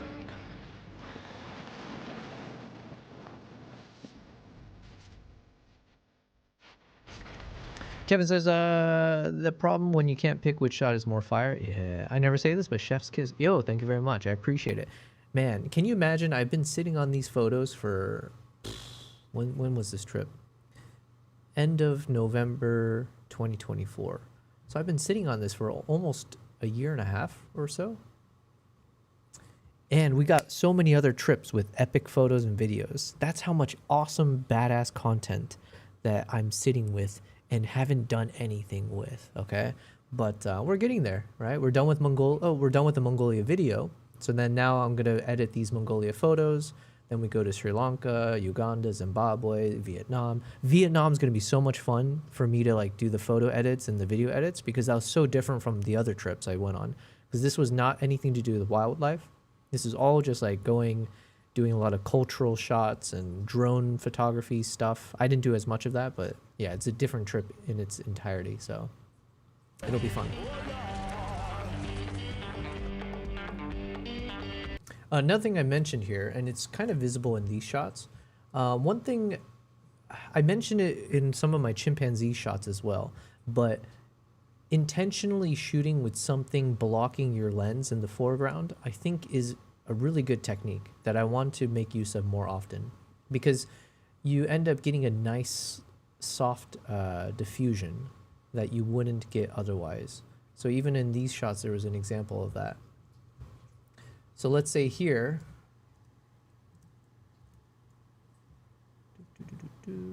so in this shot, you know, I'm pretty low angle. I have the horse, it's like nice and sharp. The horse looks good. I'm assuming once I lift the shadows, you can tell a bit more. But we do have a pretty clean composition. We have a clean shot of the horse, and it looks in focus. But then you compare it to the next photo, and to me personally, I prefer this shot way more, right? Same distance, most likely. All I did was just lower myself closer to the ground. I might have even been lying down at this point. And just by doing that, because of either something super close to my lens or even just this first batch of grass sticking out, it causes a nice little diffusion. It does obstruct the subject a little bit, so there's a little bit of like a haziness to the horse, so it won't be as sharp, it won't be as tack sharp, but I almost prefer this look in terms of how it softens the image. It makes it almost feel a little bit more like glowy. Yeah. So then, yeah, technically this one is cleaner, but this one feels more cinematic, for lack of a better word. And I guess you could, in post, I could try to mimic that in this shot. So I could add a bit of haze, I could add some linear gradients and make it feel softer and all that kind of stuff. But just to do it physically within the shot itself, sometimes, I don't know, it's hard to replicate that. So it's something I noticed a few times when I'm shooting, especially I noticed it with the chimpanzees and the gorillas when I've been doing a lot of these like jungle treks, because there you are actually having to shoot through, you know, oftentimes you're shooting through the foliage, you're shooting through a little opening in like a tree that's in front of you and the chimp, and just accidentally at times you'll end up getting some of that green foliage blocking in the foreground. And then you look at the shot later on, you're like, wow, this looks so clean. It looks so nice. So yeah, anyways, just a small discovery I made over the past few years of shooting in the wild.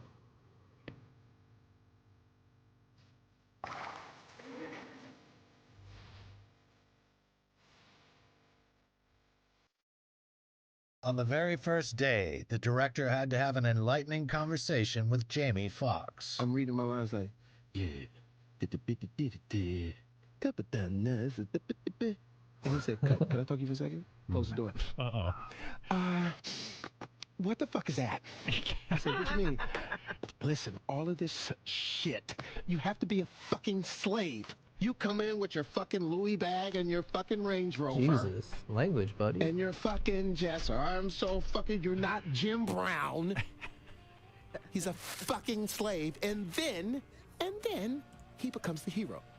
But lose that shit. Door swings open, he walks out. And so the next day I left all that at the crib and sunk into that type of person who was strong on the inside, but afraid to allow it to come out because you would be murdered. What's your name? Django. And for Leonardo, it was a real challenge to depict pure evil on the screen. It was really my first attempt, and like I said, playing a character that I had this much disdain and this much hatred for. Once, he couldn't even finish a scene because of the overwhelming amount of racist comments in it, almost as though he was punishing himself for the role. And I said, what's the deal? He said, it's tough. I said, you know what? You're human. It's supposed to be tough. Samuel Jackson quickly said, hey, MF, get over that. It's just another Tuesday for us. Yeah. And let's get going. It's all right, it's all right. I think it was Sam and Jamie that both said, look, man, if you sugarcoat this, people are going to resent the hell out of you. By holding the character back, you know, you're going to do an injustice to the film, and people are going to feel like you're not telling the truth. And from that, honestly, that was the thing that sort of ignited me into going the way I did with the character. Yes, it did. Leonardo was always getting hurt. While rehearsing the scene with the hammer, it broke and hit him on the forehead. And probably one of the most famous stories was about how DiCaprio cut his hand banging on the table. Lay your palm flat on that tabletop! And continued the take as though nothing had happened. So the choice was, I suppose, to either go on and finish my speech or not. And I opened my hand, and then blood starts pouring everywhere. And I saw Jamie go, like this, and Quentin like had his hand and goes. I think they thought that maybe I had some sort of blood rig. Where were we? When the take was over, the whole film crew gave him a standing ovation. After bandaging his hand, Leo suggested that Calvin use that hand to cup Kerry Washington's face. The actress and director both thought it was a good idea, so Tarantino quickly found some fake blood. Don't ask where, it's Tarantino. He always has a little fake blood handy.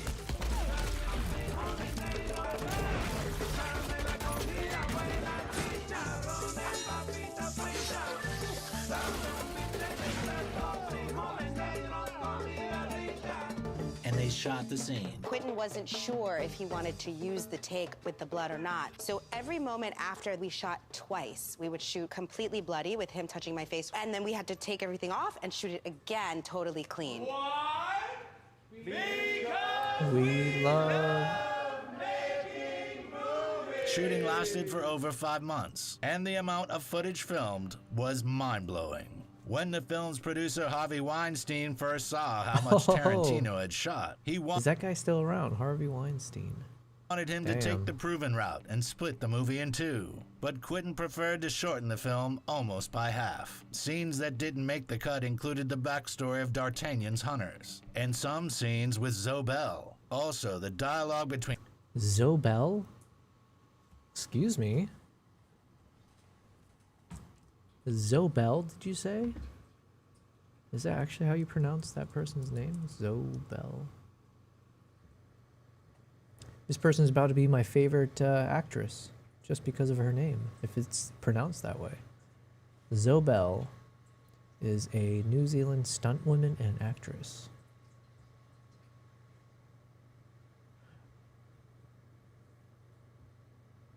Oh, she was the stunt double for Uma Thurman in Kill Bill. Dang, that's cool. All right, shout out to Zobel.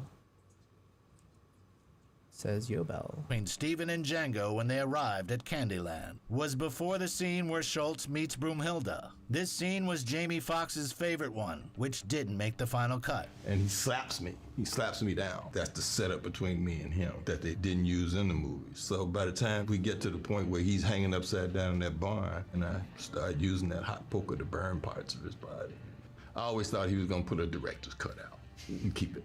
Because we did shoot it. What's so special about that? But the biggest loss was a whole plot line where Kerry Washington's character was sold by a slave owner, played by Jonah Hill. But nobody can see. So it'd be nice to see. The actor had around 15 minutes of screen time, but Quentin wasn't pleased with the outcome, so he gave Hill a small role in the Ku Klux Klan and invited Sacha Baron Cohen to replace him. But the reshot episode was cut anyways. Sacha Baron Cohen, he's a great guy, and I'd love to work with him. It was simply the fact that I ended up dropping that sequence. It was a scene I just knew, this will never make the movie. I don't have the days and the time and the money to spend on something that I know is going to get dropped from the editing room. Goddamn time wasting sons of bitches. The editing dragged on for 4 months, mostly because Tarantino couldn't work as well as when he had Sally Menke by his side. I've been really melancholy these last few days, because this is usually the time where she would kind of be running the show, this last little bit. So I'm particularly missing her now. I have to be more responsible for my own movie. Menke's place was taken by Fred Rasky, who had previously worked as Sally's assistant on Kill Bill, and was the film editor for the first, The Fast and the Furious. During the first stage of writing the music for the picture, Quentin had a serious argument with Ennio Morricone, who was upset with how the director had used his compositions in the film.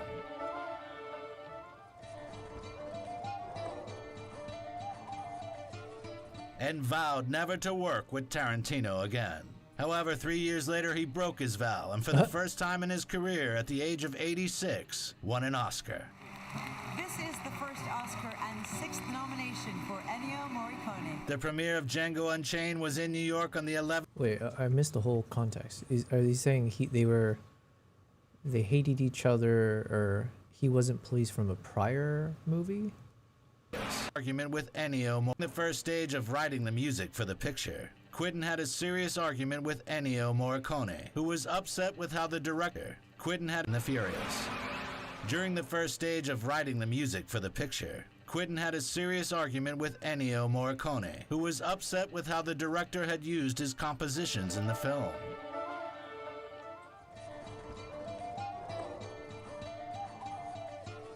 And vowed never to work with Tarantino again.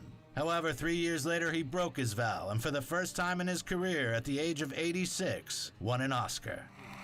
This is the first Oscar and 6th nomination for Ennio Morricone. The premiere of Django Unchained was in New York on the 11th of December, 2012. Critics say director Quentin Tarantino, who is no stranger to violence and shock value, may have gone too far. It'd be disrespectful to my ancestors. The film has already sparked controversy over its repeated use of the N-word. And now director Spike Lee says he won't go to see it.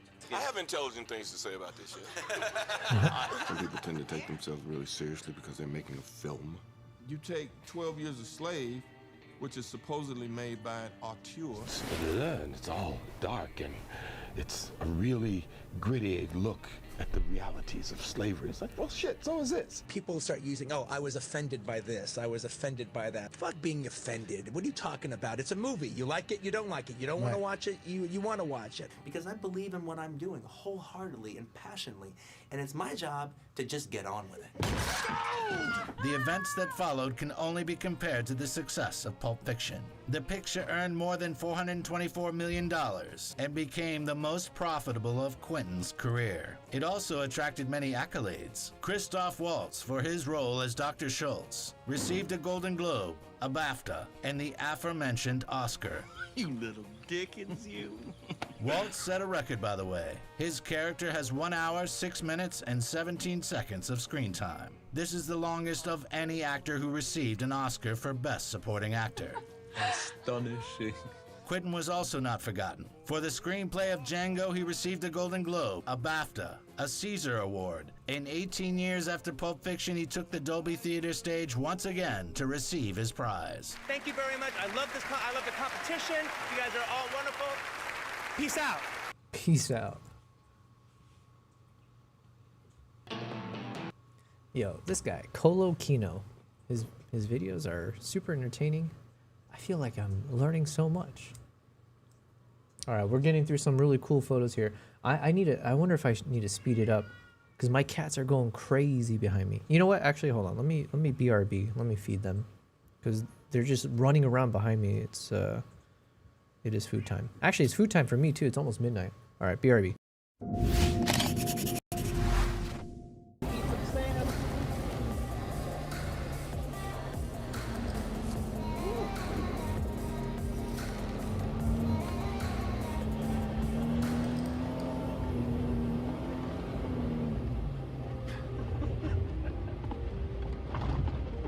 Oh my god. Man, it also came inside in my face. I ate some too. Whew. Okay, it was recording. Oh man, a bit more sand than I expected. Hey, who needs breakfast, you know? Alright. After finding our ideal path and with a fair share of sand in our stomachs, we geared up for the main event. Demetrius took to dune bashing, pushing his car and perhaps his insurance policy to the upper limits, while I set up at a safe distance with my professional camera and iPhone. We probably could have called it a day after a few takes, but let's be honest, the kids in us could not resist the joy of spending an entire lazy afternoon in our own dusty playground, kicking up sand just because we can.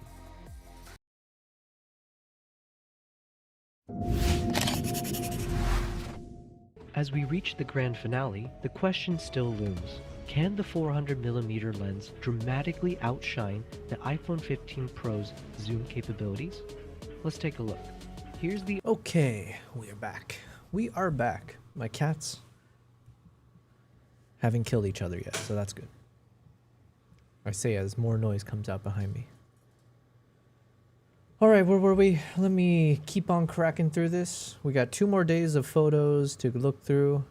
And we'll keep watching some of these videos behind the scenes of some of these top movies. I feel inspired. I feel closer, one step closer to wanting to get into Hollywood. Can I do it? Can I make it? All the way from Dubai, we shall see. What seemed like the beginning of the movie to me is we were out with people from Pulp Fiction one night 10 years ago. And I go, Uma, I've got the next movie for us. All right, so I just tell her, and it's called Kill Bill, where she would play this, the deadliest woman in the world. Well, I come like, well, you're an assassin, and like you're fighting these guys, and there's a kill list. And each one of these guys represents almost a different genre in cinema. So when you go there, it's a kung fu movie, and this one's a blaxploitation movie, and this one's maybe a redneck movie. And as I'm describing, and like, well, the way they always start is they always start with a person. I never realized that. God dang, I need to watch more of these behind the scenes, because now it makes me want to rewatch these films. I never thought of it. I didn't realize that each of the bad guys was a different style. Kung fu, redneck. Oh, dang, this is so cool. Fascinating. Lying there and they're beaten up and they've killed their family and the people are looking down at them and everything. And she goes, hey, Quentin, I have an idea. What about you see me, my face is all bloody, and then the camera pans back and you realize I'm in a bridal gown. And that's when the bride was born. And then I proceeded to write 30 pages. When I woke, every emotion in me was dead. Every emotion that is except one. Desire. The desire for revenge. Then he went his way and did Jackie Brown and started writing his war epic, and I did whatever I did for 7 years. And then for the next 5 years, every time I would see Uma, she would say, so when are we going to do Kill Bill? When are we going to do Kill Bill? Well, I bumped into her at a party, and the first thing she says, so when are we going to do Kill Bill, huh? You keep talking about that. What's up? I go, yeah, someday. And I go home, and I take the 30 pages out, and I read it again. We not only see she is a bride, but she's 8 months pregnant. Interior, wedding chapel, day. Overhead shot. We hear step, step, step. And I read it, and it's just like, this is pretty darn cool. You know what? I'm gonna write it really quick. It's gonna be this down and dirty exploitation movie, 90 minutes. All right, and I just wanted to work with Uma again. So from that point on, I just said, okay, it's Kill Bill time. A few weeks later, at Uma's birthday party, he told her that the screenplay was a present. However, the 200-page final script appeared a year later. Bill, it's your baby. Cut to black screen. The fourth film by Quentin Tarantino. The script for Kill Bill can be confidently called the anti-Jackie Brown. You believe that shit? Tarantino was not about to make the same mistake twice. Minimal dialogue, tons of action, a focus on young actors, and his typical anti-linear plot. As soon as they read the screenplay, Miramax offered him $40 million, and the project started up in April of 2001. So the whole idea on Kill Bill was to test the limits of my talent.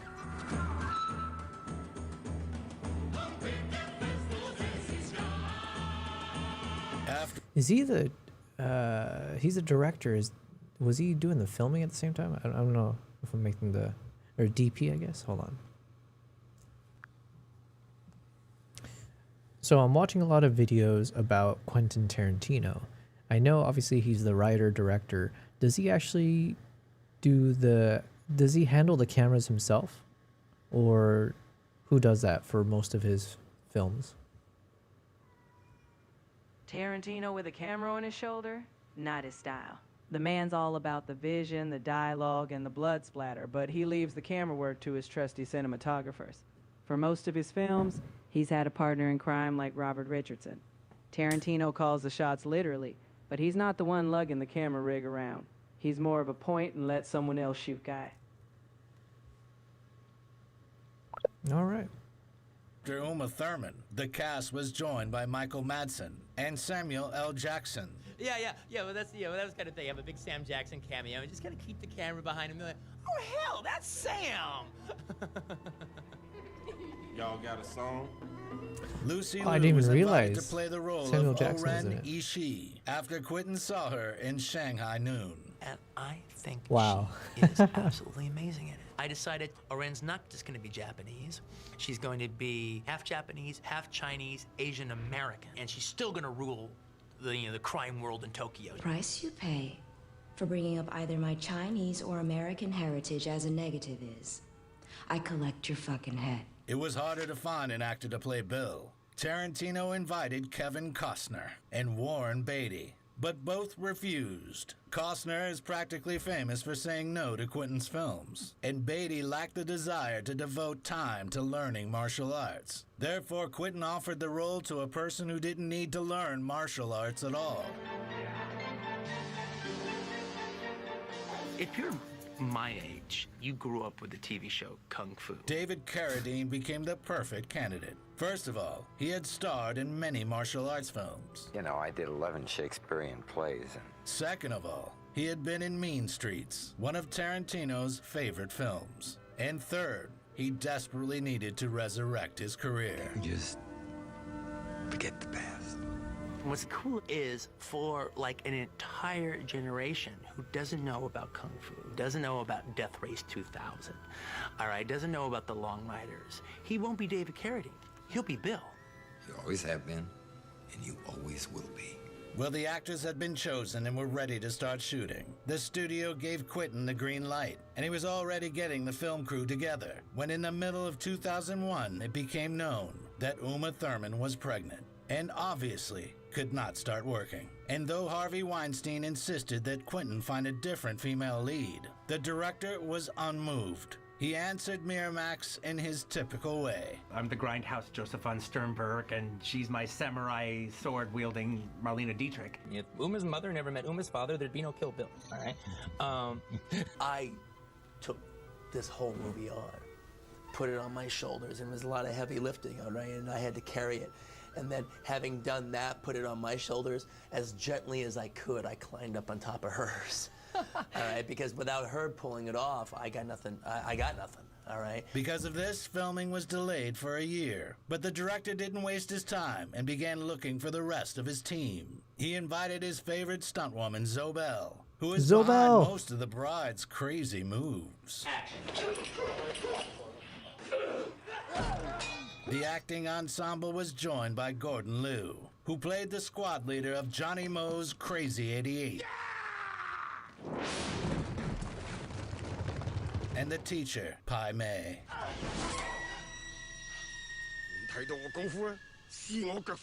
Man, in an alternate world, how crazy if Jackie Chan got to be in a Quentin Tarantino movie. Maybe it's not too late. Maybe it could happen. The character of Pai Mei is not an original character. He was in a bunch of Shaw Brothers films before. Initially, Quentin had planned on playing Pai Mei himself. So I trained Thank for 3 God months, he didn't, Jesus. all right, to do the fights and everything like that. But then also I had Gordon Liu right there on the set. I had this icon who could play him because, you know, when he was a young man as a hero, he used to fight against the characters like Pai Mei or characters like that. So now he's older, he gets to play the nemesis that he always fought, which is really great. True to his tradition, Quentin also invited actresses who needed a job, like Vivica Fox. He was in the video store, and he saw Two Can Play That Game sitting on the shelf. And he said that it stopped him, and he said, wow, I haven't seen Vivica since really Independence Day. And he went, there's my Vernita.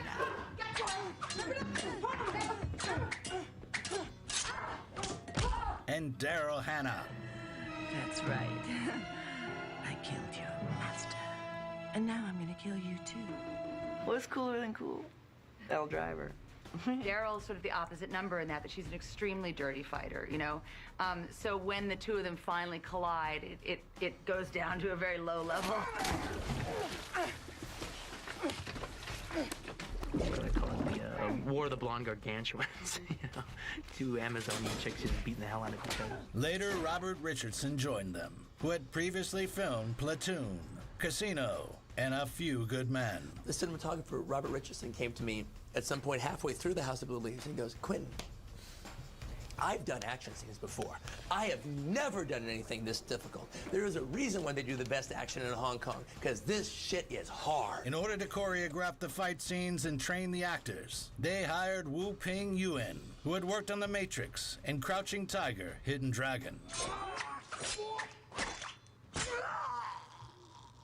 When he first talked to Yuen Wu Ping about him coming in, Man, I would love to rewatch. And he went through a lot. Should I rewatch Matrix? Okay, it's almost midnight. It is now 11:45 p.m. over here. I have to eat dinner. What did I say I was going to watch? Oh, yeah, Batman Begins and Dark Knight. Okay, realistically, I probably can't do that because that's several hours worth. What should I watch tonight? So many choices. I'm in the mood. Stuff with Wu Ping, and Wu Ping said, "What do you need me for?" And the truth is that he doesn't need anybody else. I mean, he could probably make these movies all by himself. The music was done by rapper. Listen, I met him when I was doing the promotion for the film Iron Monkey. He asked me would I like to produce the soundtrack in the way that I produce Wu-Tang albums.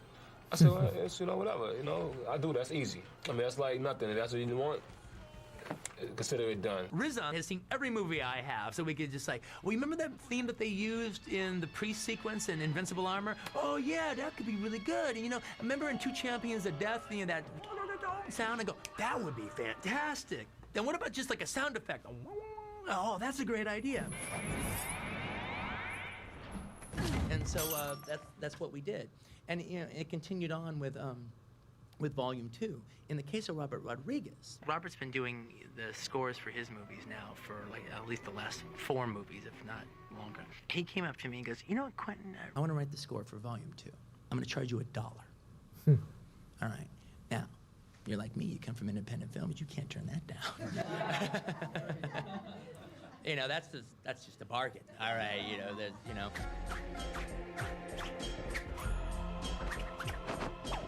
Another interesting fact, Sonny Chiba was invited to play the role of Hattori Hanzo.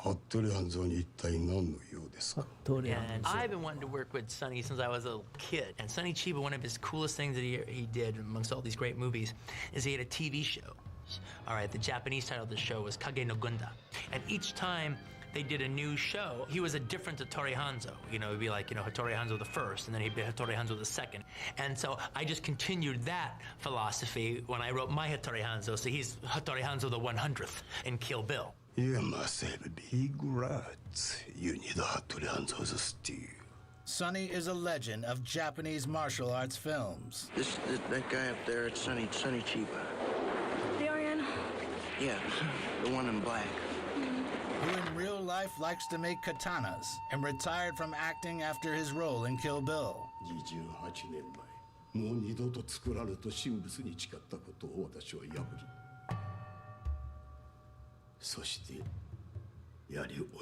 Only 5 months after Thurman gave birth to her son, on the 17th of June, 2002, filming finally commenced. Action!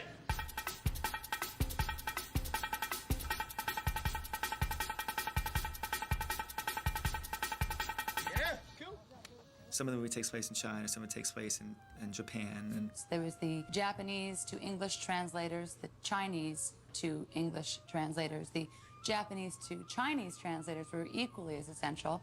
And if you see how difficult it is, but we're gonna get it. It was kind of madhouse. Sifu. When talking about the creation of this film, sooner or later all discussions lead to the House of Blue Leaves. I sat down to put one of the greatest action scenes in movie history on screen.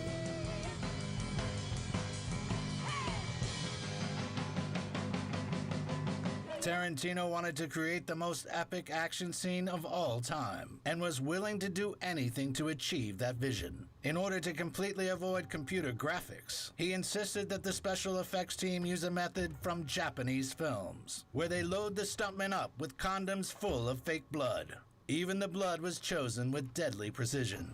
I don't want horror movie blood, all right? I want samurai blood. In the end, more than 1,500 liters of fake blood was spilled. The scene became a trial for the whole film crew and for the actors and the stuntmen. And instead of 2 weeks, the predicted time needed to shoot the scene, it took 2 months. I've always considered action directors the greatest movie directors in the world. If you can do action well, then you're the greatest.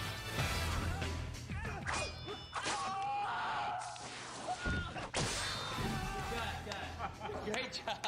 Its final version, by the way, was shown in the US and many countries in Europe in black and white, whereas in Japan, for example, it was shown in color. All this because the MPAA wanted to give it a rating of NC-17 instead of the typical R rating. Yeah, well, people have said, well, why did you give the Japanese and the Asian audiences, you know, more in their version than in the Western version? And the answer is, well, they can handle it. You guys can. If you guys can handle it, I give it to you. One of the most random lines in the film is the comment made by the club manager with regards to Bud's hat. Oh, I heard about this backstory. I told you. Don't wear that fucking hat here. Well, I bought that hat in Durango, Mexico. I didn't have a plan for it, but I was wearing it to the read-throughs to Kill Bill. And Quentin comes up to me and he goes, "You're not wearing that hat in the movie." And I go, "Well, I wasn't really planning on it." He goes, "I know, but every time you show up, you got the hat." And I go, "Well, that's because it's my hat. It wasn't a setup, you know." The next day, there I am in the hat, and he says, "You know, I can't now picture you without the hat, so you can wear it in the movie." And so I did, but then later on when we were shooting, he wrote the scene where I have to take the hat off in the strip club, and him and Larry didn't tell me that he was going to say that on camera, that he was going to tell me. And I want you to keep that shit kicker hat at home. And so when I take that hat off, that was no acting for me, because I didn't want to take the goddamn thing off. Also, in front of the club where Bud works, Butch's Honda Civic is parked, the same one which Jackie Brown drove. But Quentin didn't limit himself to references to his own films. You know, there's different ways to watch my movies, and different audiences will get different things from it. You know, if you grew up like with this stuff the way I did, then you can watch it and you go, "Oh wow, I get this and I get this," and it goes beyond pastiche because you're getting like 6 different levels of references in one sequence, thus becoming something new. But that's if you get that stuff, and you're like, "Come on, give it to me, give it to me, give it to me," and I'm giving it to you.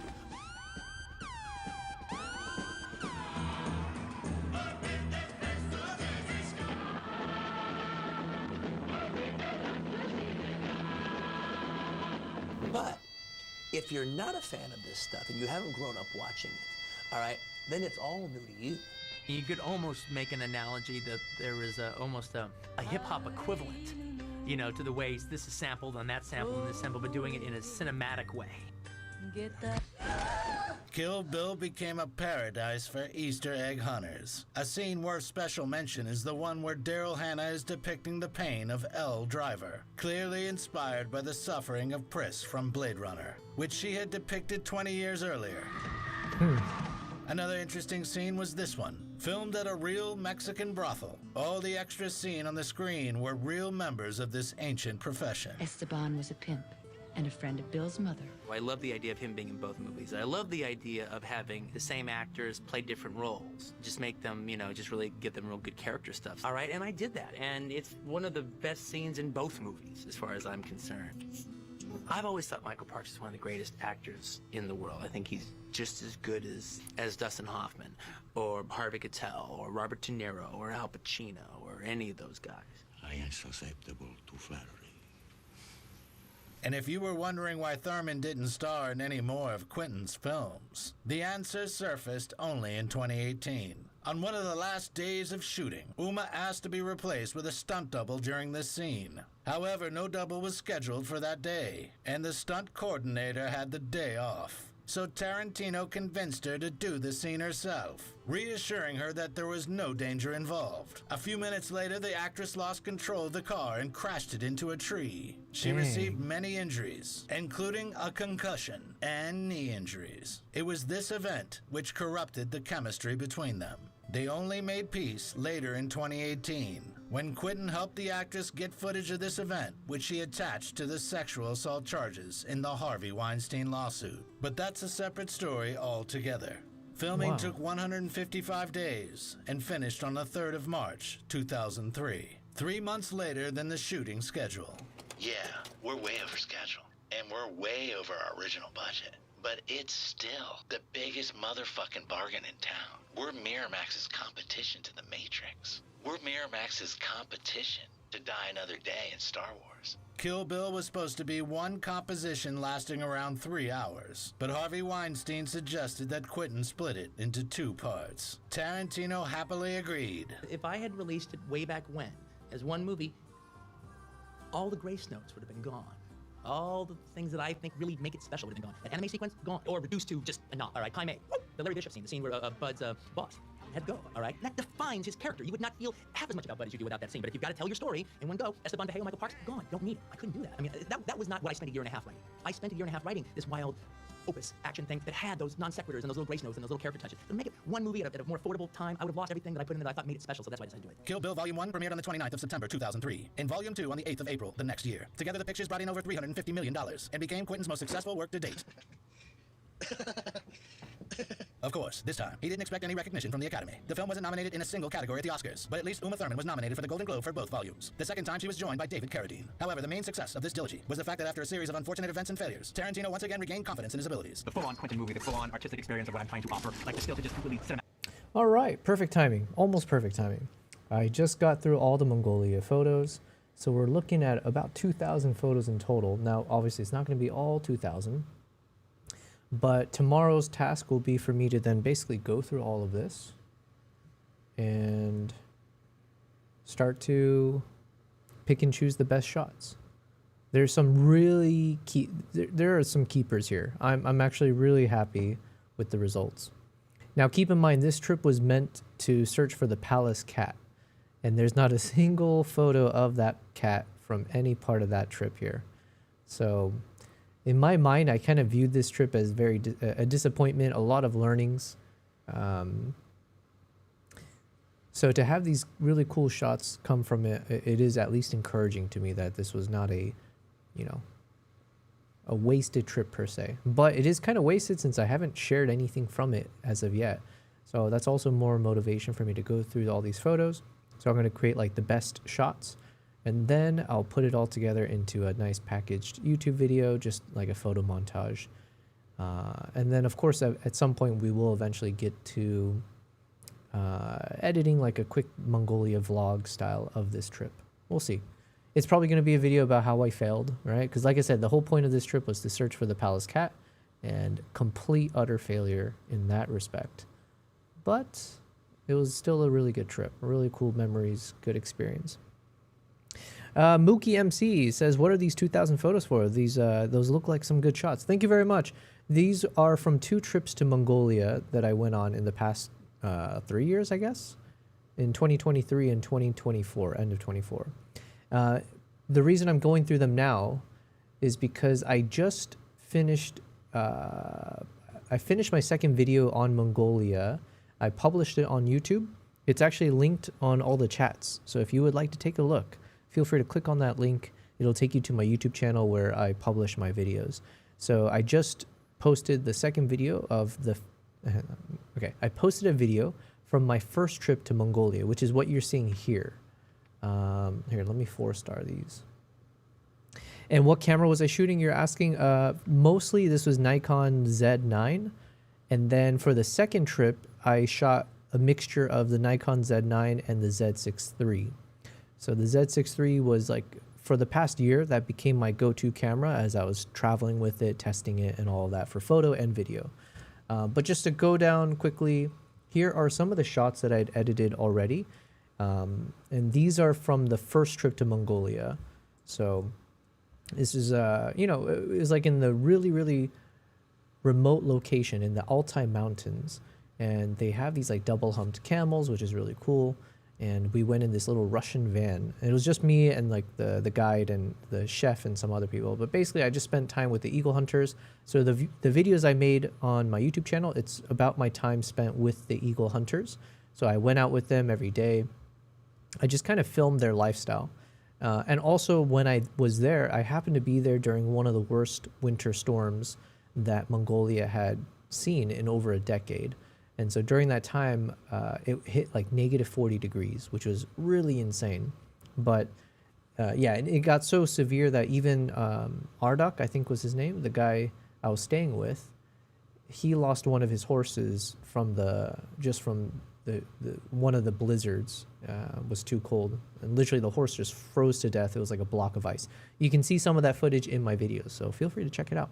And these are some of the top photos that I had kind of gone through and edited in my style, just of their lifestyles, you know, like just random moments. This one, it was blurry to begin with, so I made it a bit grainier, kept with it. Mookie says, I will take a gander. Oh, thank you very much. Thank you. And if you do take a gander, do let me know in the comments what you think of it, because my focus these days is on YouTube. My goal is to build up the YouTube channel. My focus is around travel and wildlife filmmaking. So yeah, hopefully you'll get that flavor and you'll get that sense from my YouTube channel, at least from my recent videos. And yeah, the goal now is to continue traveling the world and try my best to learn the art of storytelling. For the most part, because I have about 2 years worth of travels to catch up on to post on my YouTube channel, it's mainly going to be my trips, like a vlog style, where I share like, you know, here's what I did, here's what I learned. My goal going forward, and you'll see one example of this on my YouTube channel. It's called The Island of Second Chances. It was shot with the Nikon ZR before the launch of that camera. I was very fortunate to work with Nikon for that. And it's a 5-minute short film that I made about an island sanctuary for chimpanzees. And so my goal is to do more of those types of short films where I have no presence in the film at all, and I'm really there to tell someone else's story. So that's kind of the direction I would like to go in terms of exploring. Mookie says, Nikon is very cool. I have the Z6 III, which is nice. Oh, well, speaking of which, I did just publish, I think, 3 or 4 videos about the Nikon Z6 III on my channel. So if you would like to see some of the, you know, what I was able to capture with it, it should be very recent. I was trying to be artistic with it. So what do I mean by that? Here, let me see. Here's me, YobelPrize. So I made a video recently called, I thought the Nikon Z6 III would, I think there's like 3, I'm A/B testing the titles. But basically this one says, I thought the Nikon Z6 III would be my backup camera. And then 1 year later, basically I view the Z6 III as being like, I called it my everything else camera because usually I travel with 2 cameras. I have the Z9 before, that used to be my powerhouse. And then the Z6 III was just supposed to be a backup camera. And then on my travels, I would pull out the Z6 III more often, more and more and more. Because like those everything else moments ended up taking up a lot more of what I wanted to capture. And the Z6 III was just overperforming my expectations, where it was able to really capture clean moments nicely. So check out that video if you want a full summary of like just quick learnings from that. Then I did one about slow motion. So this is the first time I've been shooting with a camera that can shoot 240 frames per second. So I made a video just kind of dedicated to the art of slow motion, why I shoot slow motion when I travel. Then I did one called Step Into the Shadows, which was a video of just about like, you know, how this camera also helped me build up my confidence in shooting in low light. And so I was talking a bit about the low light feature of the camera through what I captured. And then I made one called Embrace the Selfie, which was, again, another feature of what I loved about the Z6 III. Is the first time I was shooting with these cameras that had a flip screen, so I could actually see myself when I'm shooting. And that elevated my ability to tell stories properly, especially as a solo traveler. So yeah, feel free, you know, take a gander, as you said. Let me know your thoughts on my videos. You know, if you have feedback, I welcome it all. Are these straight out of the camera? No, these are mostly edited. Oh, no, these are all edited ones. Some better than others, but you know, you do your best. Edited for the look you prefer. Yeah. I have my style has definitely changed over time. Also, I haven't really focused on photo editing in the past 2 to 3 years. I have shifted more towards video. So as I learn more about cinematography, how to edit videos, color grade, and all that. So my photo editing process, I have simplified. So I have like over 100 presets that I've created over the past few years of traveling. And generally speaking, as you see on my streams, when I do edit, I do my best to just kind of go through my shortcuts. I go through the presets and hope that one of my presets will just, boom, land. So I don't have to spend as much time editing.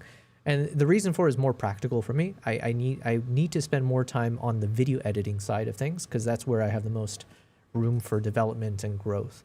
Whereas on the photo editing side, I always have room for growth, but I've also plateaued in some ways where I have a good sense of how to edit photos.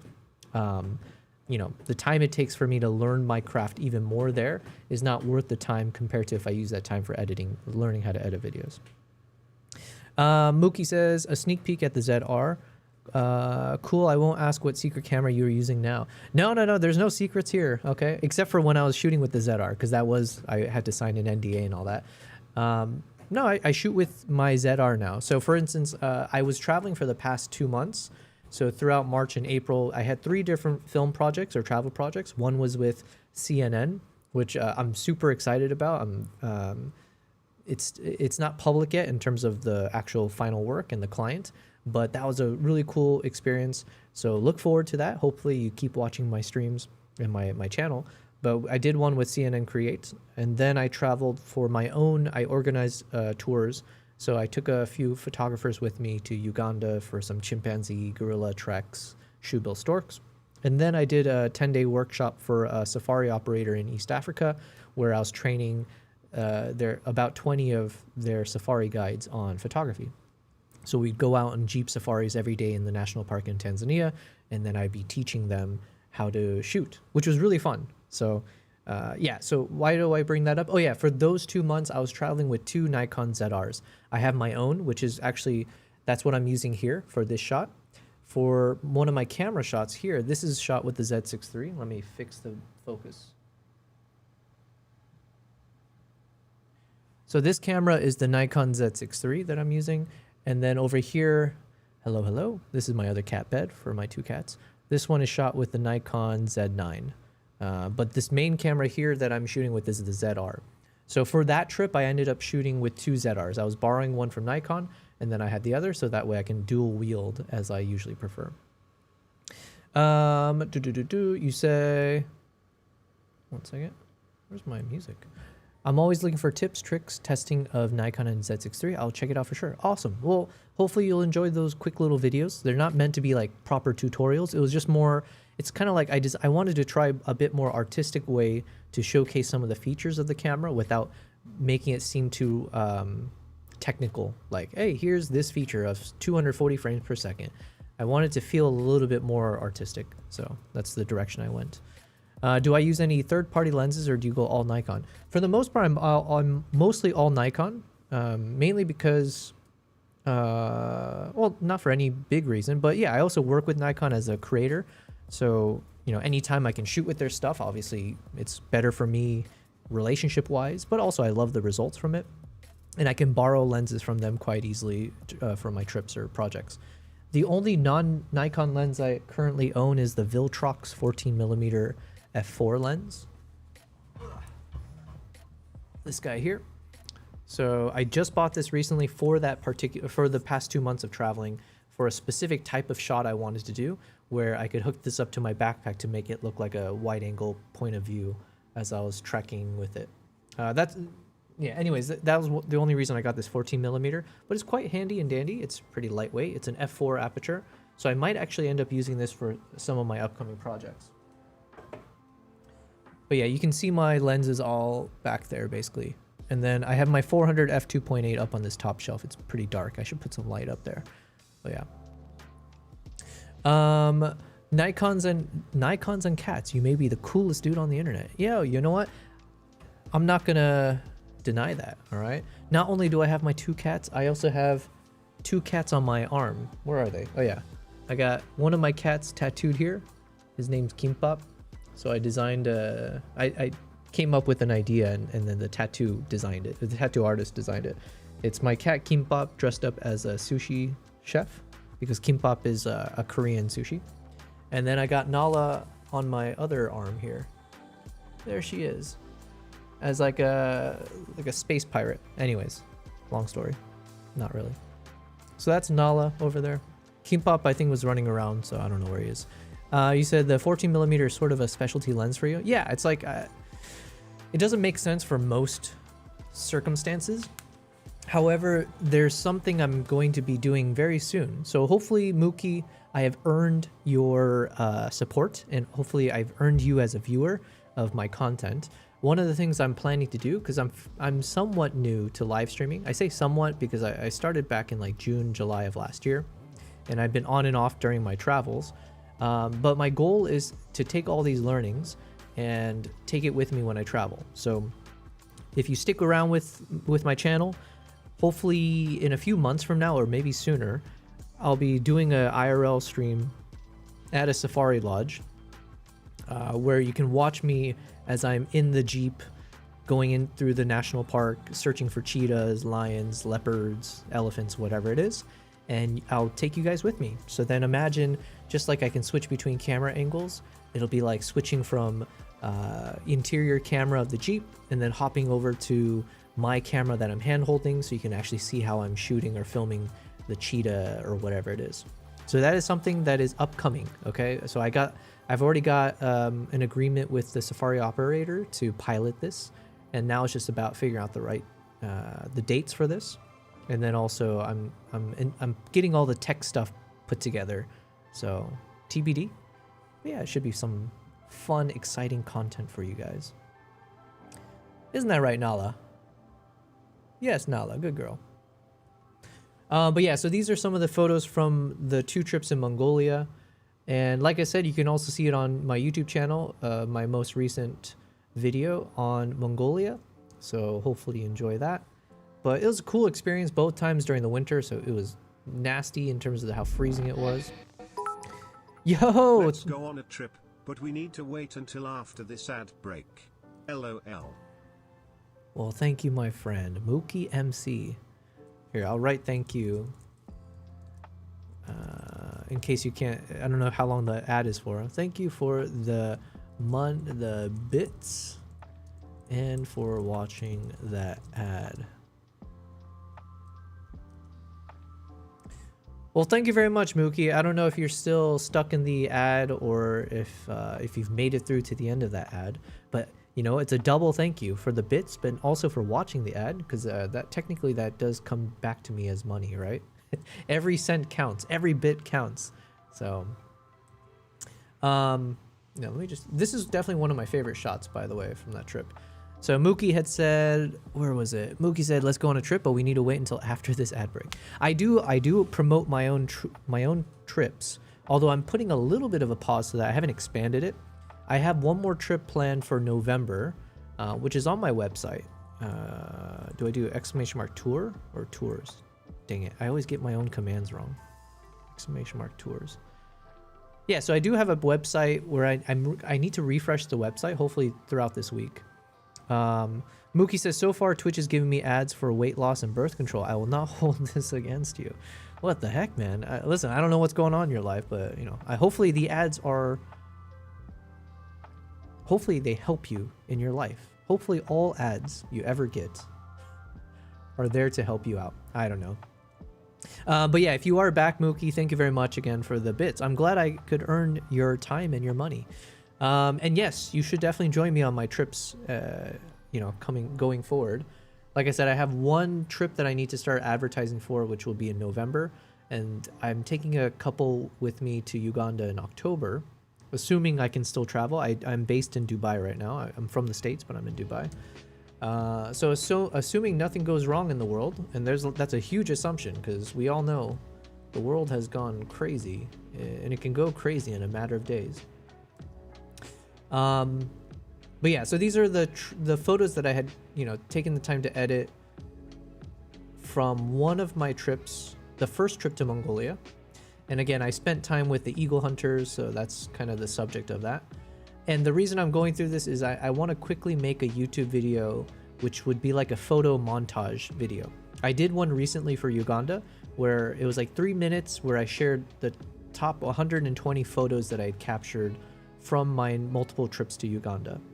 And I quite liked it. I thought it was a nice format to share my photos as someone who's doing more videos these days. So since I just published my Mongolia video, I figure let's continue that trend.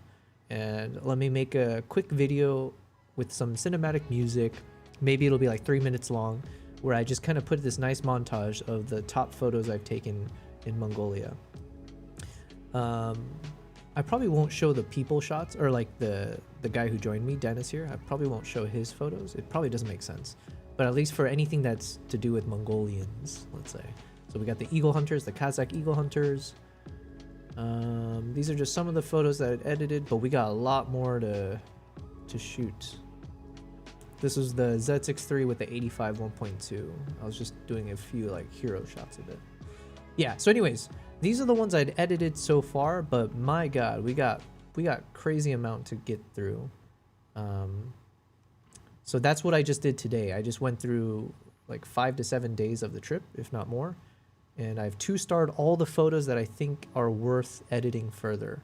So we got some contenders here for some really cool shots. I think this horse is definitely one of them. There was a nice, you know, it was a nicely posed horse. It just stood there for me, perfectly straight, with the emo hairstyle, you know, like as if it dyed it itself. So we got that horse as a contender in terms of some of the shots there.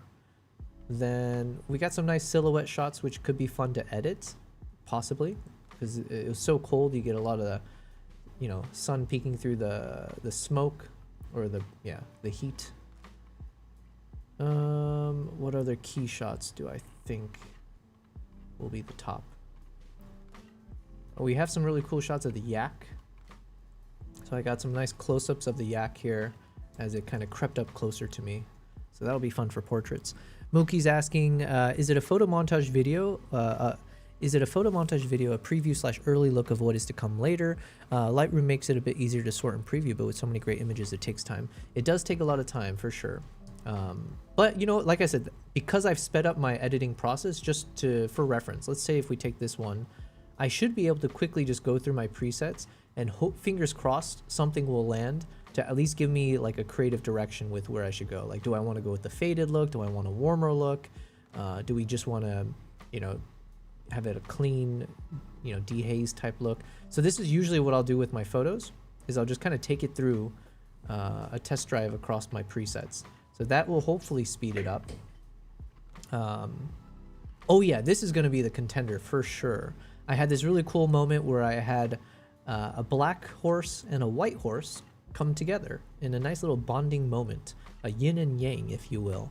So this one for sure. So you can see here, I'm just going to apply my presets. So I'll get a general sense how I want to take it. My other cat is going crazy behind me. So this is usually what I do on my streams. I'll just kind of, you know, edit my photos and videos until I feel satisfied with it. And then we'll publish it on Instagram, on YouTube, you know, all that kind of stuff. Man, this photo can go in so many different directions. My God, this is where it becomes a bit tricky. These guys do the job, right? This photo already is a hero shot for me, just because of the nice emotion that it kind of draws. So then the question is, like, how do I accentuate? How do I amplify that? Do I amplify by brightening up the image, in, you know, helping out with the silhouette side of things? Do I add more color to it? Do I make it moody? Like, do I make it soft and creamy like this one in terms of the background and make it a little bit darker in the background? I don't know. I'm very excited to explore this one. So this is definitely one of the top images, and, you know, pretty close right behind is just the portrait of that same horse. Because my God, every Mongolian horse that I saw, they all have a belly like this. And this is one of the male. I think someone explained to me that the male horse, they keep the mane uncut, and then the females, they chop the hair a bit shorter. So anyways, you got a weird but cool emo hairstyle on this horse and the rotund belly. This will be fun to edit. What else? Very nice images, like all good images, it tells a story. Thank you very much. Yeah, that is my goal, is regardless, I'm trying to see if I can make a story with each image. And of course, learn how to do that in my videos. And then to answer your earlier question, is it a photo montage video, like a preview early look of what is to come later? Kind of, yes, because some of these photos I've already posted the video, right? So I've already got 2 videos on my YouTube channel that goes over my first trip to Mongolia. So in that sense, this is kind of a retrospective, and I've already posted some of these photos in the tail end of that video. So some of these I've already shared. But then these photos here for the second trip, all of these 2-star ones that I got to go through, these are from the second trip to Mongolia, which I technically, I haven't posted yet as a story, like as a travel vlog story. So in that sense, hopefully it will garner some interest for people to see that story later. But no promises when that video comes out, because I got a lot to go through. We got some cool shots of the eagle portraits when I was shooting with the 85 1.2. So yeah, we got some bangers in here. We got some winners, right? Nice little bouquet. So a lot to look forward to, okay? I promise you that. And this is just one of many, many trips. We got so many more to go through. Frengie, Frenggie's in the chat says, OM gosh. I'll say it that way. OM gosh. Yobel, these are amazing. Thank you for that compliment. I've never had someone tell me how amazing I am. How are you doing, Frangie? It's been a while. I've been mostly traveling for the past few months. I just got back. I'm getting back into streaming. I hope you're doing well. I hope your streams are going well as well. A lot of wells going on here. And thank you for the compliment. Yeah, I'm really excited to go through these photos. It's from most of these photos that we'll edit tomorrow are from last year? No, end of 2024. So, but like I was saying, there's a few really cool shots. I think this will be a fun one from a portrait standpoint. I always struggled with, this was a struggle for me because you're dealing with 3 different subjects and they're all at different depths, or, you know, at different focus points. So unfortunately here with the aperture I was shooting at, the horse ends up being pretty blurry. But the lighting on the hunter looks really clean. So I think I'll lean into that. And it might even be something where I'll crop in on the shot. So, you know, horse be damned. We might not even... we might darken it or just have the focus more on him. Because it looks really clean on his face. So we'll see. But yeah, we got some cool shots coming up. Mookie says, do you have a lens that you consider to be your workhorse, no pun intended? My workhorse lens as a wildlife shooter, hands down, is my 400 2.8. You know, like, what can I say? That is the thing that's what allowed me to feel more like a professional, and I've definitely gotten some really cool shots out of it.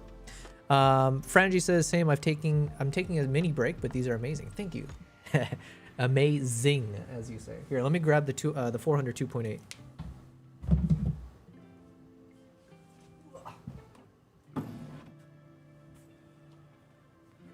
This is my beast of a lens. The 400 2.8. I should put it in my cat bed like it's a baby. Actually, it looks kind of nice in that lighting, doesn't it? Yeah. So this is the 400 2.8 with the built-in 1.4x teleconverter. This cost me an arm and a leg, but it's also what helped me kind of propel myself professionally further. So I think it was a necessity. It was a necessary purchase, or that's what I try to convince myself of. But some of my best shots I have taken with this of the wild. So yeah. So this is the workhorse. I will say, to kind of extend my answer to you, Mookie, I will say a lens that quickly grew for me in terms of what I really liked shooting with, and I did shoot a lot with this over the past couple years, is the 85mm f1.2 lens. And it's mostly known for like portrait photography, but I actually ended up enjoying it for my travels, both for filming, but also getting some clean shots of wildlife, surprisingly. Like, imagine gorillas with an 85 was actually perfect, especially at f1.2. So, and then the 35 1.2 became, like, I think the best footage I've ever captured. I don't think I'll ever be able to do anything better than what I got. That one was shot with the 35 1.2. Let me quickly bring it up. It's on my YouTube channel. It's that same one I mentioned earlier, the chimp island of second chances, but I do have it on my computer, so let me bring it up real quick. And then Frangie, you said, sheesh, gotta open up that f-stop, but I'm not complaining because if you crop that in, wowza, great. Either way, let's be honest. Yeah, man, you can crop in a lot, especially when you shoot with like a Z9. Arm, leg, liver, kidney, yeah, it basically sucked all of the money out of that bank account. Mookie says that is not handheld, or maybe handheld for only a few seconds. I challenge you on that, Mookie.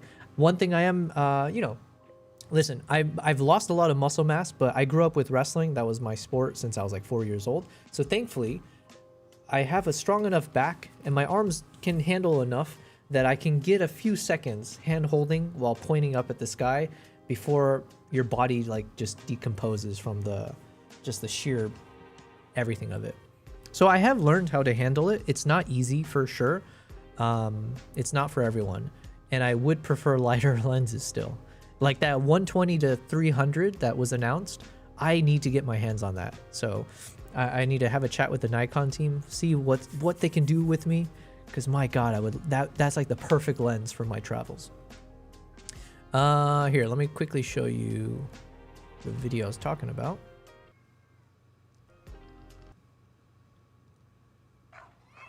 So in this opening scene here, can I full screen it this way? So this opening scene was shot with a 35mm f1.2 lens.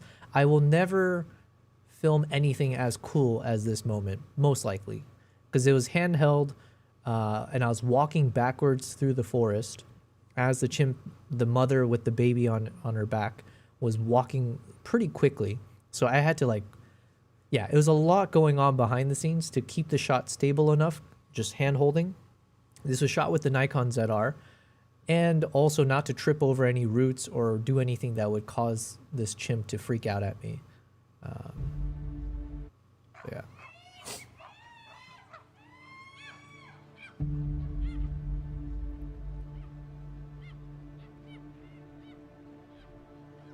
So this is without the voiceover, but basically it was such a fun thing to film. So yeah, shout out to Nikon. The ZR did an impressive job here. Keeping focus. The IBIS did a good job of keeping things stable even as I was like tripping and walking backwards. You can see the extended video of a number of these moments when the chimp was walking on my YouTube channel. I did create a video just to show all of these scenes back to back. But yeah, anyways, that was 35 1.2, the power of a 35 1.2. Maybe Nikon will come out with some cinema lenses soon for that ZR. Yeah, I mean, that's what I've been waiting for. Listen, I have an appetite now for learning cinematography. So if they can give me a cinema lens to shoot with, my God. This was shot with the 85 1.2, I think. Yeah, 85 1.2. I was shooting at f4. So I was mentioning earlier in the stream that even though the wings get cropped off, that 85 adds a decent amount of compression, and like you just end up with a shot that you still want to, you know, publish. Even though it's not like, okay, well, it's cropped. It's like, it's okay. I'm okay with it. I like how sharp the eyes are and like the story you can still tell with this lens. So yeah, we got some potential hero shots here and there. Got some nice potential landscape shots to work with, perhaps.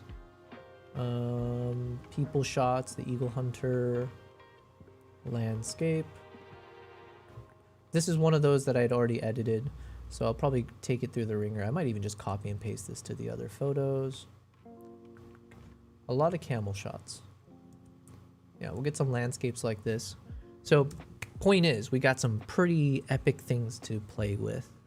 Nice. You're asking, was it a gimbal? The autofocus is pretty good on the ZR. Game changer, I think. Yeah. No gimbal. I don't use gimbals ever. I have a gimbal. I have like the DJI RS4, I think it is. And yet I think I took it out of the box once and never actually ended up using it. So I do need to learn how to, because if I want to do this professionally, it's just like it's a must, right? In the same way, I need to purchase a matte box and actually film and make my camera setup look like a proper professional. Because if you see me, if you go to my website and you're trying to, let's say if I'm marketing myself as like a cinematographer, it's like, hey, you should hire me for your travel documentary. And then they look at my channel and let's say they see a bunch of footage of me just hand holding a tiny looking camera, it just screams amateur. Whereas if I've got a setup with like the matte box, you know, and like a monitor hooked up to the top with the top handle, even if it's not necessary, I just feel like it just makes you look 10 times more professional. So it behooves me not to do that just for like a photo shoot moment, but actually get comfortable learning how to shoot with like the cinema accessories. And a gimbal is necessary for that. But for what I was shooting, handheld with the ZR with like, I think it's like 6.5 or 7.5 stops of like IBIS, it did the job. And the autofocus held on clean throughout. Walking backwards and getting that shot is amazing. That's what I said. I'm so proud of that moment because it wasn't easy. It was a spur of the moment. It was unexpected, right? Like I was just filming these chimps in the sanctuary, and there just happened to be a time where the baby hopped up onto the mother's back, and then they were just starting to walk in that direction. So I just quickly, you know, try to make sure my settings were all correct. I think I was shooting at f2, f2.5, somewhere in that range. I forget what autofocus setting I had on there. And then, yeah, it was just straight up walking backwards. And I did trip a few times. I didn't include that part in the video, I think, in terms of how shaky it gets. But there's so many of those moments that I posted on my YouTube channel. You can see it wasn't just like a one-time fluke. The camera held up really nicely across multiple moments where I was filming backwards with the chimp walking straight towards me. So that one to me, like, it's a testament to the camera, but also I'll pat myself in the back. I thought I survived and we got some really epic shots. Like I said, I don't think I'll ever get a shot like that ever again. It was so cool. So anyways, so these are some of the photos, right, that I'll keep editing. It's gonna be fun. So tomorrow when I stream, it'll be going through all of these photos. How many photos are we talking about here? Hold on. For the 2-star photos, we're looking at, Jesus, 1,740 photos. So that's what I need to, from this 1,740, obviously there's a lot of duplicates. We're only going to choose like one out of a series of these eagle shots, for example. Oh yeah, I think this one would be a fun one to edit. We just do a little half frame, eyes in focus. So, and then depending on the time and stuff, I do need to edit my videos as well. So as I mentioned, I've shifted gears more towards videography, learning how to color grade, learning how to storytell, all of that. And so these are some of the footage from my most recent trip, like I said, from the past 2 months. So I'm trying to get through these footage as soon as I can, because I need to create some content from it, especially to advertise for my Uganda tours. Yeah, some other reasons, but yeah, so, you know, look forward to this as well. This has definitely been where I've been most excited, is learning how to edit videos. And what was the other thing we'd done?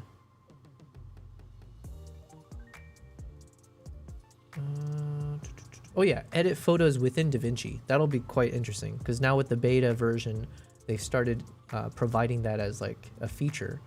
So we'll definitely start learning how to do photo editing within DaVinci and see if it actually helps, not hurts, in terms of the creative direction. Oh yeah, this is why I brought that 14mm, because I was trying to get these types of shots, not this part. Where was I? Oh, for these shots as well. But where did oh, it jumped me out. Dang it. Ah, here we go. These moments. Oh, I did the same freaking. Okay, you know what? It's not even worth it. I'm done. I'm done with it. But yeah, so these are the things we're gonna work on. I look forward to the video of the outtakes and bloopers. My whole life is outtakes and bloopers. There is no, yeah. But yeah, if you do want to see some of the behind the scenes, I couldn't share a lot of the behind the scenes from that chimp film, just because of like some of the agreements I had to do with the sanctuary. But I did share a video about the Nikon ZR, and in that video you see a few moments of the behind the scenes where I break down how I shot with the ZR, my thoughts about it, that kind of stuff. Do you offer your presets for sale? Do you use them for Lightroom and DaVinci? Thank you for asking. I do. Is it exclamation mark presets? Yes, it worked. If you would like to support the channel, if you would like to support me, and if you actually find value in the way I edit and all that kind of stuff, I do offer my presets. I don't have any for videos yet because I think it's a bit premature for me to sell video LUTs until I feel confident that I've evolved my game. I've stepped up my game. But from the presets, from the photos perspective, I do feel I can hang my hat on this. I've created enough different types of color styles, or I guess like creative styles, that are inspired by actual photos that I've edited. So I've got my own collection here. So I have the master collection, or you can just purchase some of the other volumes. But yeah, check out my website. You can see here with the slider, you get a nice little before and after effects of my photos. And then when I apply various presets to them, the kind of lookout you can get. Now, I'm not saying my presets are perfect by any means, but if you do purchase them, obviously, one, I'll be forever grateful to you, but you'll also forever get any updates if I, as I fix different presets, maybe I've already published, or if I make new ones, I'll make sure you will get your hands on them. So you become a forever customer and get forever access to my creative style as it changes. So, and then usually during my streams, I do like to share my process anyways, both on the photo and video side of things. So hopefully you'll find value in that. Yeah. Man, I spent so much time putting this website together only for AI to get to another level where it's like, I think people can just build their entire website using AI. It's like, dang it, I wish I knew that. Kimpa. Hey. All right, my cats are freaking out behind me still. But yeah, so hopefully that answers your question, Mookie. Feel free to, take a little look-see. If it speaks to you, if it's in the style that you're looking for, well, go on ahead and hit that buy button and put it in your shopping cart and all that fun stuff, I got to market myself better. All right. With all of that said, it is now 12:40 freaking a.m. It is almost 1 a.m. over here. And I haven't eaten dinner. Kimbap is going crazy behind me. Kimbap. Hey, I see you. Don't do that. Mookie says, nice, thanks. That website looks good. I remember using Dreamweaver back in the day. I've never even heard of... Wait, have I heard of Dreamweaver? I don't know. No, I use ChatGPT mostly to help me, figure things out. And then I used... oh my god, what was the name of the... What did I use to make my website? What do people use to build their website? I think it starts with Webflow. Webflow. Is that what it's called? Webflow? Yes, Webflow. Okay. I used Webflow, and which was really nice because it's I felt like it was right in the middle of not being too technical where you have to code everything, but also still having nice aesthetic design control. So yeah, and then ChatGPT helped me tremendously throughout the whole process to I would send screenshots when things broke and what do I have to fix here. It was a bit of a nightmare as well because ChatGPT, at least in that time when I was building it, which is a year ago, it would get a lot of things wrong and put you in loops. So I've definitely lost a lot of sleep trying to do it. But ultimately, I did get the website done. I do need to make some updates to it, but yeah. Mookie says, yikes, get some food and rest. Thanks for chatting. Adobe Dreamweaver is a website building tool. Oh, it's an Adobe thing. Gotcha. Okay, I should have known that. But yeah, thank you very much for your kind words. Thank you again for the bits. Thank you. And everyone else, appreciate the other people earlier on who hopped in or subscribed to me or followed me. I appreciate it. We're a small channel. My focus is on the YouTube side. And so if there's one thing that you want to do that would support the channel, it's just watch my videos. That's all I ask. Watch the videos. If you like it, engage with it, leave a comment. All of that does go a long ways to build up the channel. So, and then of course, I when I'm home, I'm streaming. So I'll be streaming 5 days a week usually. So I'll see you guys tomorrow, roughly same time, and I'll go till midnight or maybe longer. We'll find out. All right. Both my cats are gone. Yeah. So just me saying goodbye. All right. Cheers, guys. Appreciate it.